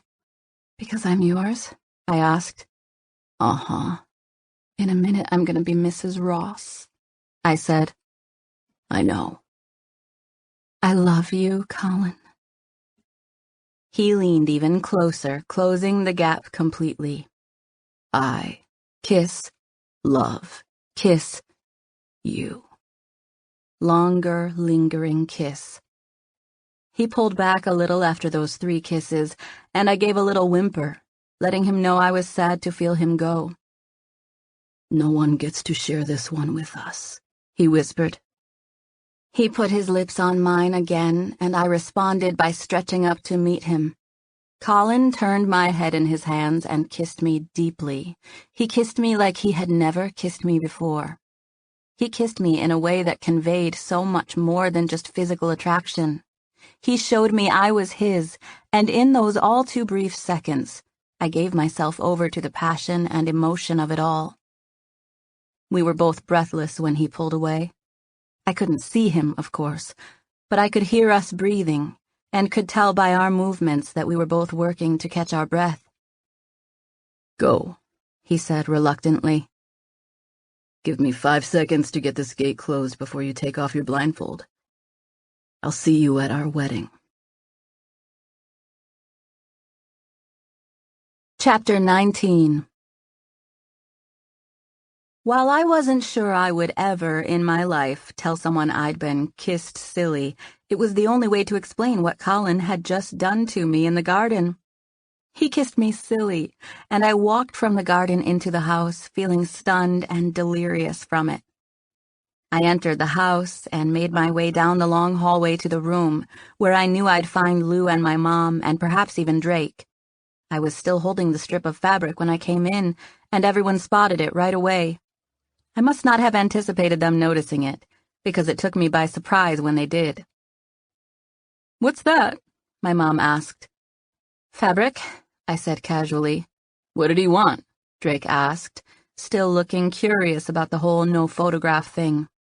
"He just wanted to ask me something," I said, looking as innocent as I could. I realized that my lips were probably still a little swollen from the massive kiss, and I puckered and shifted my mouth to draw attention away from it, although I might have accomplished the opposite.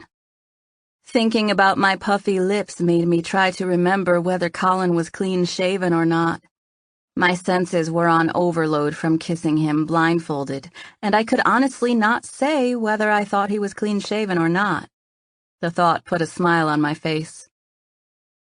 "What happened?" my mom asked. "Are you pregnant or something?" Her words made my daydream come to a screeching halt. "What?" "Mom, no." "Did you see him?" Lou asked with wide eyes. "No," I said. "Then why are you grinning like that?" Lou asked. Snap, snap, snap went the camera, recording still shots of the whole conversation. "I'm not," I said. I looked directly at the camera and squinted my eyes at Drake, Snap. I made a comical scowl, and there was yet another snap, snap, causing the women in the room to laugh. I was so crazy in love with Colin that I didn't even care if they figured out what I had just done. Everyone besides Lou and my mom went outside with the other guests. They seemed to both realize I had a lot going on mentally because they were content to just talk to each other while helping me make the last-minute touches on my makeup. My mom had a ton of questions for Lou about shower and shelter, and Lou was excited to answer them. The Netflix documentary was apparently moving forward, and they were talking about making Lou one of their subjects since they were looking to start in August, and that's specifically when she would be the new recruit. They were still in the very early stages, and Lou's place in the production wasn't set in stone, but the producers had contacted her within the last week, and she was obviously elated about it. The plan was to follow the lives of 5 of the SNS artists, and of course the gallery in general.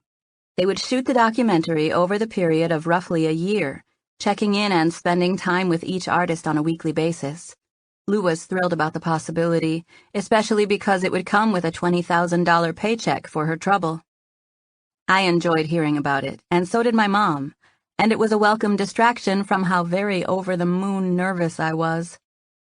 "It's beautiful out here," Lou said as she pulled me toward the courtyard. "You're going to love it." "Slow down," my mom said from my other side. "You don't want to be winded by the time you get out there." Mrs. Steiner was in the main hall when we made our way in that direction. "Come on," she said, holding her hand out for me. I gave her a curious expression, which she ignored. She looked at my mom and Lou. "You two go out that way," she said.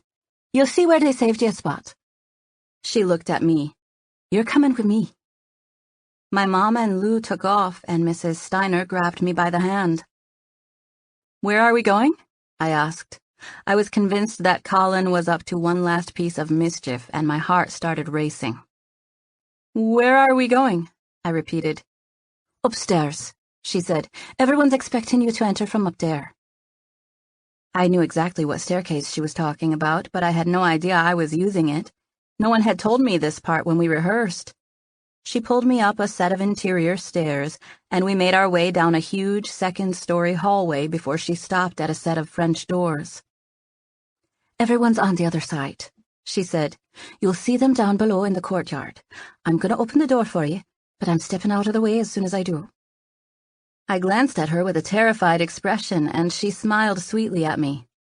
"You look bonny, Sarah, and all the lovely people on the other side of the door here are just here because they love you." I gave her a little smile as I took a deep, calming breath.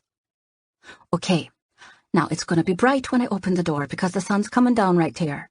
Just know that you have about 10 feet of patio before you get to the stairs. You'll take the stairs on your own, and you'll see your dad waiting at the bottom. He'll walk you to Colin. Got it?" I nodded even though I didn't have it. I had only partially heard what she said. I barely even had time to nod when Mrs. Steiner thrust a handful of wildflowers into my hand and reached in front of me, opening the door and letting sunlight come streaming onto my face. I held my hand in front of my eyes to shield some of the bright sun as I stepped onto the sprawling stone patio. I was still letting my eyes adjust when I heard one of those two-toned whistles that someone did when they appreciated how good someone looked. The high-pitched sound most definitely came from my brother Joe, who was prone to lighten the mood by doing such things. I loved that it gave me an excuse to smile as I crossed the upstairs terrace headed for the stairs. I grinned at my brother's whistle until I came to the edge of the stairs and tried to focus on the people below. My gaze fell on the back edge of the crowd first, and I saw some of Colin's colleagues along with the new friends we met in Ireland. I scanned the crowd, finding my family and Colin's family.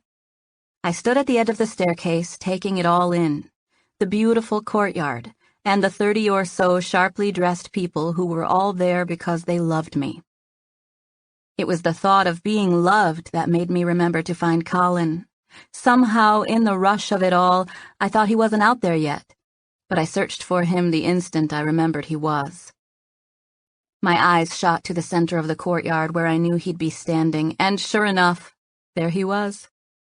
His face broke into a grin the instant he saw that I found him, and I smiled back, feeling crazy for taking so much time looking at everyone else. Colin was standing there in a dashing navy blue suit. He was immaculately dressed, from his slicked-back hair to his tan wingtip shoes. There was a lot of space between us, and I wanted it gone immediately. He was exactly what my eyes wanted to see. If I could have only had one time in my whole life where I blinked and ended up in a different location, it would be now, and I would go from where I was to where he was. I was so desperate to go to him that I picked up my dress and started trotting down the staircase. I was wearing a formal white gown, but underneath were my favorite pair of red low-top Chuck Taylors.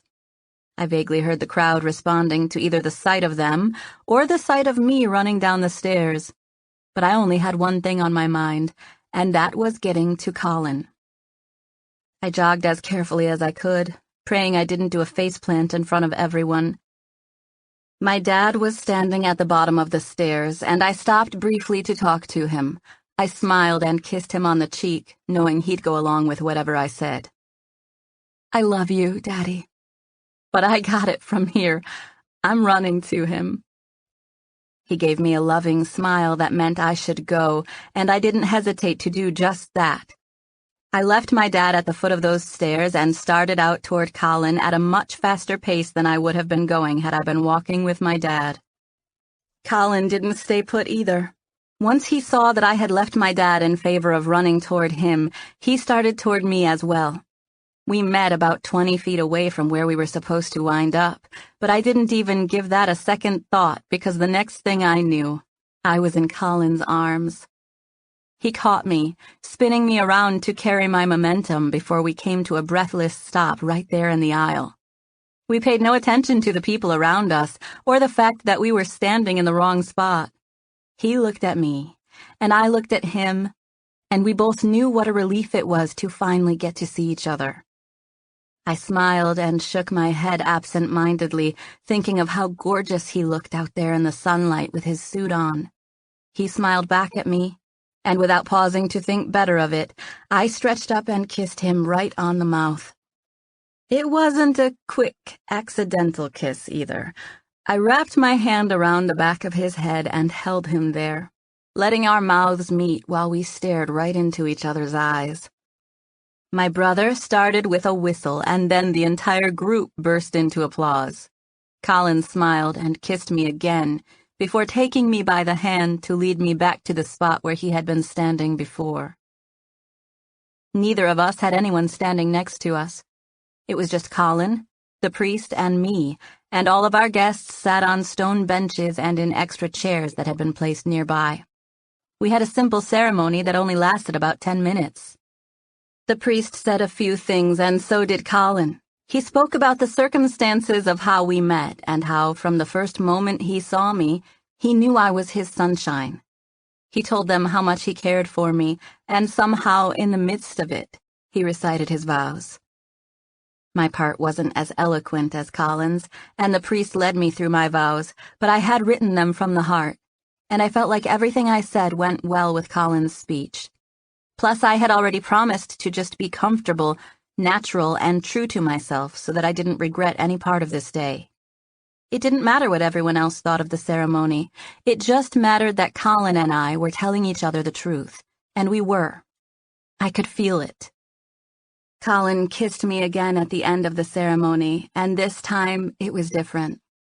This time he was kissing Mrs. Ross. I knew I had done the right thing by marrying him, and felt like happiness might come oozing right out of me. Everyone was still cheering for us after he kissed me, and he leaned down to speak into my ear. "Do we have to spend the whole afternoon entertaining these people?" he asked. He was talking to me, but he said it loud enough that I was sure the priest heard. "Yes," I said. He pulled back and stared at me, looking at me like he wanted to eat me alive. "Why would we do that?" I giggled, feeling delighted at his impatience. "Because everyone wants to hang out with us," I said, trying to look like I was fine with waiting, even though I wasn't. The priest had already introduced us once, But he did it again since Colin and I seemed content to just stand there and have a conversation with each other. He sweetly, and for the second time, introduced us as Mr. and Mrs. Ross in his thick Irish accent, and Colin and I peeled our eyes off of each other with great difficulty so that we could face the crowd and wave at everyone. Chapter 20. Mr. Steiner gave a speech right after our ceremony. He thanked everyone for being there, explained what parts of the house were open and prepared for guests with refreshments, music, and games. A formal dinner was to be served promptly at 6. I knew everyone, including our new Irish friends, would be staying through until dinner because Mrs. Steiner had everyone RSVP, so that her chef would know how many he would need to serve. None of this was my idea. Mrs. Steiner had taken it upon herself to host our wedding and reception in the way she chose. And honestly, I was relieved to not have to deal with it, since I knew absolutely nothing about planning weddings. I must say I was a bit surprised when my mom informed me that the Steiners wanted to make it an afternoon-long ordeal. They thought it would be nice since our families had traveled all that way. They were eager hosts, so I ended up just putting it in their hands and telling myself that I'd be happy with it no matter what it was. I was completely right to trust them. The Steiners made me feel like a complete princess the whole time, and I was humbled that they acted like it was their honor to do so. It was truly a fairy tale day. There was traditional Irish music in the main hall with a 4-piece band, consisting of guitar, accordion, fiddle, and flute. The guy on guitar also did a lot of stomping, so maybe that made him the drummer, too. There was a huge fireplace in the billiards room, along with couches and tables, making it one of the most popular locations for the party guests to hang out, only second to the main hall where the band was playing. Then some genius in the group asked the band to move into the billiards room. It was large enough to accommodate our whole party. So for the rest of the afternoon, we all pretty much stayed in that one location, laughing and dancing, and just sitting around talking. There wasn't a single person in the place who looked like they were having a bad time. Not that I wouldn't forgive them if they did, because I already decided that some level of drama would be a possibility, and I knew ahead of time I would forgive the culprit if it came to that. All that pre-drama forgiveness, and there was no need to forgive anyone after all.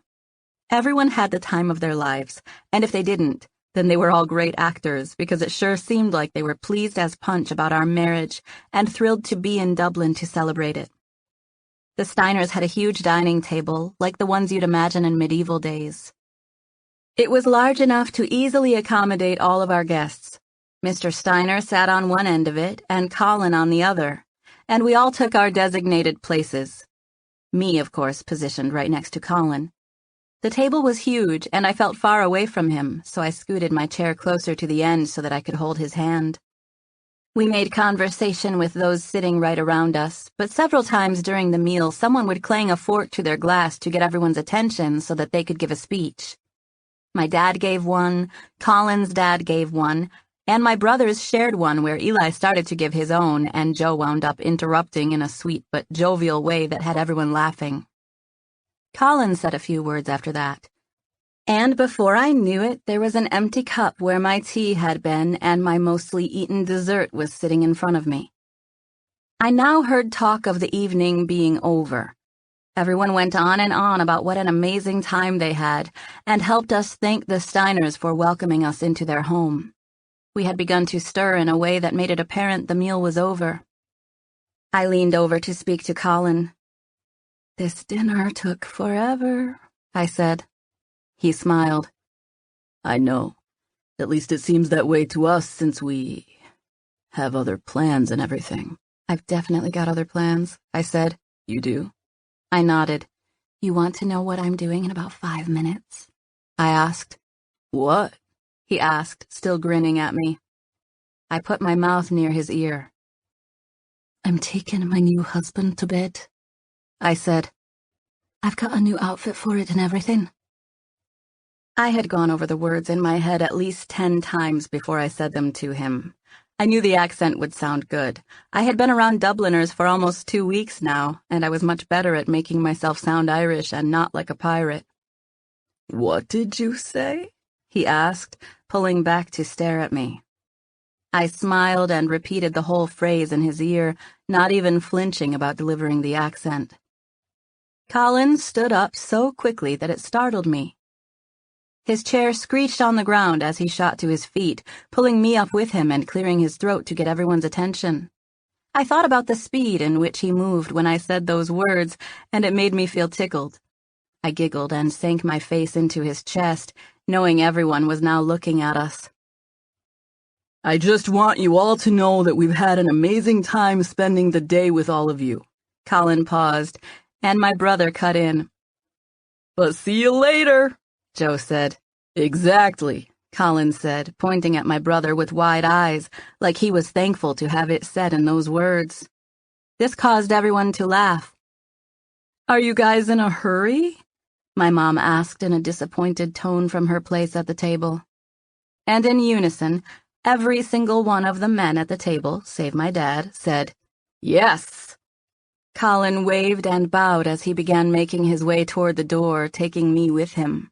I followed easily since that's what I wanted him to do. I couldn't wait to get out of there. We would spend the next 5 days in an actual castle, and as far as I was concerned, the sooner we got there, the better. Form a tunnel! Mrs. Steiner yelled from the end of the table. Everyone stopped to stare at her with matching surprised expressions because she was normally so soft-spoken. Sorry, but weren't we going to throw the rice? It took maybe 2 minutes to round everyone up, but they all went outside in a hurry, grabbing handfuls of this beautiful confetti Drake had bought specifically because he knew it made for a good pictures. It was dark outside, but their beautiful home had spotlights, and yet again I felt like a princess when I walked out, and everyone cheered and threw confetti for us. Our bags were already packed in the sleek black car that was waiting out front, and Colin and I got into the back seat, laughing at the chaos and confetti. He rolled down the window so that I could wave to everyone, and I smiled at the sight of all of them yelling and waving back at us. Once we were far enough away that no one was waving at us anymore, I plopped back onto the seat with a long sigh. You tired? He asked. I sat up, feeling thankful that I was finally able to focus on him and him alone. It was the first time I'd been able to do that all day. No, I said with a little shrug. I was just sighing to sigh, I guess. I looked over my shoulder. They're all gonna be back in America by the next time I see them, I said. Yep. Most of them are headed back in the morning, I think. I can't believe they were all here. I mean, even Lou and Emily came. You want to go back? He asked. I gave him a puzzled expression, asking if he was serious, and he shrugged. I think most of them are spending the night there tonight, he said. I just thought if you were sad about leaving, we could... I cut him off by shaking my head, and I scooted closer to him, nestling in his arm and staring up at him. I am definitely not sad about leaving, I said. I'm glad they came and everything, and I'm glad everyone is on their best behavior. I think it went great, and I wouldn't trade a minute of it. But the truth of it is, Mr. Ross, that I was ready for that dinner to be over before it even started. I scooted even closer, putting my face right by his face, and feeling like I couldn't get close enough to him. I just kept telling myself it would be over soon, and before I knew it, we'd be alone. And now look, he said, gesturing to the otherwise empty back seat. Not quite, I said, cutting my eyes at the driver who was not paying attention to us at all. I stayed wrapped in Colin's arms all the way to the castle where we would spend the next 5 days off the grid, or mostly off the grid. We would probably go into Dublin at least a time or two, and Colin knew he would have to answer a few phone calls for work, but we were mostly each other's for the next 5 days, and I was ecstatic. I stared out the window as we drove up to the castle. Even at night, the approach to it was absolutely breathtaking.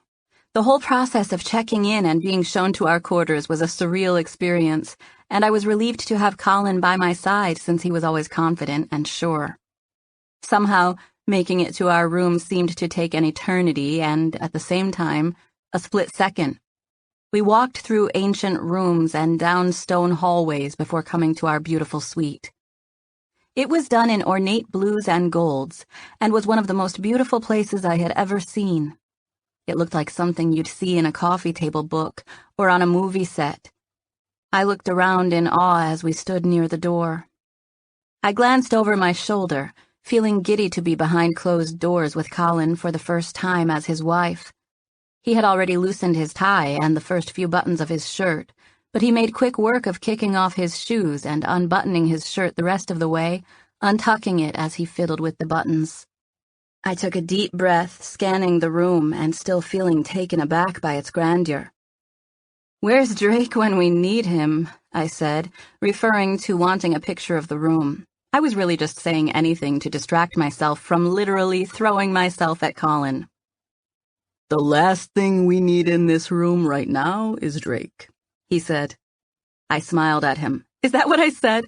I didn't even think about it when it was coming out of my mouth. I was really just saying anything so that you wouldn't know what I was really thinking, which was... I was planning on saying something about wanting to be dragged off to bed with some sort of Irish accent, but instead I trailed off. I was feeling confident when I started to say it, but I suddenly got shy. Colin moved to stand next to me in a slow, measured movement as he looked me over appraisingly. I knew how he was looking at me, and it made my blood turn warm. I felt the need to squirm with joy or anticipation or some measure of both. I could hardly stand still. "What were you really thinking?" he asked after taking what seemed like a whole minute to stare at me. "What?" I asked, feeling short of breath. He stood right next to me, so close that our bodies were touching. My heart was pounding. "You said you were trying to distract me from what you were really thinking, and I was asking what that was," he said. He stood right in front of me, and my downcast eyes fell onto his undershirt, which was still tucked into his pants.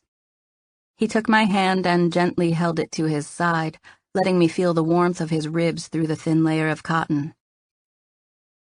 "I'm sorry," I whispered. "Sorry for what?" he asked sweetly.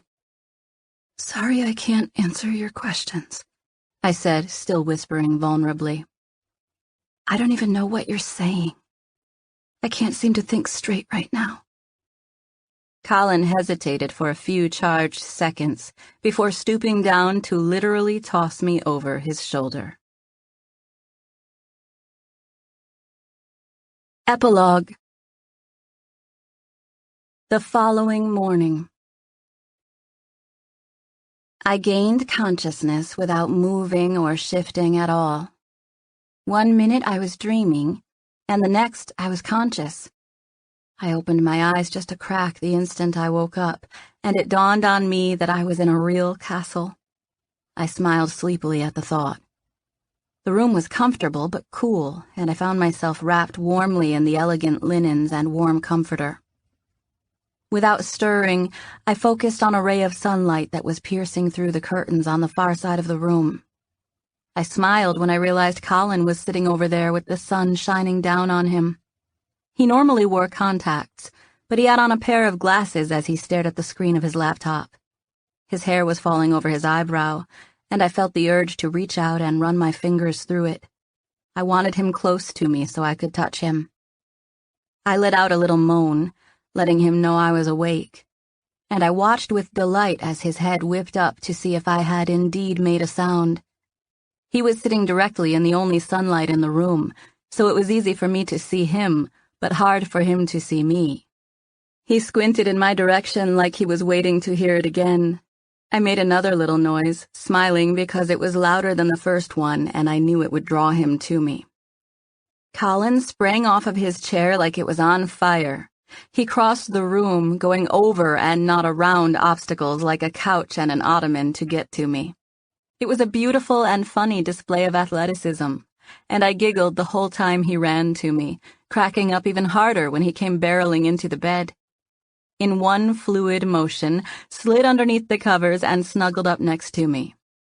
"You're freezing," I said, giggling as he latched onto me. "I didn't realize it would get this cool in here," he said. I got up to take care of a few emails. I thought about lighting a fire, but you were sleeping so beautifully.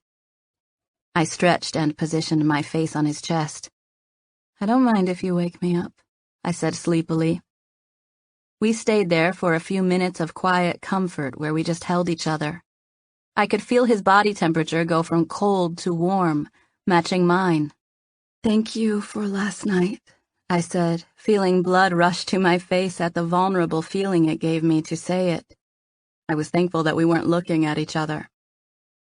Colin was silent for half a minute, but I stayed quiet because I knew he was thinking of what to say or how to say it, or both.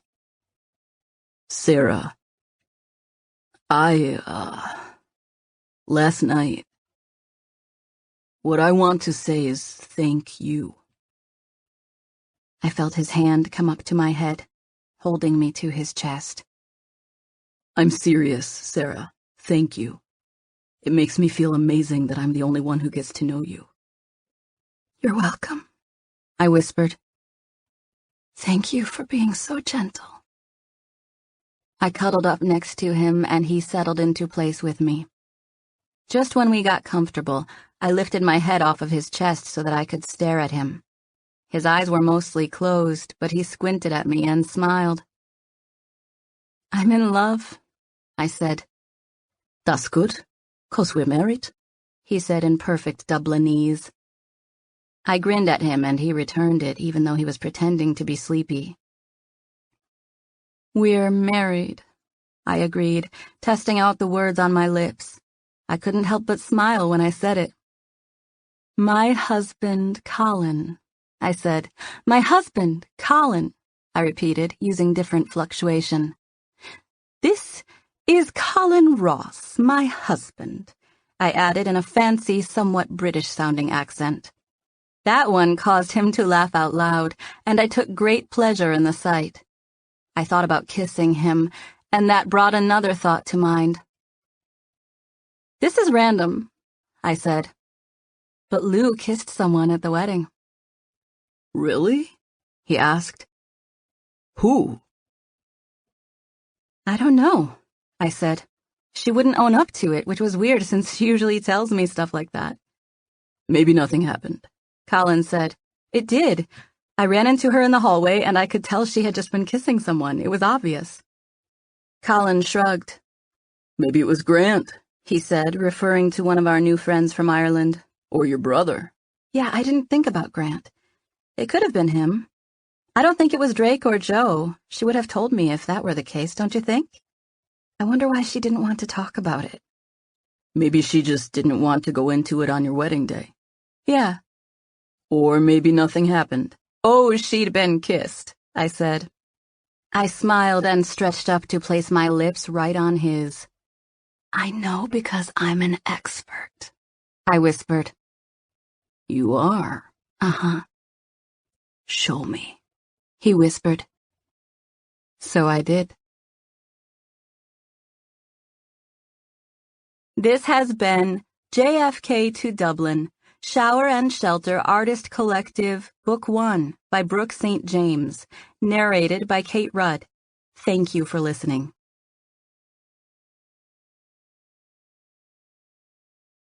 Audible hopes you have enjoyed this program.